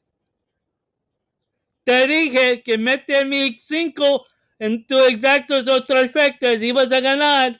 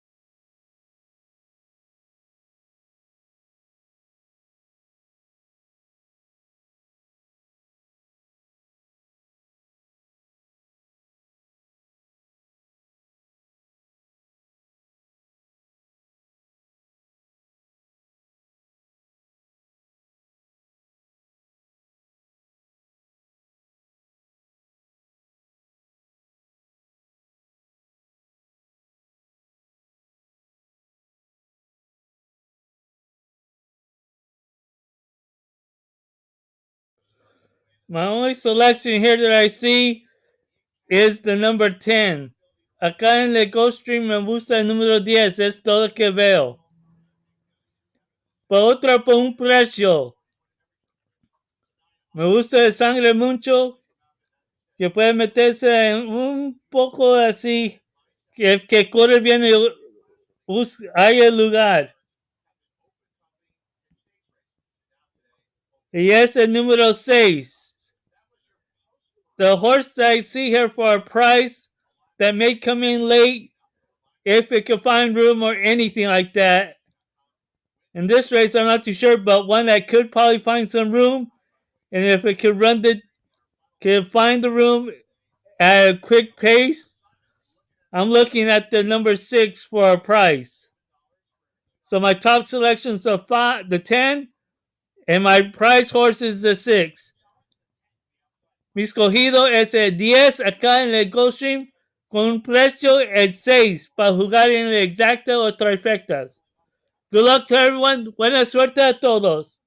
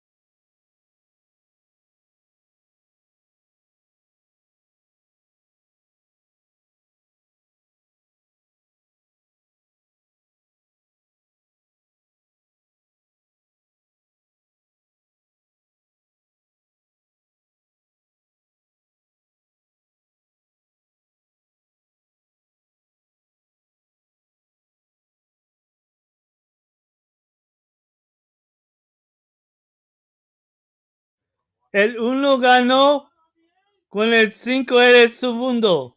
And the horses A have Santa reached the starting Anita. gate. It's now post time.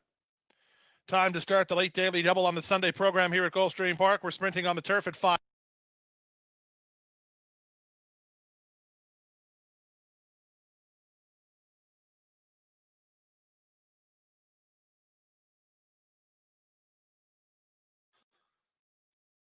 Here's Awesome Roar. Draw me outside. My Sassy Sarah will complete the line. My Sassy Sarah and John Velasquez to the outside gate. It's a field of 9 on the turf, and we're set for a start. And they're off. A step slow to begin was Twirling Star. Excellent beginning for Alexandra Kay, who's headed off for the early lead. Our Little Devil will run with her. Coined the phrase, makes it a party. Green colors, 3 wide third. Far outside, Captain Sam is now fourth. Behind the speed is the favorite Richie's Great Girl. 2.5 to Awesome Roar, then My Sassy Sarah. Twirling Star is second last, and not keeping up at all early is Irv's Wench. They leave the backstretch and move on to the far turn. Alexandra Kay on the inside, Our Little Devil on the outside. Their heads apart. Richie's Great Girl's had a great trip, and she'll get ready ready to move to the outside. From fourth and coin the phrase, wide on the course, and Captain Sam sliding through his Awesome Roar with a quarter of a mile left to go. Richie's Great Girl and Awesome Roar have dead aim on Our Little Devil and Alexandra Kay. Eighth of a mile to go. Richie's Great Girl strides forward to take the lead toward Awesome Roar is up into second. Here's a late run from My Sassy Sarah to try to get a slice, but the winner is Richie's Great Girl. Sharp in victory, 2.5 in front. Awesome Roar second, My Sassy to start the late daily double.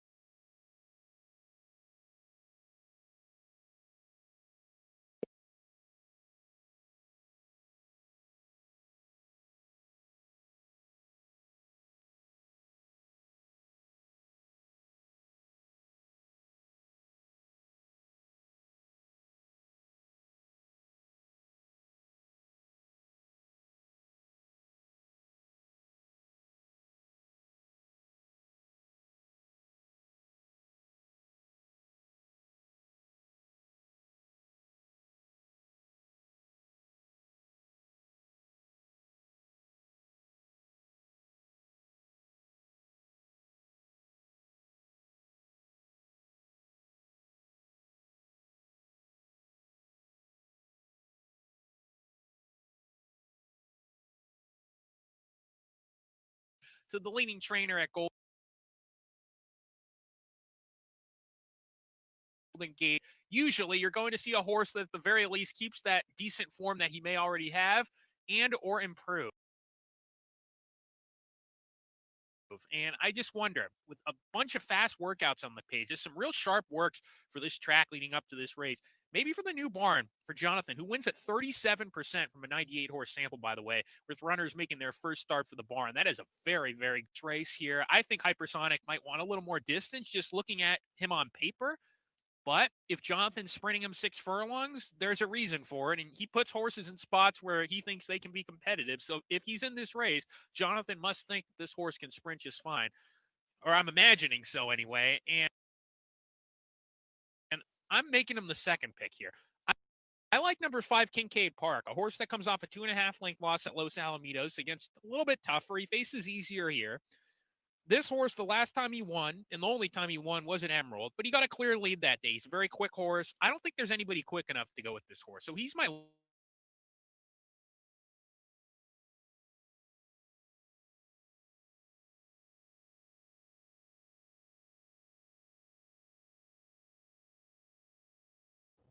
Over here at Golden Gate Fields, my top selection is the number 6.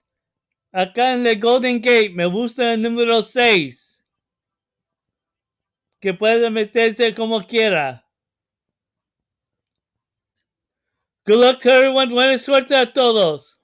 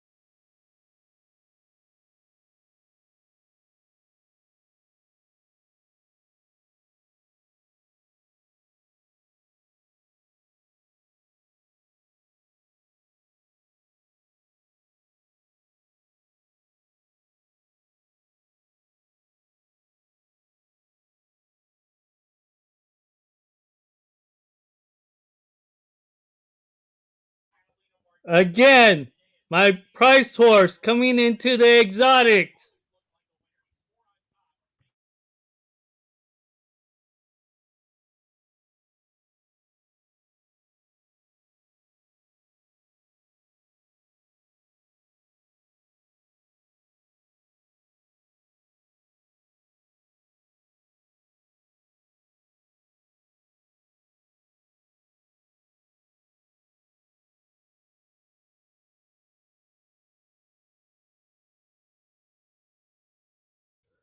Te dije, el caballo que me gustaba, el precio, metía en exactos o trifectos y se metió.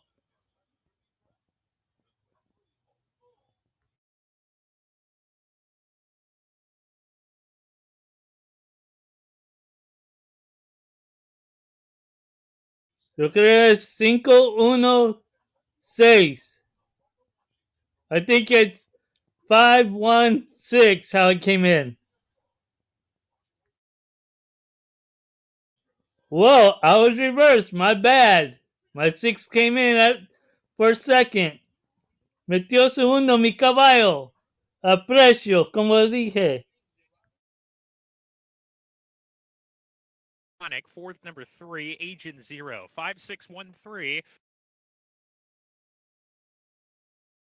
Your top 4 finishers here in race number 3.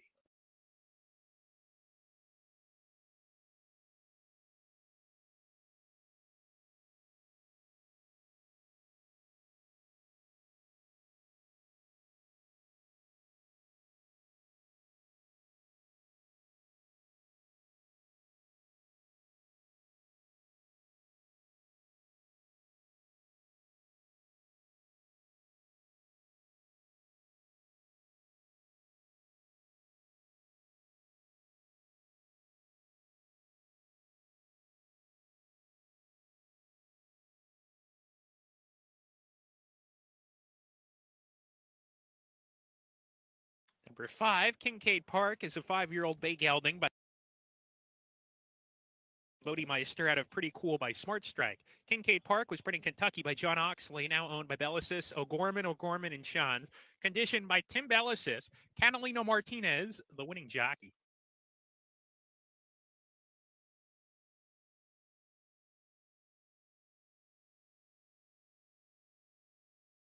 This race is now official.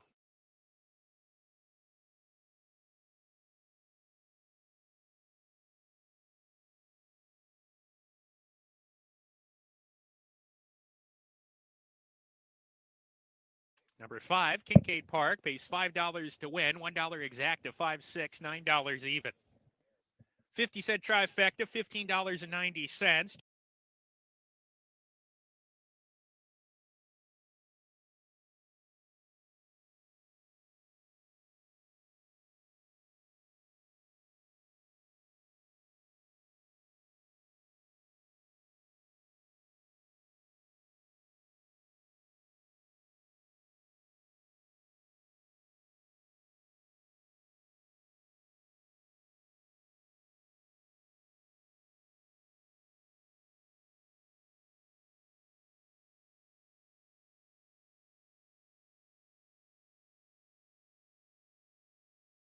The 7th, we are 10 minutes prior to post time.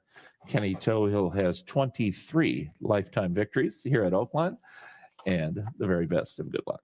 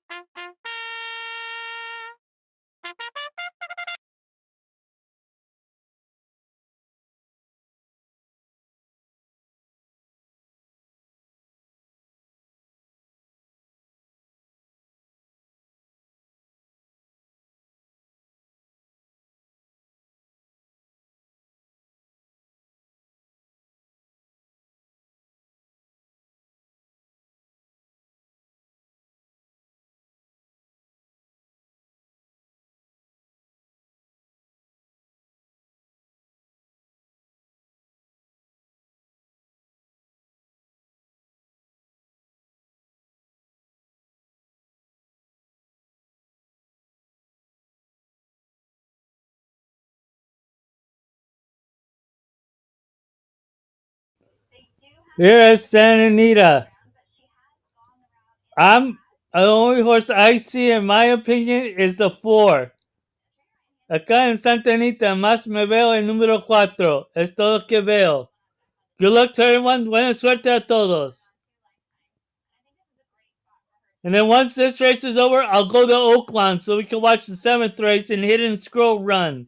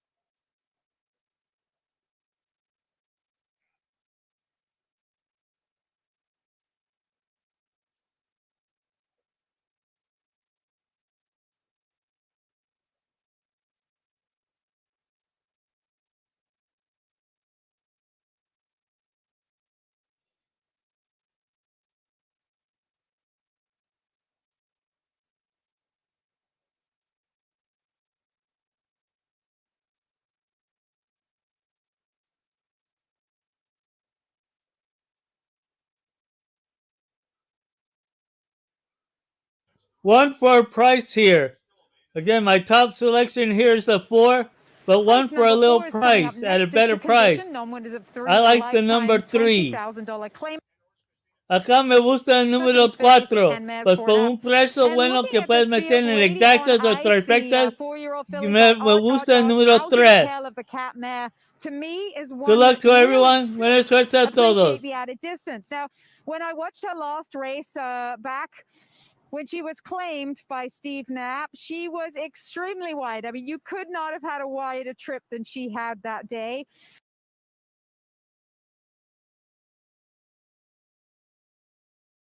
But the race prior to that was the one that really turned me on to her stretching out, because she was very comfortable showing pace, going 6.5. And then when horses came to her, she actually had a second gear. She kicked on from the field and one going away. So that to me suggests that she should be able to get further. I wouldn't say I would have picked her in the post parade as the best looking filly out here. That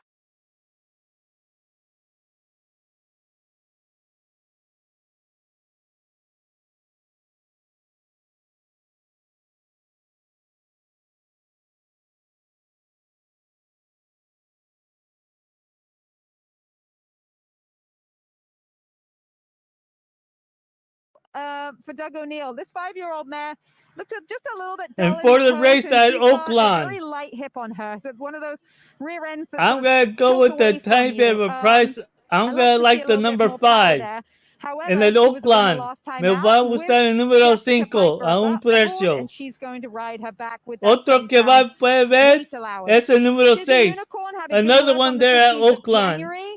I I'm imagine liking the she'll looks be of the number speed. I like 6. that Would like the Voltis muddy has given her surface time in there. between her races. Should She be won great to be able to powerfully run in that on it. last start, so she's been Should be given able to time run on it to recuperate easily. from that. But quite a lot of speed Good in luck to here. everyone. All Buena 3 suerte a inside todos. fillies have speed, and I'm going to stick with the number 3 Lady on Ice, hoping that she can be tactical on the stretch out and get the trip. Good luck. Here's Frank Miramati. Post time for the 4th field moving in for the start of the late pick 5. Again, I like the 4 here, but my approaching price horse is a 300,000 3. as Acá Miss me Kit gusta missed the el first one. 4, pues un precio me gusta el 3. Para ser en el exacto de trifectas. Good luck to everyone. Buena suerte a todos.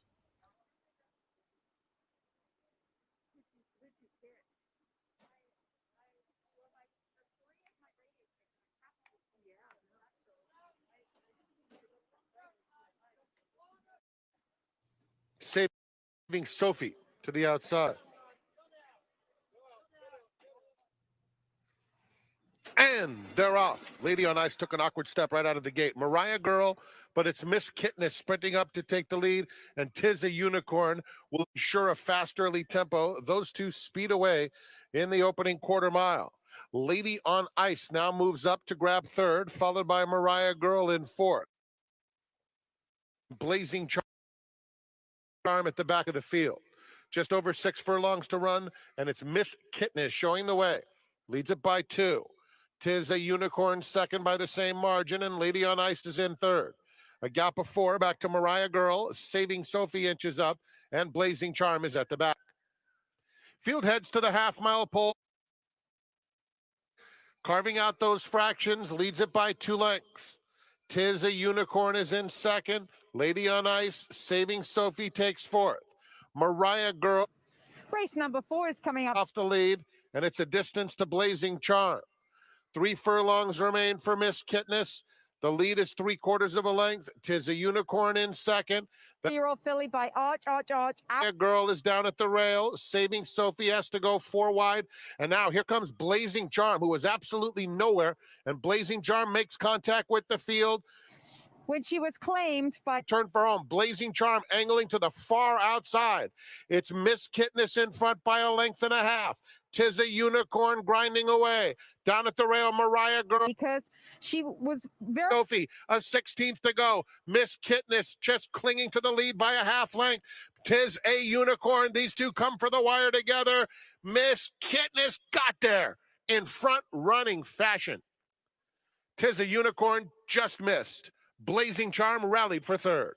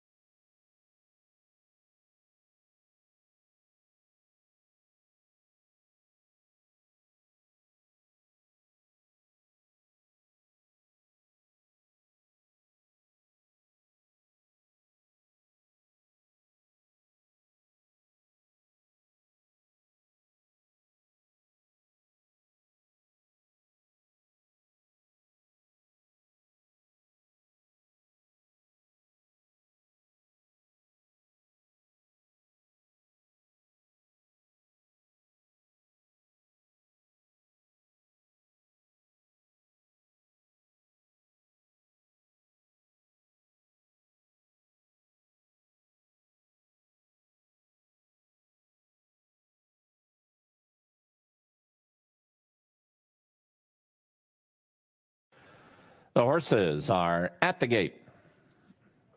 It's post time. Reef's Destiny is ready. Here's Supercharger, Hidden Scroll, and Skull Factor. Ancient Warrior, Energizer,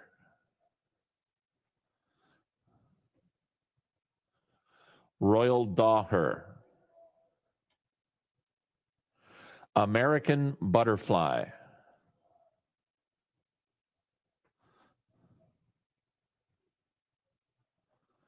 Sturgill,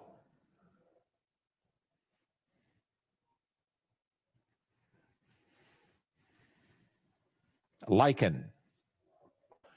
2 more, Destiny Way and Hanson's Mischief.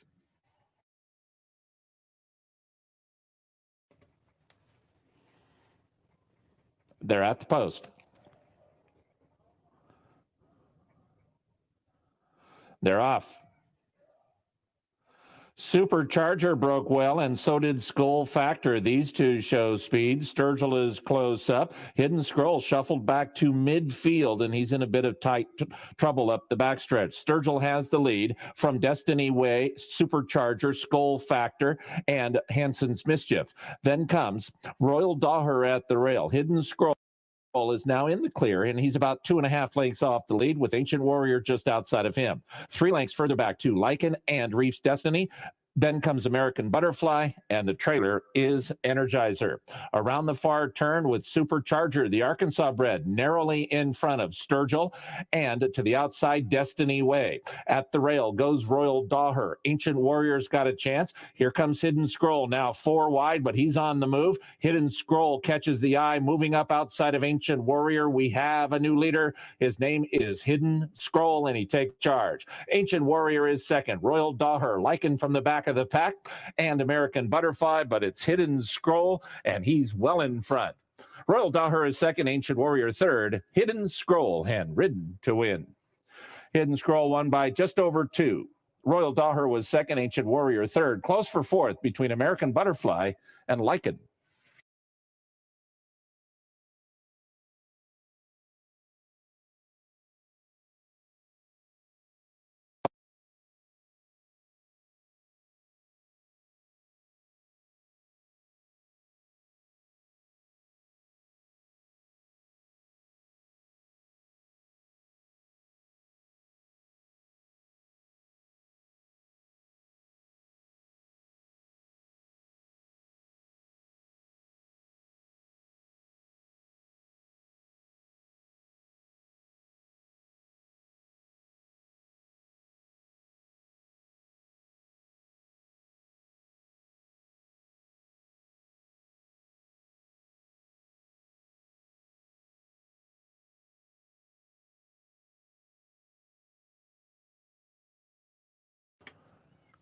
Number 8, Hidden Scroll first. Number 4, Royal Daher second. Number 9, Ancient Warrior third. The judges will examine the photograph before posting the other number.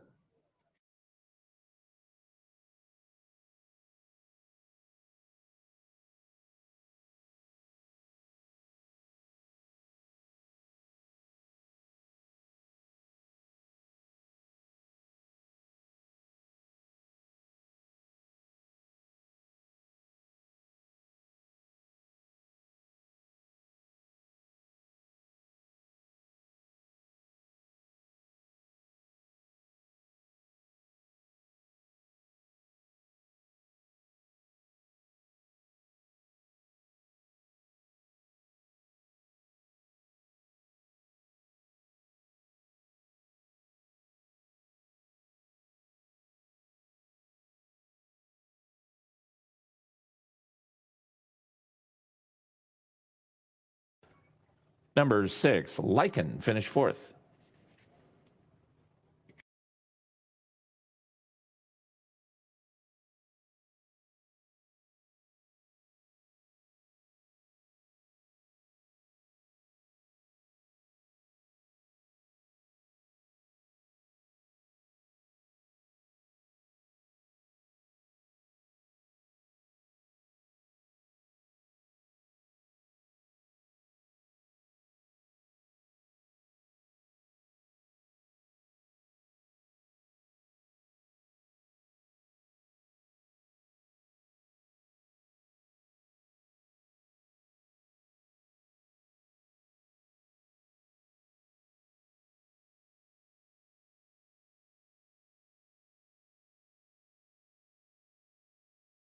We got the new running style now.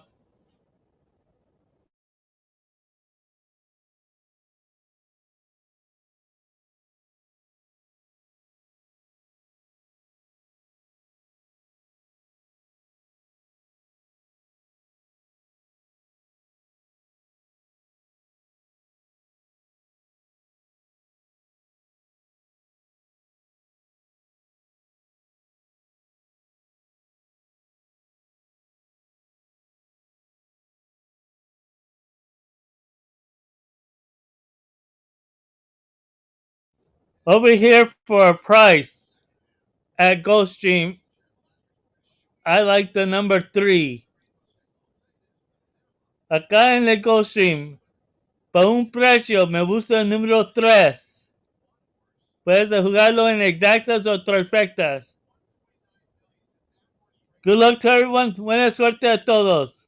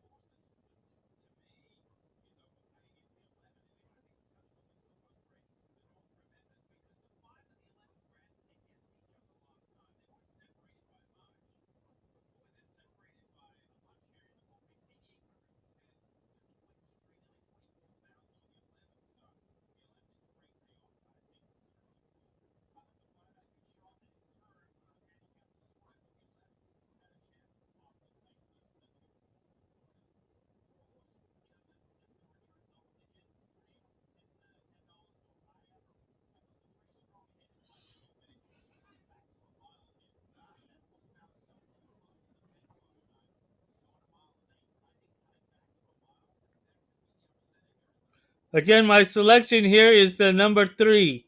Acá, mi escogido acá es el número 3.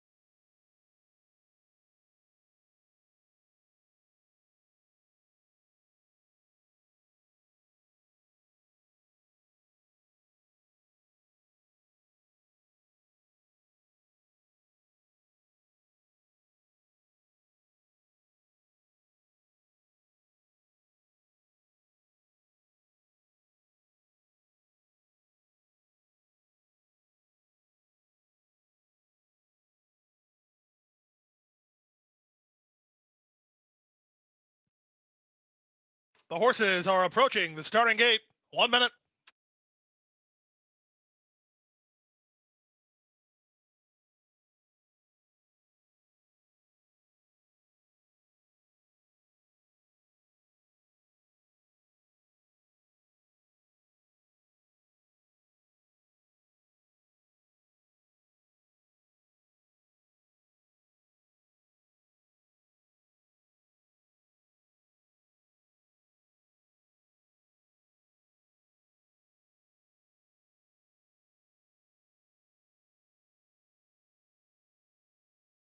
And the horses have reached the starting gate.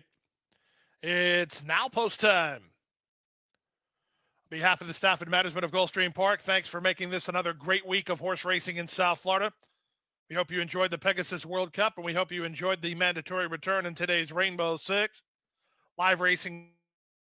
Again, my top selection here is the number 3. Acá me gusta el número 3 a un precio.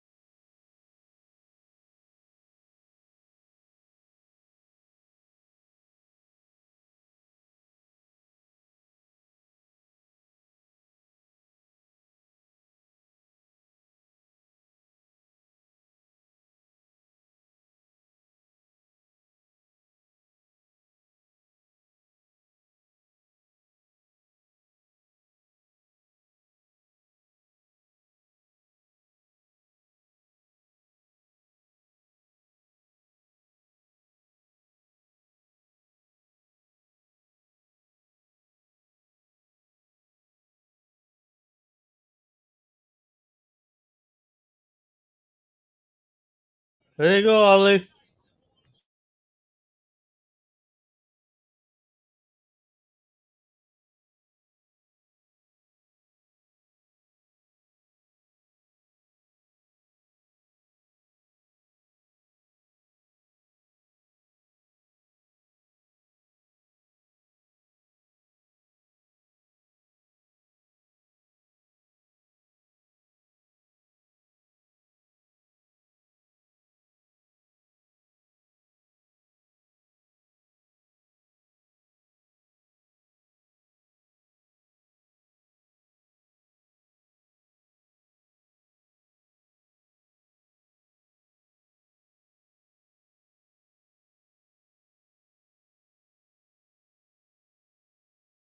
The ultimate praise. First time starter off slowly from the gate. He's at the back of the pack trailing early. Rowdy O, no problems coming out of there. Shoots to the front from Arma de Oro and Tesoro. Second and third entering the clubhouse turn. The favorite Endless Sunset in the fourth spot at the back of the field with the ultimate praise who joins him just 2.5 lengths from front to back as Rowdy O makes play on the ladies on top by 3 parts of a length. Tesoro on a hold running in second, tracking the pace. Armadoro shuffled to the back of the pack. He's alongside of horses, between runners, in fact. Endless Sunsets down at the rail, and the ultimate praise is 3 deep on the course as they swing up the backside. Rowdy O adding blinkers today, has plenty of early speed and still leads the way by a 2-length margin now from Tesoro, and Endless Sunset biding his time down at the rail in the third position. The ultimate praise on the outside, fourth ahead of Arma de Oro in the green jacket, fifth and last, 2.5 lengths behind with a half mile left. Rowdy O still on top, a clear leader. No excuses for him in the first leg of the late pick 5. Hits the far turn, a length and a half on top. Tesoro in second. Endless Sunset continues to run in the third position. Arma de Oro trying to get closer. So is the ultimate praise, who's moving up wide as they round the far turn. Anybody can win it. Rowdy O challenged by Tesoro goes well. The ultimate praise makes it a party of 3 as they hit the quarter pole. Endless Sunset in the fourth position. He's being asked to pick up the pace, though, as they hit the top of the lane, and Tesoro comes off the turn, is still there. Tesoro from the ultimate praise. Endless Sunset tries to split horses. Rowdy O weakens. Armadoro's in it. Anybody's race. Tesoro drifts out. The ultimate praise had to take up. Armadoro coming on. It's Tesoro. Endless Sunset and Armadoro. It's Tesoro. Tesoro wins it over Endless Sunset. Third was Arma de Oro, and a photo for fourth. Rowdy O, I think he got it over the ultimate praise, who took up at the 8th pole.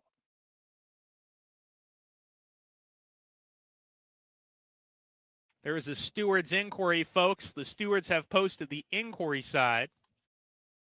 Final time, 1 minute 41.29 seconds.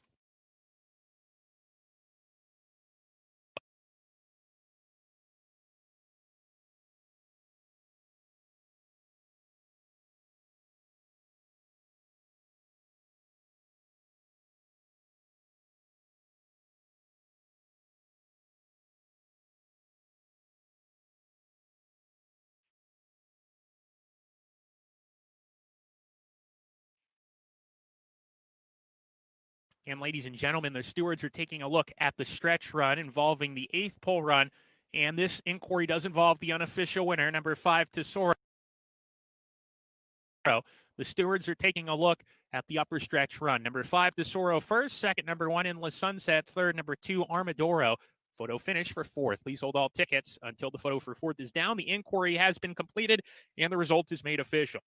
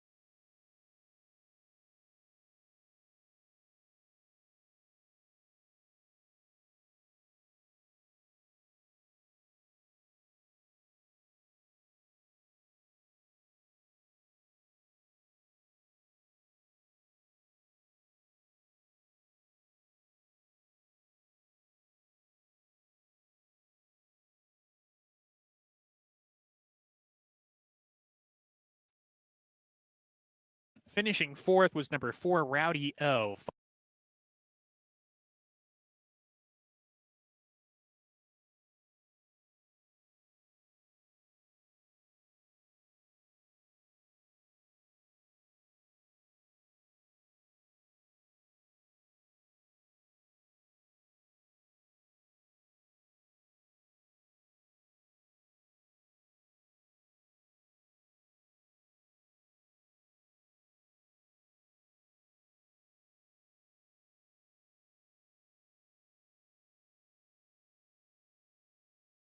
Go.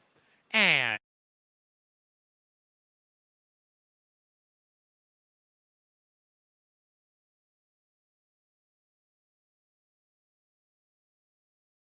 to Soro, second and third, and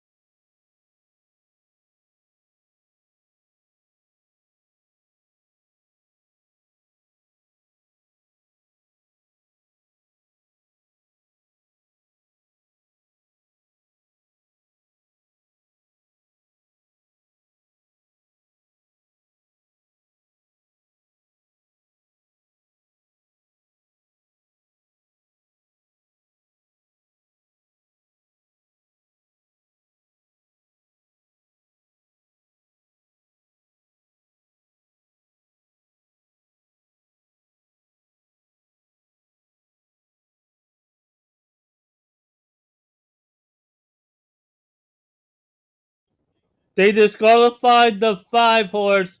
It's 1, 2, and 4, I believe.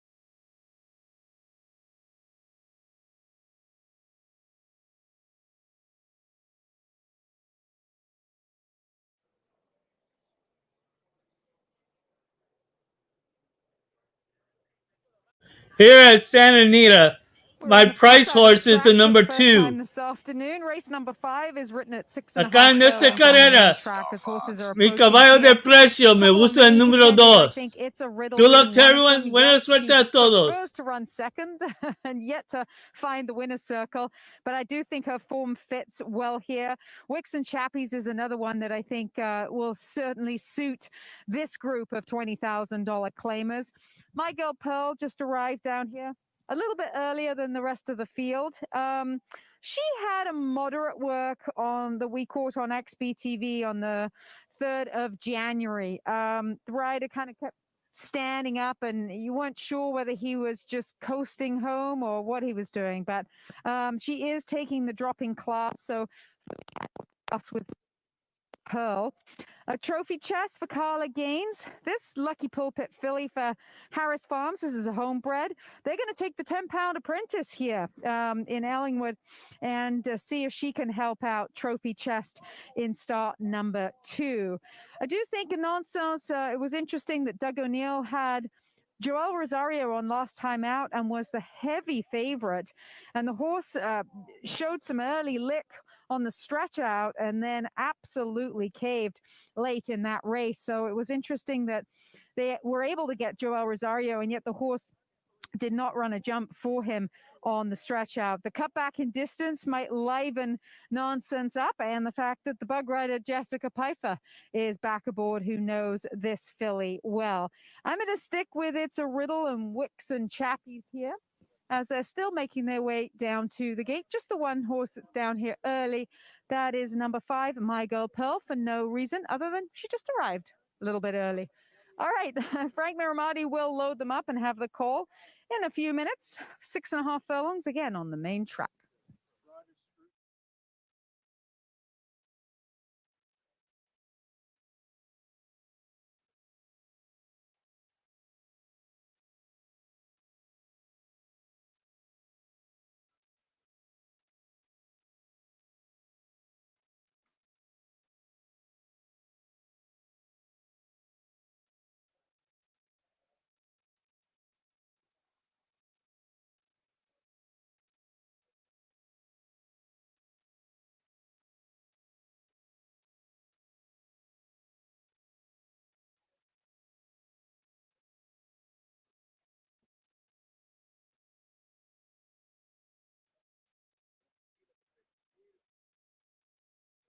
The horses are nearing the starting gate. Late pick 4 pool about to go over $300,000. It's close to post time.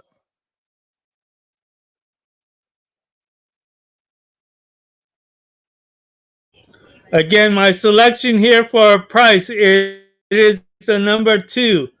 Acá otra vez para un precio. Me gusta el número 2.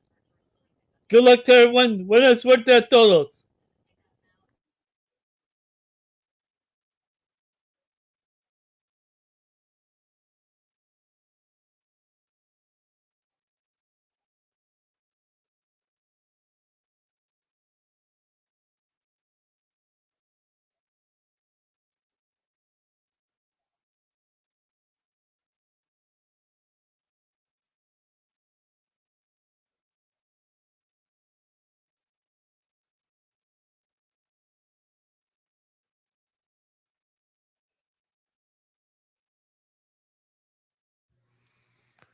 It's post time.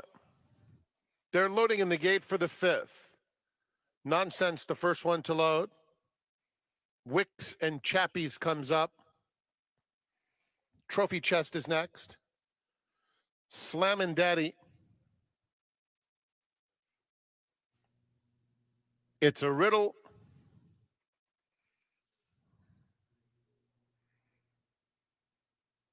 My Girl Pearl is in. We're waiting on Trophy Chest to kick off the late pick 4.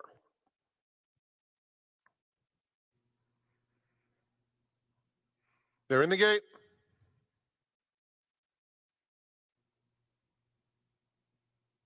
And they're off. Wicks and Chappies very fast away from the gate. So too, It's a Riddle coming through in the white blinkers. Then it's Trophy Chest on the far outside, alongside My Girl Pearl. Those two move right after the leader. The two trailers, Nonsense and Slammin' Daddy, is at the back. Wicks and Chappies passes the 5/8 pole with a half-length lead on My Girl Pearl. Trophy Chest outside of them, and It's a Riddle in a good spot fourth under a nice hold as well, 2 lengths off the lead. Another 3 back to Nonsense, and a long way to Slammin' Daddy. They're coming to the 3/8 pole. Wicks and Chappies, 3/4 of a length to My Girl Pearl. It's a Riddle down at the rail, takes third, starts to accelerate now, moving into second. Trophy Chest a weakened fourth, followed by Nonsense fifth on the inside, taking fourth, now third, still a distance to Slammin' Daddy. Wicks and Chappies leads past the quarter pole, pursued by It's a Riddle in the white blinkers second. Then Nonsense angles out in third. The others are well behind. Wicks and Chappies a length of furlong out. It's a Riddle gradually getting to and getting the best of Wicks and Chappies. And it's a Riddle and Juan Hernandez home free in the final stages, pulling away to score by 2. Wicks and Chappies second. Nonsense third. Fourth goes to My Girl Pearl over Slammin' Daddy, who picked it up a bit late. There we go.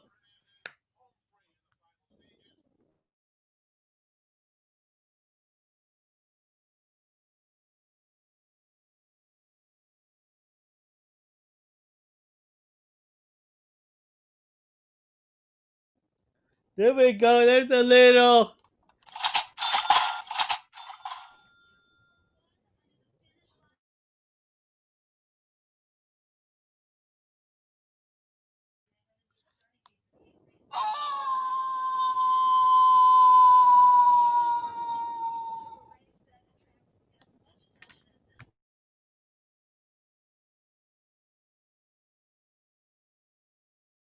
Number 2, It's a Riddle was first. 4 Wicks and Chappies finished second. 1 Nonsense third. Photo for fourth, running time 1:19.99.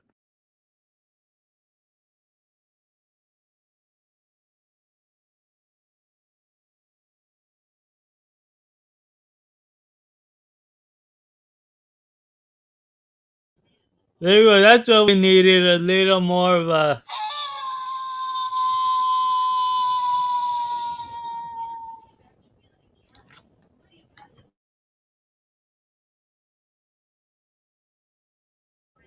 I love it when my prices come in.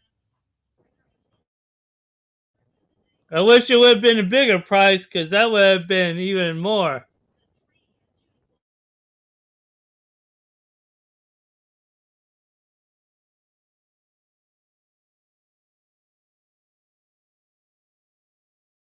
In front of the Run Happy Winners Circle, number 2, It's a Riddle, 4-year-old brown filly by Merit Man out of Riddle Me. Owned by Schroeder Farms, trained by Bob Hess Jr. and ridden by Juan Hernandez. It's a Riddle was bred in California by her owner, Schroeder Farms LLC. Running time 1:19.99 seconds. Up next, the Clockers Corner Stakes. No scratches or jockey changes. Start of the late pick 3.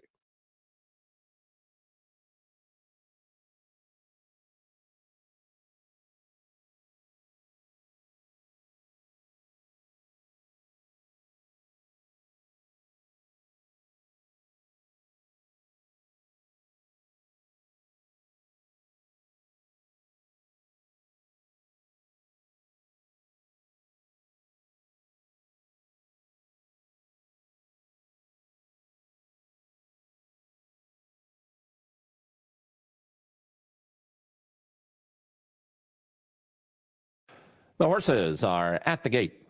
It's post time. My Boss Lady and Melting Snow, Abrogate, and Absolute Anna. Here comes Inject and Stablemate Special Gracie. The last horse to load is Akati's Hit.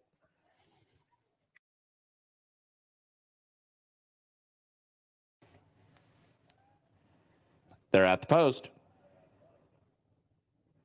They're off. Abrogate broke well, so did Melting Snow. These two fast into stride. Special Gracie and Inject are third and fourth. Then comes Absolute Anna and Akati's Hit, and the trailer is My Boss Lady. Melting Snow quicker than Abrogate up the backstretch. Melting Snow a half length in front. Abrogate is second by a length and a quarter to the stablemates. Special Gracie third and Inject fourth at the rail.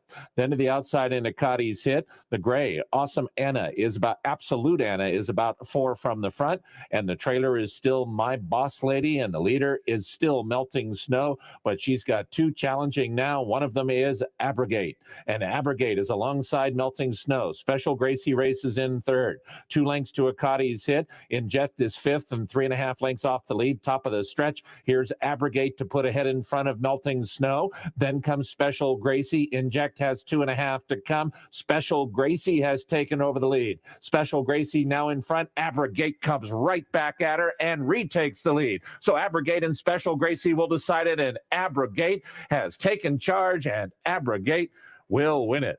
3 wins for the Levelongs. Way to Asmussen go, and Carrie. Santana. And that was Abrogate beat luck. Special Gracie, then Whoa. Inject. Close That for 4 fourth. looked like it was going to get Absolute tired, but Anna re-engaged. and Akati's hit. Woo! That was a good race.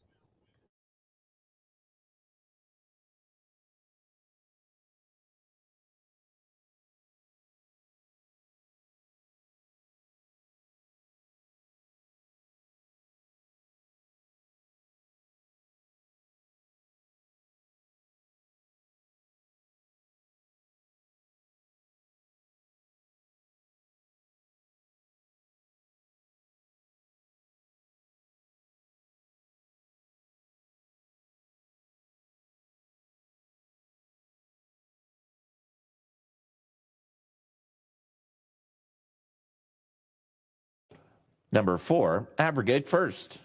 Number 6, Southern Gracie second. Number 3, Inject third.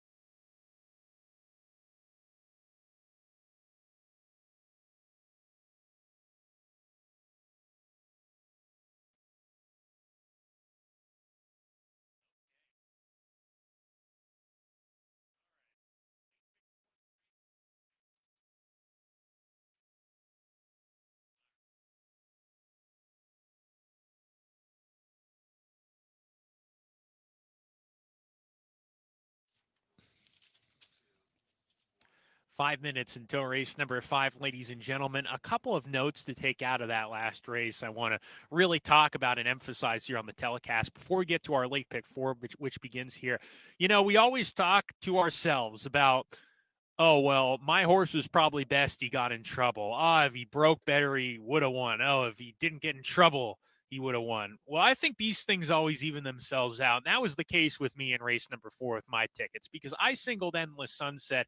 And really, by the disqualification, I got lucky because even though Tesoro, yes, he did interfere with number 3 and he was disqualified for that, doesn't mean he wasn't the best horse, and he probably was. And Endless Sunset was probably second best in that race. It'll be good to see Tesoro run again because he's obviously got some talent. Unfortunate, but this is a horse we want to keep an eye on. Looks like a pretty good horse from the OJ Harrigan barn. And like I said, I'm alive in the pick 6 and early pick 5 solely because of luck, not good handicapping. So keep that in mind as we move along. Sometimes things benefit you, sometimes things don't, but you want to keep these things all in stride as we move along here with each and every race card and when you win and lose your bets. Let's talk about the late pick 4, folks. A field of 5 signed on in here, and your current favorite right now, Sooner Than Sooner.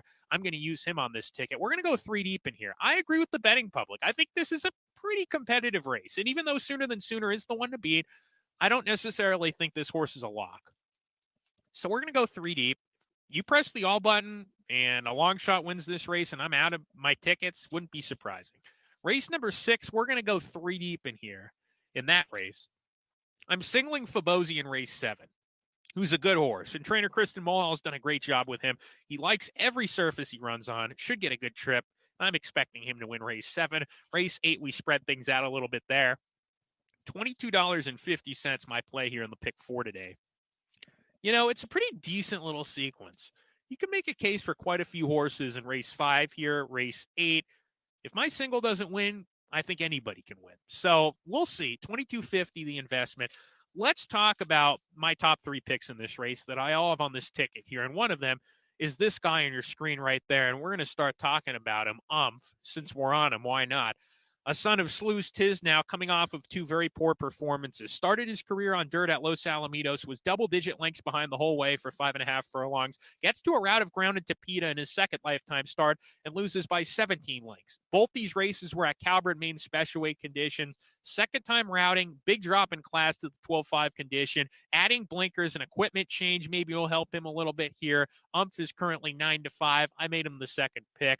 This really is a huge drop down in competition when you look at who he's running against here compared to what he saw last time out. Probably double-digit lengths worth. I'll tell you that. All these horses in this race, they would be losing by double-digit lengths in those Calvert Maine special weight races. So this is a field he probably can't handle. That said, I lean towards Sooner Than Sooner, a horse that also finished double-digit lengths behind the winner in that Calvert Maine special weight, in which ran 7th. This horse ran 6th and was 5 clear of Now, this horse has had better days, and he actually ran 2nd in a turf race. I mean, the special weight 4 starts ago, but obviously things haven't panned out for him since then. He's in for 12.5 today. That class drop should help. He's a horse that'll probably be sitting a few lengths off the pace with Catalino Martinez aboard. He is looking for a double. Number 5, Tiger on the Prowl, son of Smiling Tiger, who is a sprinter. The Cliff's Edge dam of this gelding Trust Nothing was a sprinter. Here's what's interesting, though. All that sprint pedigree, especially on the bottom side there, and guess what? The 2 siblings to this horse both won routing. They were routers. Trainer Jack Steiner conditions this guy who was well off the pace last time out. Had no early speed and only lost by 5. Made up a ton of ground down the lane. A sneaky, decent effort that day. But the question becomes, is he one of these horses that plays a trick on you, runs like that? You go, oh, he wants more distance, and then you turn out he's a late-running sprinter. I don't know. The pedigree says he might have distance limitations with the exception of his siblings, but I'm willing to see how this guy does here because it's interesting. It's an interesting play for a horse that we know made up a lot of ground last time out in that last start. He's a trip play. A minute to post race 5. Pick 4 begins here. Good luck.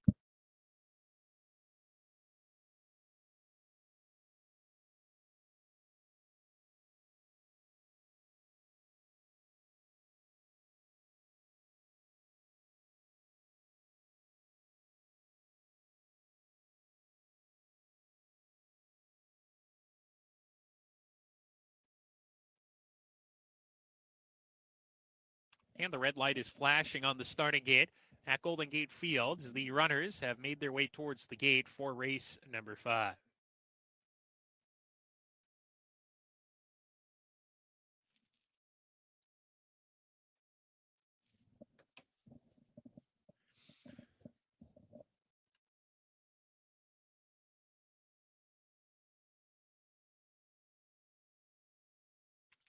to the inside post.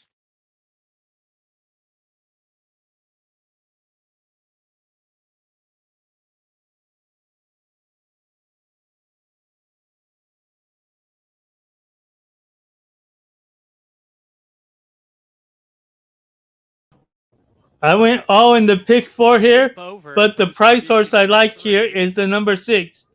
Acá me fui todos en el pick 4 acá, pues que me gusta más es el número 6 en un precio. Good luck to everyone. Buena suerte a todos.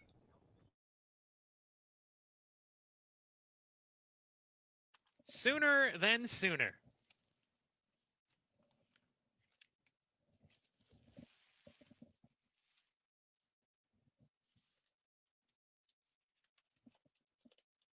Two back.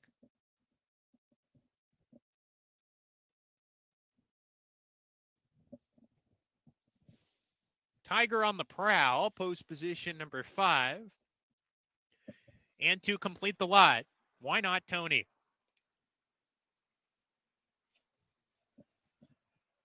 We're ready to go. And Lera. Sleep over out alertly. So is These two won too early. Sooner than sooner. Off the speed in the third spot. Tiger on the prowl is next. And why not Tony gets over to the rail to save some ground entering the clubhouse turn at the back of affairs early. 5 runners pretty stretched out with 7/8 of a mile to go. And the leader is Sleepover. Paves the way a length and a half on top.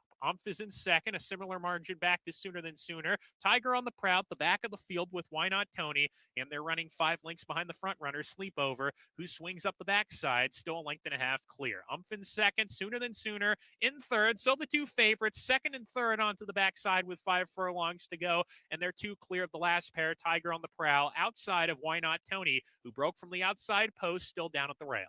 5 runners make their way towards the half-mile pole, and Sleepover, the son of Haynesfield, still is on top by a half-length margin from and Sooner Than Sooner on a hold, a little bit aggressive, wants to get after the top pair. As they hit the forward turn, it appears he has plenty of energy into the forward turn run. Why Not Tony is next on a loose rein with Tiger on the prowl. They round the forward turn. Sleepover is a neck lead on who turns up the pressure, and those two are locked in battle as they round the forward turn. Sooner Than Sooner, Catalina Martinez starts to get to work on him. He's third now, a length and a half off the top pair, and the other two have been outrun as they swing off the turn.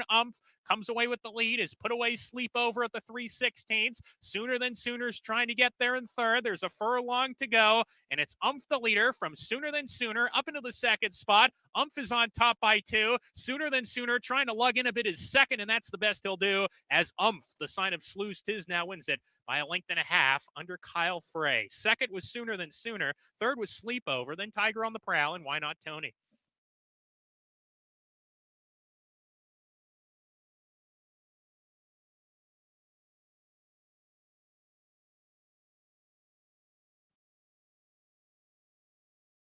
Number 2, was first. Second, number 4, Sooner Than Sooner. Third was number 3, Sleepover. Fourth, number 5, Tiger on the Prowl. 2, 4, 3, 5, your top 4 finishers in the 5th race. Please hold all tickets until the result is posted official.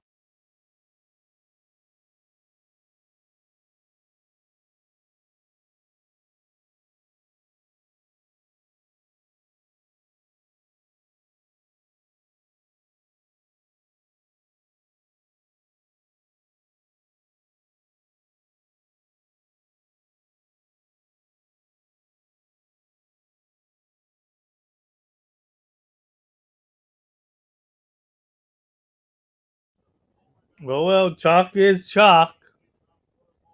But that's why I went off.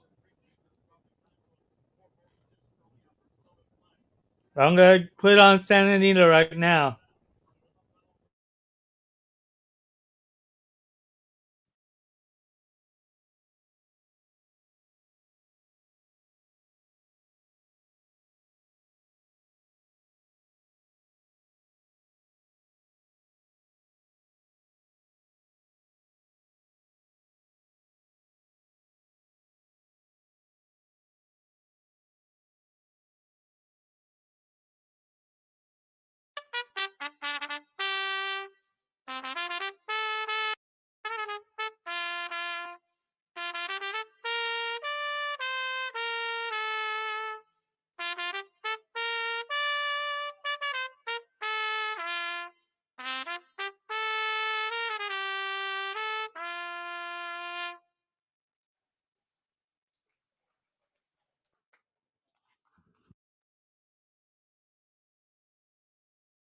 Jay Cohen brings him out for the Clockers Corner Stakes.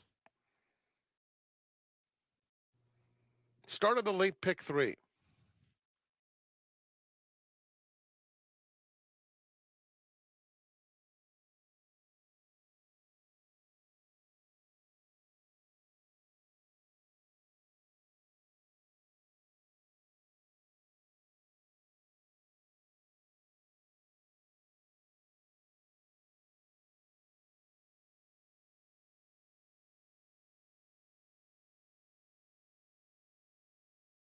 Here's the field. Number 1, Mr. Vargas, owned by JMS Stable, trained by Brian Corner with Jessica Pfeiffer. 2, Strong Constitution, owned by Roadrunner Racing and Sage Racing, trained by Doug O'Neill. The jockey is Tiago Pereira. 3, Thanks Mr. Edson, is owned by Del Seco DCS Racing, trained by Jeff Bondi with Edwin Maldonado. 4, Real News, owned by Altamira Racing Stable, trained by Peter Miller with Ricky Gonzalez. Number 5 is Ghoul, owned by Barber and Wachtel Stable, trained by Peter Miller with Abel Cedillo. 6, Osodeguer, is owned by Linderman, Uriel Tucker et al., trained by Doug O'Neill and ridden by Ruben Fuentes. 7, Strike Me Down, owned by Agave Racing Stable and Samsun Farm, trained by Phil D'Amato. The jockey is Umberto Rispoli. 8, Gregorian Chant, is owned by Slam Dunk Racing, Old Bones Racing Stable, and Netwig. Phil D'Amato trains, Juan Hernandez rides. That's the field for the Clockers Corner. 6 furlongs on the turf, coming up in 7 minutes.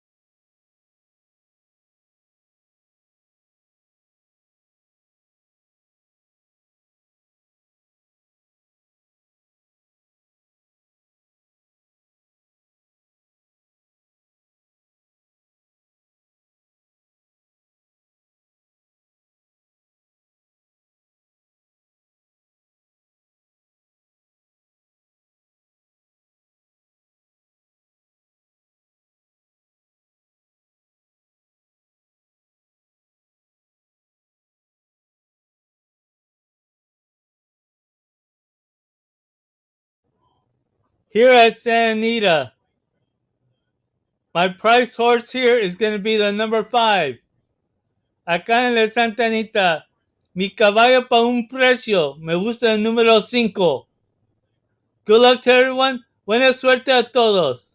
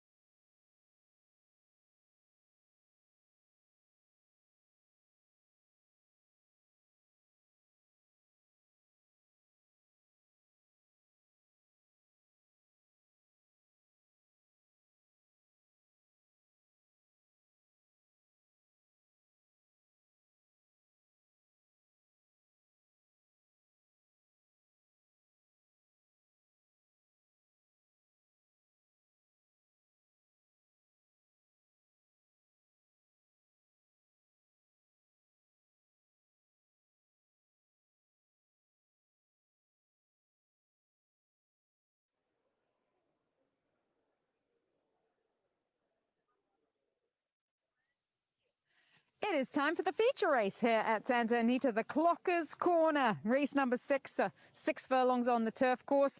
The number 1, Mr. Vargas, looked very good galloping by. The 7-year-old gelding carries plenty of condition in his older age, and he certainly likes to run at this distance. Wanted to just zone in on the 5, Ghoul, the Brazilian. I think Peter Miller has this 6-year-old gelding in good form right now, and I think if he can come back and run the same race as he ran on the 2nd of January, he's given him time enough to recoup from that, then he should be very live in here. The other 2 horses on the outside that are interesting, Strike Me Down and Gregorian Chant, both of them from the Phil D'Amato barn. Both started their career outside the state of California, and neither of them have ever run shorter than 7 furlongs. Gregorian Chant, in fact, won at 7 furlongs at Dundalk in his debut. But I liked Strike Me Dawn's workout on the 9th of January, a super healthy work down the middle of the track. The gray horse looked very good. So the cutback to me is intriguing for him, perhaps more than Gregorian Chant. I'm not quite sure what he wants to do. He's gone a mile. He's gone a mile and a half. And now in his 3rd consecutive race, he will cut back to 6.5 furlongs. So I think the barn is trying to figure out where he's most effective as well. But to me, Ghoul, the best looking horse as they went by me. I'm looking forward to seeing if he can repeat that race. And then the 7, Strike Me Down, the intriguing horse who is now 6 years old. They have reached the gate. They will start to load for the Clockers Corner. It's post time for the Clockers Corner Stakes. They're moving in. Good luck to everyone. Buena suerte a todos. Mr. Vargas going in.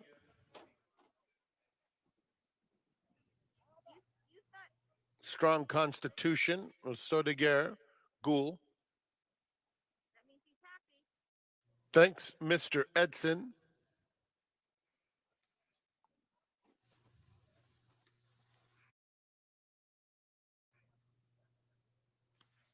Here's real news. Strike Me Down is in. Gregorian Chant to the outside. And they're off. Mr. Vargas comes out very swiftly to battle for the lead. Real News is up close as well, but Mr. Vargas a little bit faster. Here's Thanks Mr. Edson splitting that pair and going to put pressure on the front runner. Then it's Strong Constitution in 4th, 3 off the lead, followed by Ghoul, Strike Me Down, Osodeguer, and Gregorian Chant. Mr. Vargas takes him past the half-mile pole, in front by a length to Thanks Mr. Edson in 2nd. Then a 3-wide Real News. Ghoul inches up between them. Strong Constitution on the inside. The gray is Strike Me Down, 5 lengths off the lead. Osodeguer, and then it's Gregorian Chant. Approaching the quarter pole, Mr. Vargas, 3/4 of a length. Real News on the outside.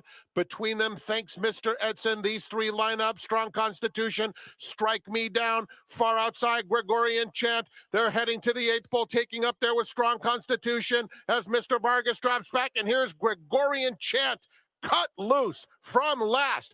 Handridden, storming to the front and proving much best in the Clockers Corner. Stellar effort out of Gregorian Chant. Strike Me Down got up to possibly complete the Phil D'Amato exacta, and then Thanks Mr. Edson. It was a battle behind them for the minors, including Osodeguer and Real News.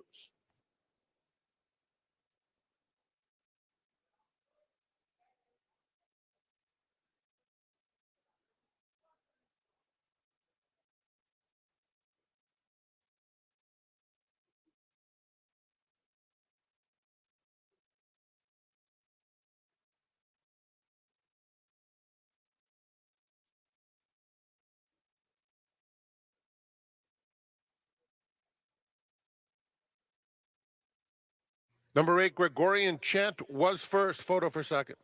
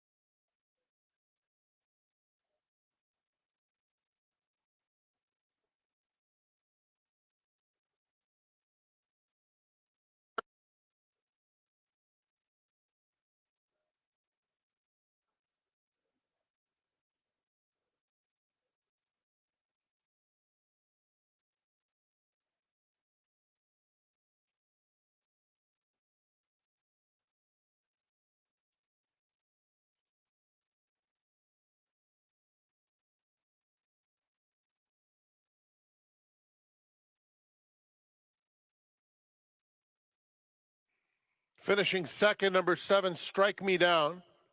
Third, 3, Thanks, Mr. Edson. Fourth, 4, Real News. And finishing fifth, number 5, Ghoul. 87345.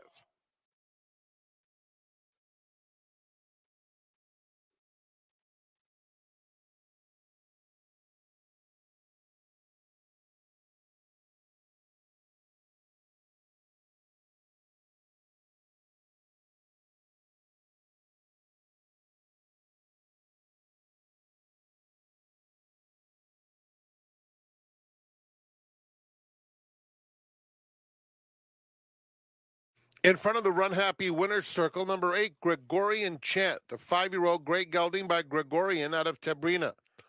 Owned by Slam Dunk Racing, Old Bones Racing Stable, and Netwig. That's 2 wins today for Slam Dunk Racing. The winning trainer, Phil D'Amato.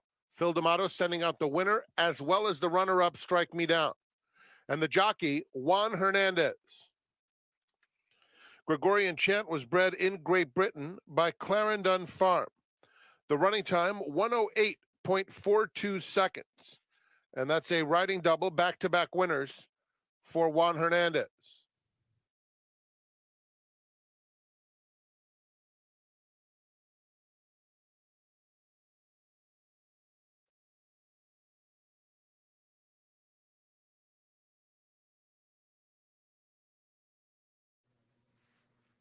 Super high five, $3,290.80.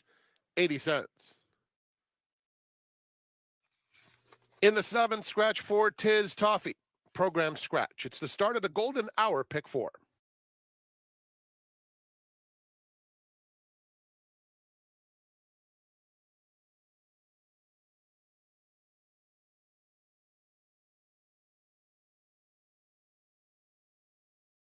Ladies and gentlemen, we direct your attention to the winner's circle and Kurt Hoover.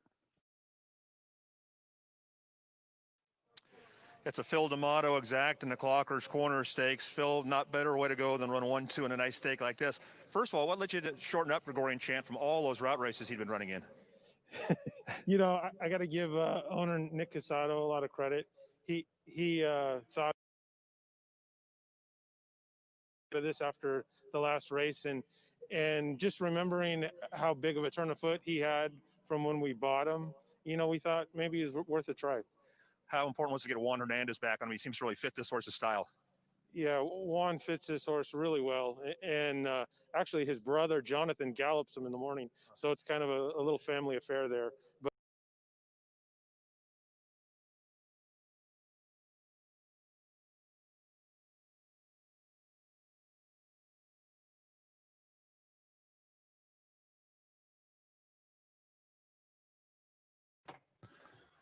it's post time. River Finn just went in. Long-term Relationship and Handy are ready. Here's Favola and Truculent. Stock Deal will be next.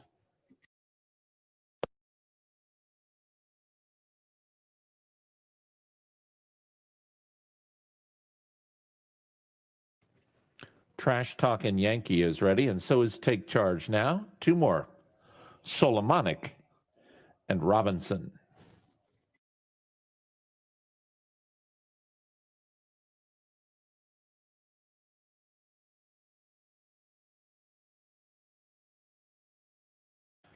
They're at the post. They're off. Terrible start for Solomonic. He broke awkwardly, and he is last early. Truculent breaks sharply and goes to the front from Take Charge Now and Favola to the outside and Trash Talkin' Yankee. Next, it's Handy at the rail, then River Finn, followed by Long-Term Relationship and to the outside Stock Deal. Between horses is River Finn, who is now second to last, and the trailer is Solomonic. So they turn to the backstretch, and the leader is Truculent, and he's a 3/4 length, now less than that, from Favola in second. Truculent leads by a neck. Favola is second by 2 lengths to Handy, tucked in nicely at the rail in third. Take Charge Now races fourth, and he's 2.5 off the lead. Trash Talkin' Yankee has made his way to the inside. Nice move, Ricardo Santana. and a junior, and he's in striking position, 3.5 off the lead. Trash Talking Yankee is 5th. Then it's 2.5 lengths further back to River Finn. Solomonic Between Horses and Long-Term Relationship. Stock Deal is second to last. And now the trailer is Robinson. As they leave the backstretch, it is still Truculent and Favola. Truculent leads just by a neck from Favola in second. Now coming after them is Take Charge Now. He races third. Long-Term Relationship has taken fourth. It's 2 lengths now to Trash Talking Yankee. He's 5th. Stock Deal, Solomonic still has 7 lengths to make up. He'll have to fly from there. Top of the stretch, Truculent cuts the corner and leads. It is Truculent now, a length and a half in front. Here comes Long-Term Relationship. Trash Talking Yankee is between horses. Solomonic is too far behind, and they come to the final furlong, and Truculent drifted out, and that was no good for Trash Talking Yankee, but it's good for Long-Term Relationship. New leader, Long-Term Relationship. Long-Term Relationship beat Truculent. Trash Talking Yankee was 3rd. Solomonic finished 4th.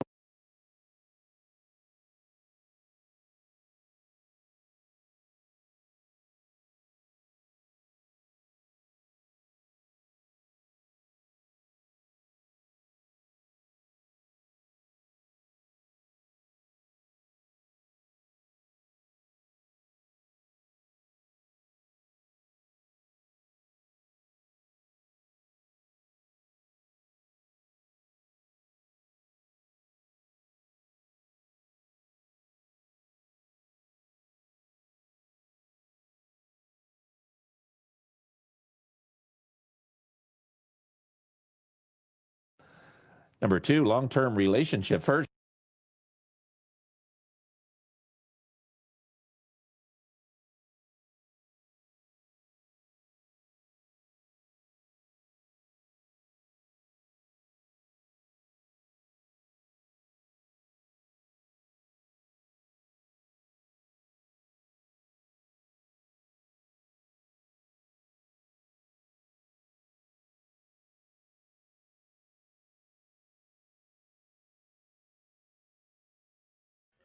I need the 1, 2, or 3 to stay live in the pick 4 here at Golden Gate Fields.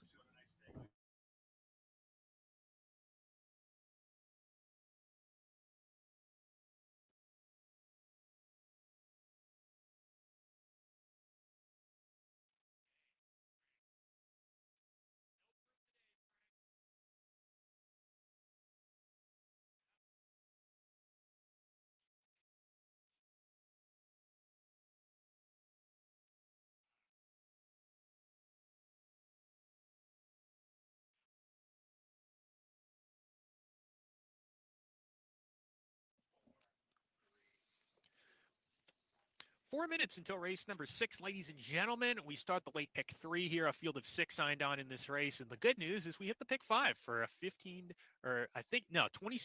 play, excuse me. We got over $165 back, so that's pretty good. And we're going to keep things rolling here in race number 6. In the pick 6, we are singled to number 3, this is Speed Bomb. Coming off a half-length loss last time out for 12.5 non-2 life. Back in this condition here for trainer Isidro Tamayo. First start for the barn, by the way. Comes out of the barn of Holly Evans.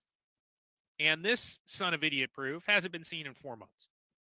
But he's got some sharp works on the page for Tamayo, who wins at 33% from a 54-horse sample from DRF Stats, with runners making their first start for Isidro's barn. Take a look at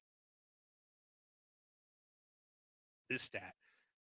First start off a layoff between 61 and 180 days. Isidro from a 36-horse sample wins at 36%. So this barn, this trainer, very, very, very capable of getting runners ready to go off at breaks.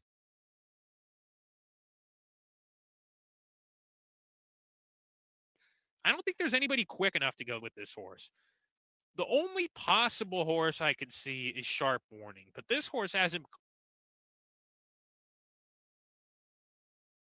been close to the lead in quite some time. I think Tis a Speed Bomb's just going to try to clear off and win this thing in gate to wire fashion.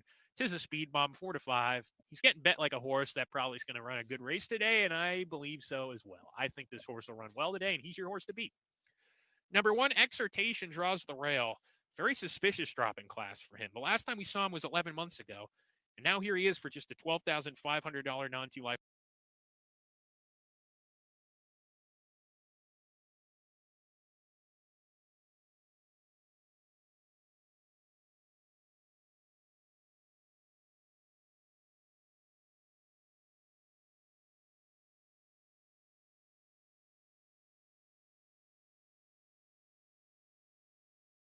Chance, or at least a good chance that's the case, because he's in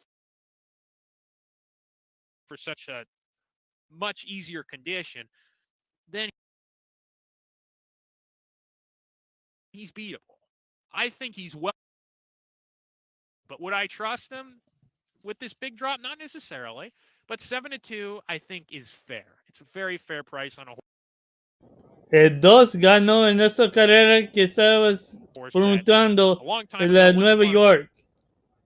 favorite. El número 2 ganó. I'm making him the second pick. I look and I say, you know what, in a field of 6 here, it's probably good enough. Use something in the tank to run okay, but I don't necessarily trust him and love him on the win end. Number 2, Cool Cross, very consistent horse.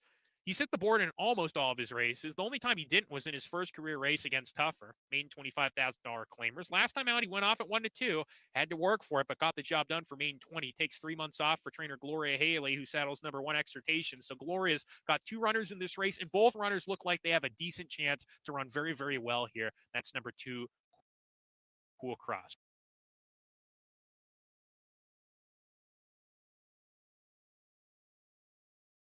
Runners making their way to the gate. Good luck.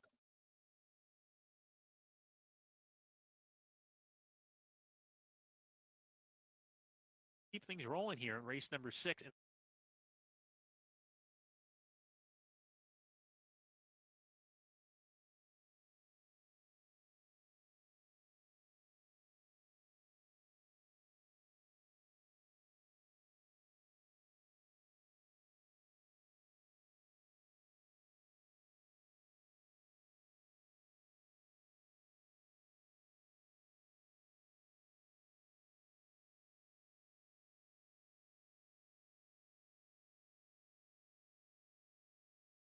Fields as the runners have made their way towards the gate for race number 6. Exhortation, the first one to come up.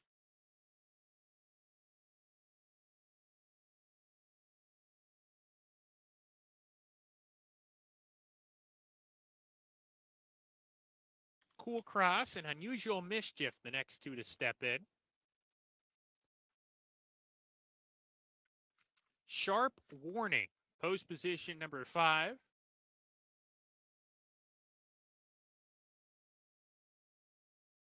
Two back, Hula King to the outside post.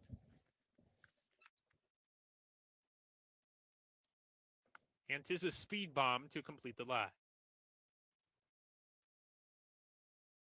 We're ready to go. And they're off.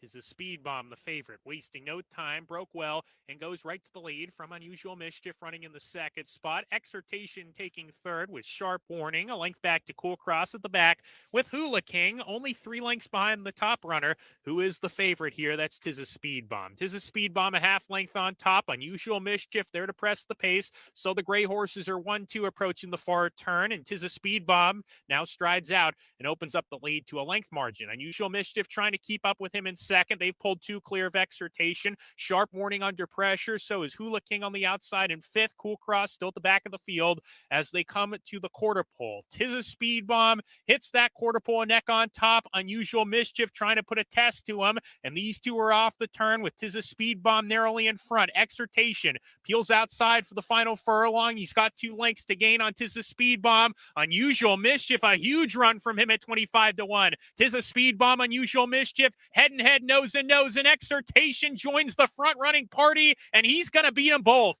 Exhortation, Hugo Herrera win it. Unusual Mischief second, 'Tis a Speed Bomb third, and Cool Cross was fourth.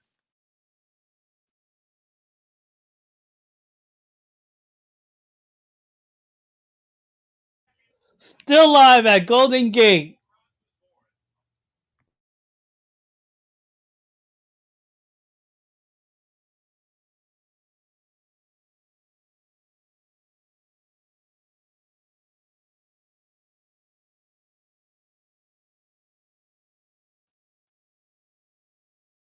Number 1, Exhortation. First, well prepared by trainer Gloria Haley off a long layoff, gets the win. Photo finish for second and third. Finishing fourth was number 2, Cool Cross. Please continue to hold all your tickets until the photos for second and third are down and the result is posted official.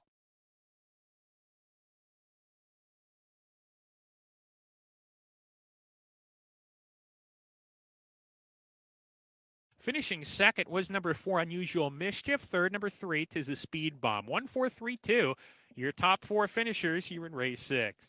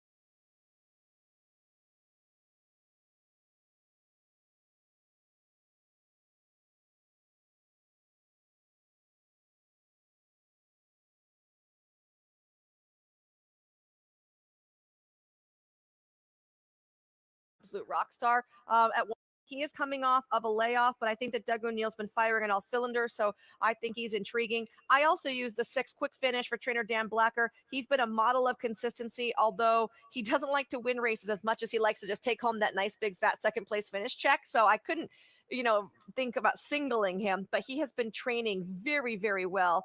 And I also use the 7 City Rage for Mark Glatt. He cleared the condition 2 back, the non-winners of 2, and then last time out, I thought he ran valiant in defeat. He's coming in off a little bit of a fresh. Over here at Santa Anita for a price. I like the number 3. Acá en Santa Anita por un precio. Me gusta el número 3. Good luck to everyone. Buena suerte a todos.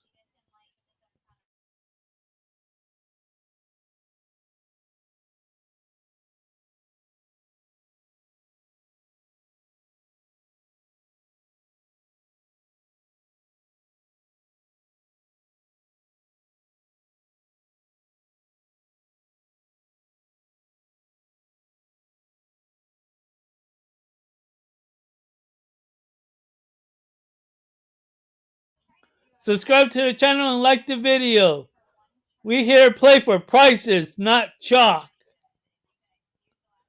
But if I tell you like I like the chalk, I'll give you the price horse to put into your exotic play.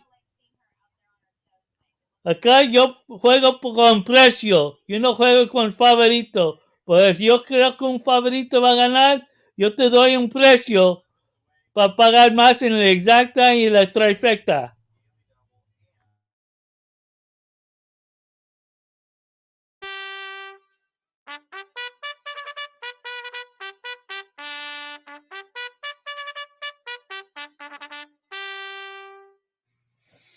Field heading onto the track for the 7th program scratch of number 4. This is the beginning of the golden hour pick 4.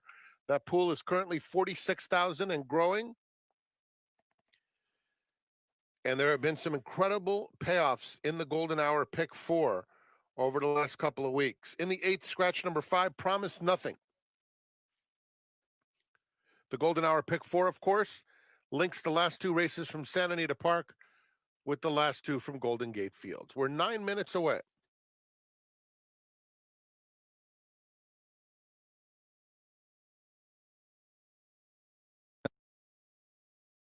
Enjoy San Manuel Casino from the comfort of home at play.sanmanuel.com.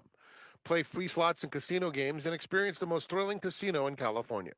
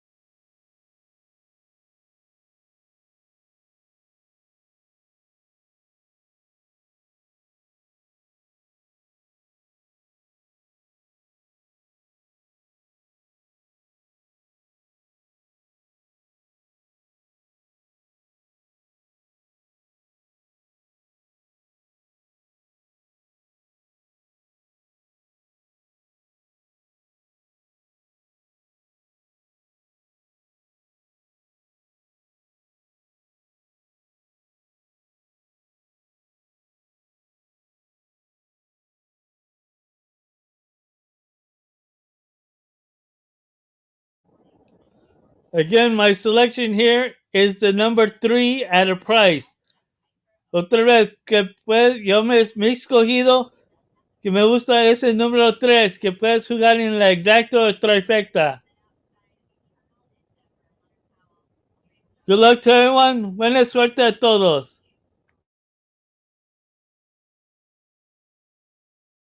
Back here prior to race number 7, the penultimate race on the Sunday program at Santa Anita. Michelle Yu and Tom Quigley. We just saw an extended look at Madame Barbarian, who, by the way, does add front bandages for today, TQ. That's not an equipment she's been normally put out with, but with the track having a little bit of moisture in it, I can see where a lot of trainers like to do that just for a support situation. She was definitely warming up nicely. You started throwing her legs out there, and she was a happy girl. Let's face it, the claiming game is a poker game, right? So maybe Jeff Mullins is putting it on perhaps to dissuade some claims. She's been a popular claim at the claim box. When she was claimed back on October 3rd, there were 2 claims in for her that day.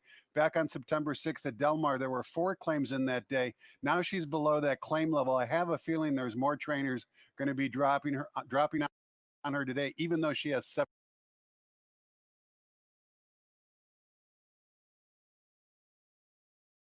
75 career starts. You know what you also love is that she's an 8-year-old mare, and the fact that Jeff Mullins has gone in multiple times for her, that bodes very well. You love to have a competitive pro in the stable that you just know is going to run well. So I think it's kudos to them. It's all about management with some of the older horses. And as Charlie Whittingham once said, time only matters when you're in jail, and you can see she's had 2 workouts since her last race as well, which bodes well for her soundness also. Speaking about this distance, because it is a testing distance, TQ, as you page through, none of these fillies have ever won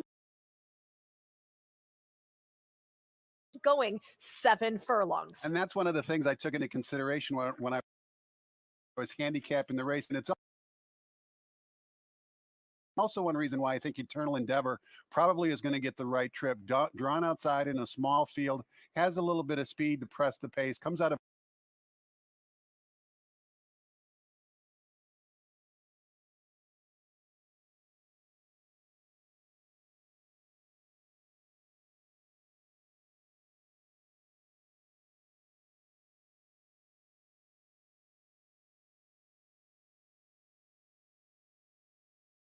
Alamitos going 5.5, which can be a very disadvantageous post position. So I think she's going to get a little bit more comfortable trip today, but I do think Jessica is going to send from the post 5. Wow, so we could have lots of ladies there on the front end. I agree with you. I mean, Billy Kay did some of her best running early on. She didn't want to pass the horse, but she surprised everybody in that Los Alamitos race. Actually, the plan that day very, very well to the front, but she was bumped extremely hard out of the gate, and it put her behind. But she was willing to come rolling late. I'll be interested. Good luck to everyone. Buena suerte a todos. Of the plan today. Sometimes I ask, and sometimes it just doesn't ever fall into my lap. Team Hansen keeping the cards close to the vest, so we'll see exactly how Emily decides to ride Billy Kay, but you know, we'll see how it all ends up. They say 6 of them wound up. All right, so we're about 4 minutes to go before race number 7. This will begin the Golden Hour pick 4. You still have plenty of time to get those wagers down. Again, that is a $1 minimum wager with a very low takeout link. I'm very jealous. 2 races and Golden Gate's final 2 races on the card available every racing day here at Santa Anita. And don't worry, there's also more racing coming up and more ways to play, including the Golden Hour double currently at 41,000, linking the finals at both racetracks. And interestingly enough, Michelle, 112 pick 6 combinations still alive. So we're getting into territory where some players' hearts are starting. Disappointing last time out, the turn. Even though we had smaller fields today, that there might be some single tickets going into the last leg. 3 minutes before race number 7, 6 to 5 on your favorite, the old veteran. And Madam Barbarian going for career start number 76. Good luck.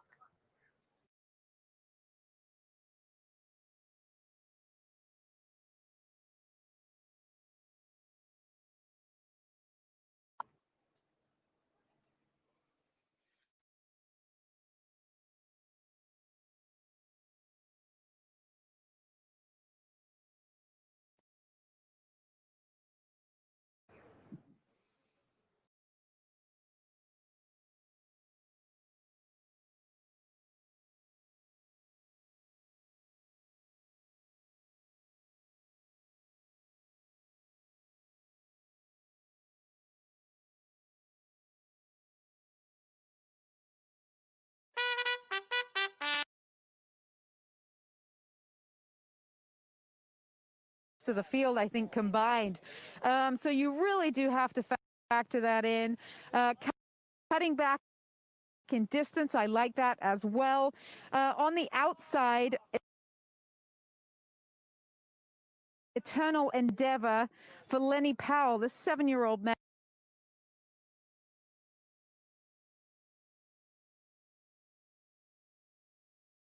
Kept grabbing my attention when I saw her coming out of the saddling enclosure into the paddock.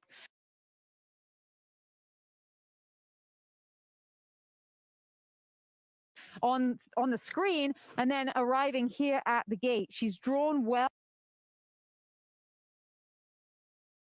On the outside, I like that. I'm going to go with Eternal Endeavor on top with Madam Barbarian underneath, really zoning in on just those 2 horses, the bookends for me, as they have reached the gate here, and they will go behind it, load up, looking right now at the number 1, that's Madam Barbarian, in those bright orange silks. Frank Miramati with race number 7.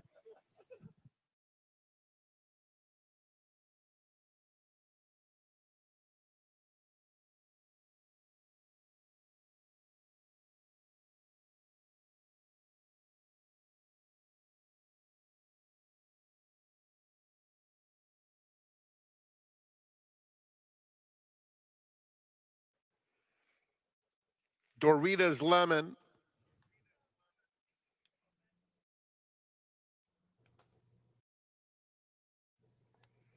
Flying Business, 1 from the outside. She steps up at odds of 4 to 1. And the 9 to 5 second choice, Eternal Endeavor, to complete the lineup.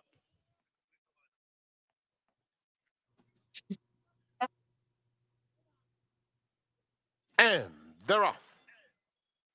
Very even beginning. Dorita's Lemon in the center of the track is vying for the lead with Flying Business. A close-up third, Eternal Endeavor. Down on the inside, Madame Barbarian and Billy Kay. Extremely compact group. Onto the main track they go. Dorita's Lemon, Flying Business heads apart. Joined at the rail by Billy Kay, a half length back in third. Then the 2 favorites, Eternal Endeavor on the outside of Madame Barbarian. Half mile left to run. And it's Dorita's Lemon between horses, That pool is approaching $100,000.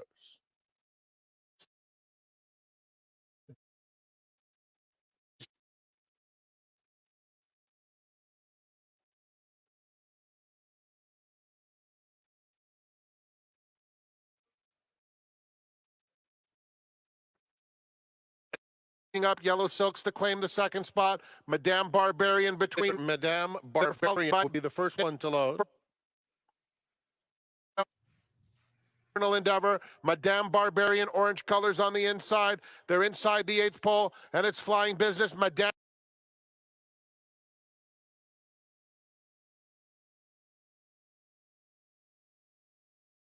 of Journeys and will win convincingly. Madame Barbarian by 2.5. Flying Business, Eternal Endeavor, and Doritos Lemon.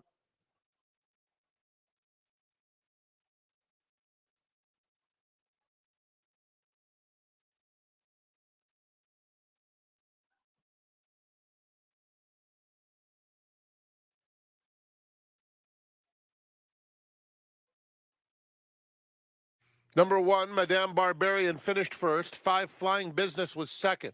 6, Eternal Endeavor third. And 3, Doritos Lemon fourth. 1, 5, 6, 3.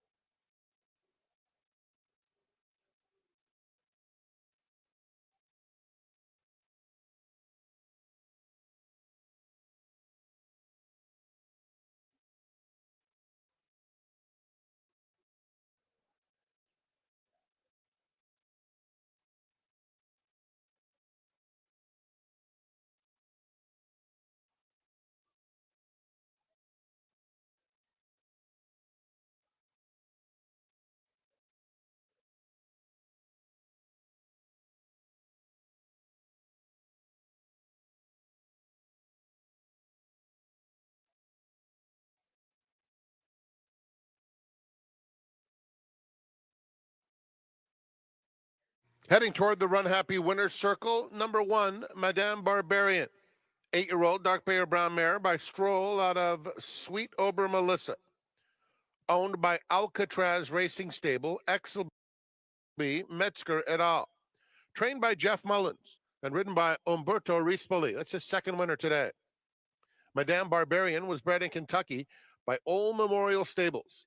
The running time, 1 minute 23.85 seconds. The 8th race is up in 29 minutes. It starts the $5 Golden Hour double. Scratch number 5, Promise Nothing.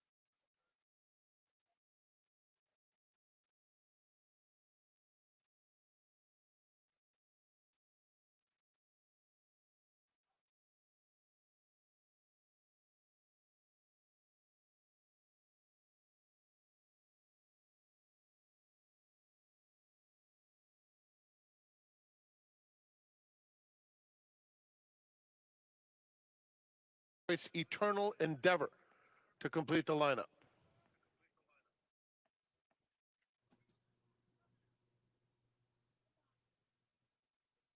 And they're off. Very even beginning. Doritas Lemon in the center of the track is vying for the lead with Flying Business. A close-up third, Eternal Endeavor. Down on the inside, Madame Barbarian and Billy Kay. Extremely compact group. Onto the main track they go. Doritas Lemon, Flying Business heads apart. Joined at the rail by Billy Kay, a half length back in third. Then the two favorites, Eternal Endeavor on the outside of Madame Barbarian. Half mile left to run. And it's Doritas Lemon between horses.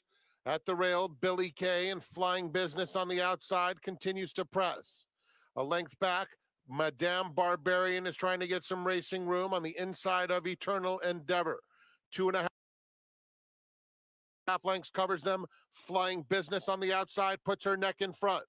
Doritas Lemon is asked to counter in second. Eternal Endeavor moving up. Yellow Silks to claim second spot. Madame Barbarian between rivals, and they're followed by Billy Kay turning for home. Flying Business leads by a length, chased by Eternal Endeavor. Madame Barbarian, orange colors on the inside. They're inside the 8th pole, and it's Flying Business. Madame Barbarian is starting to gain serious momentum, and Madame Barbarian comes through to take the lead and really had to overcome not the greatest of journeys and will win convincingly. Madame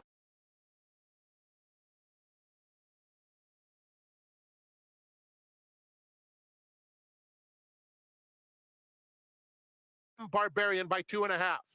Flying Business, Eternal Endeavor, and Doritas Lemon.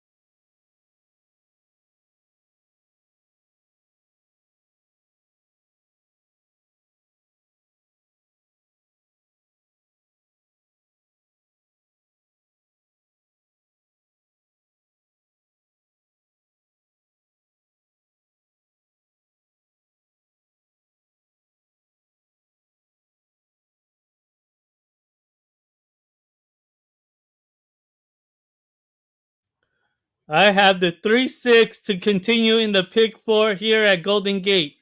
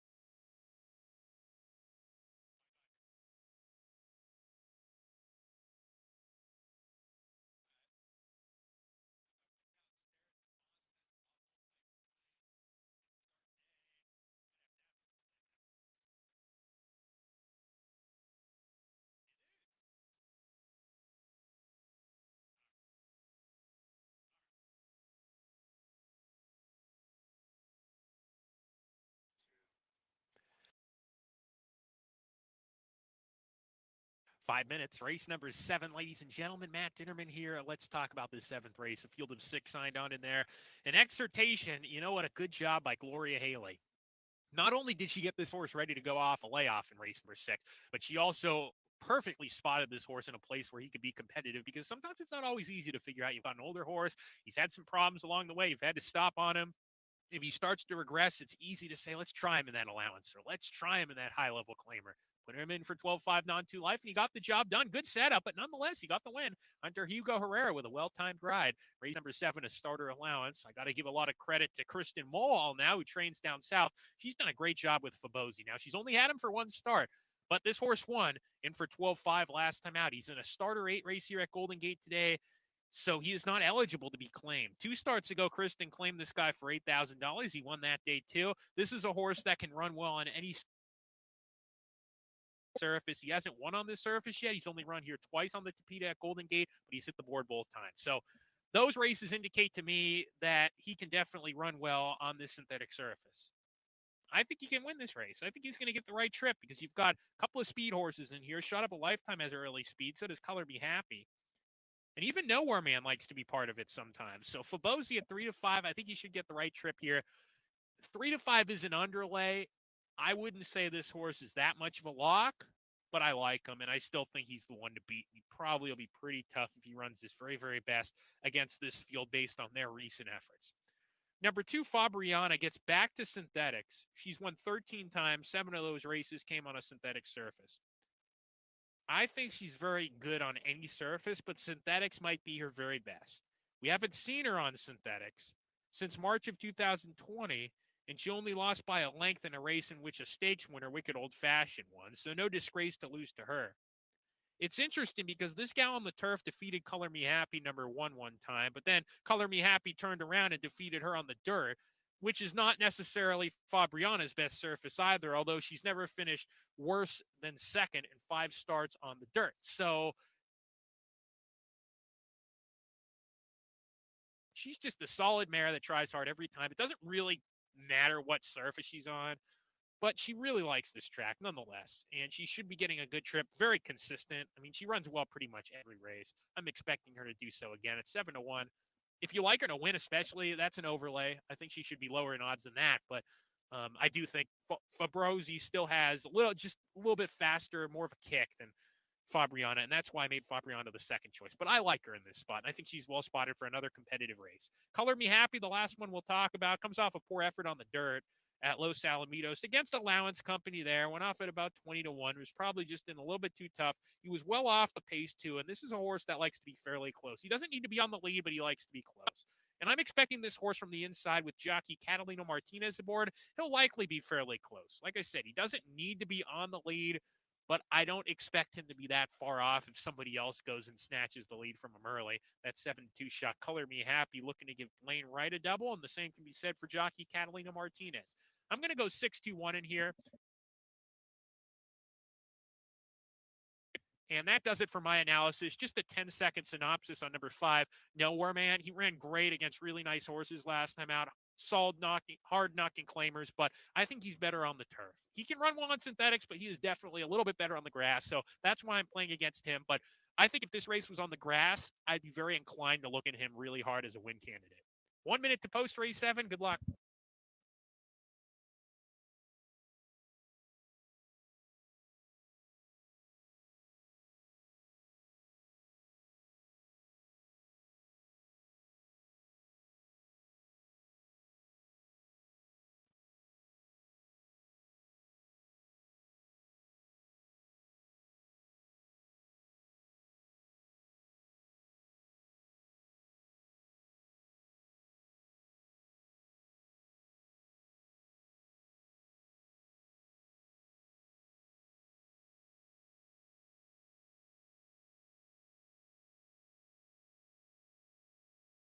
And the red light is flashing on the starting gate at Golden Gate Fields as the runners have made their way towards the gate for race number 7.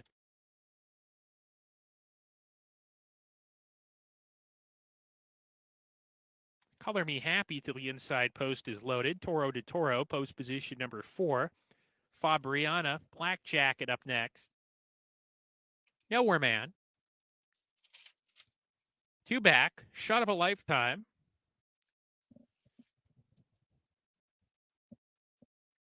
And to the outside, Fabosi. Fobosi goes it. Shot of a lifetime backs out. We'll reload him.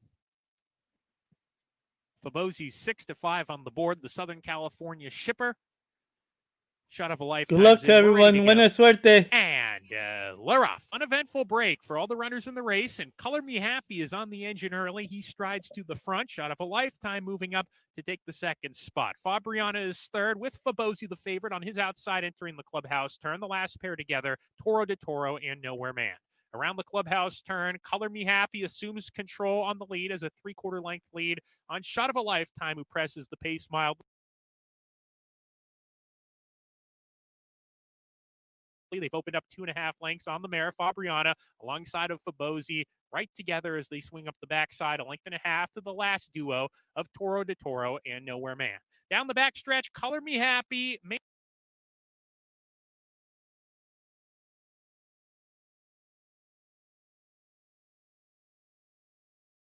maintains the lead. It's a length now on Shot of a Lifetime, right on the tail of this leader here.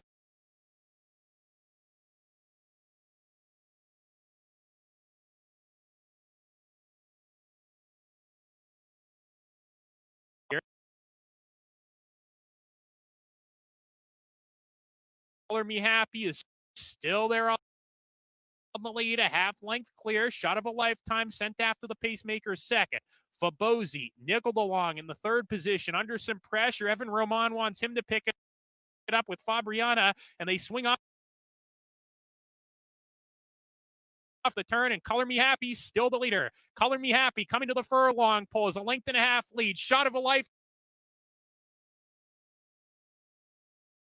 gaining ground gradually. It's a 2-horse race with a 16th to go. Color Me Happy digs in. Shot of a Lifetime outside there. Color Me Happy. Shot of a Lifetime. Head and head. Shot of a Lifetime got there.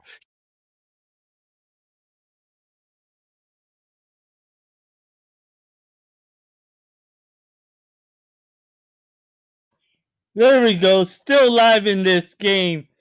Yes. Down to the single. Roman wants him to pick it up with Fabriana.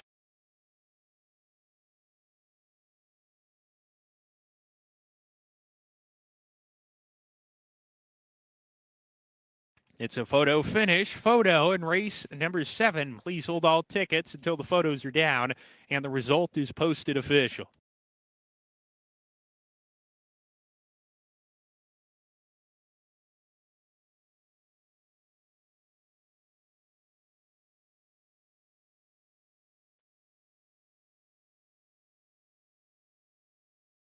Three, Shot of a Lifetime first. Second, number 1, Color Me Happy. Third, number 5, Nowhere Man. And fourth was number 6, Fobosi. 3, 1, 5, 6, your top 4 finishers here in race number 7. I'll be back on. I'm going to turn off and come back on for my second half of the show.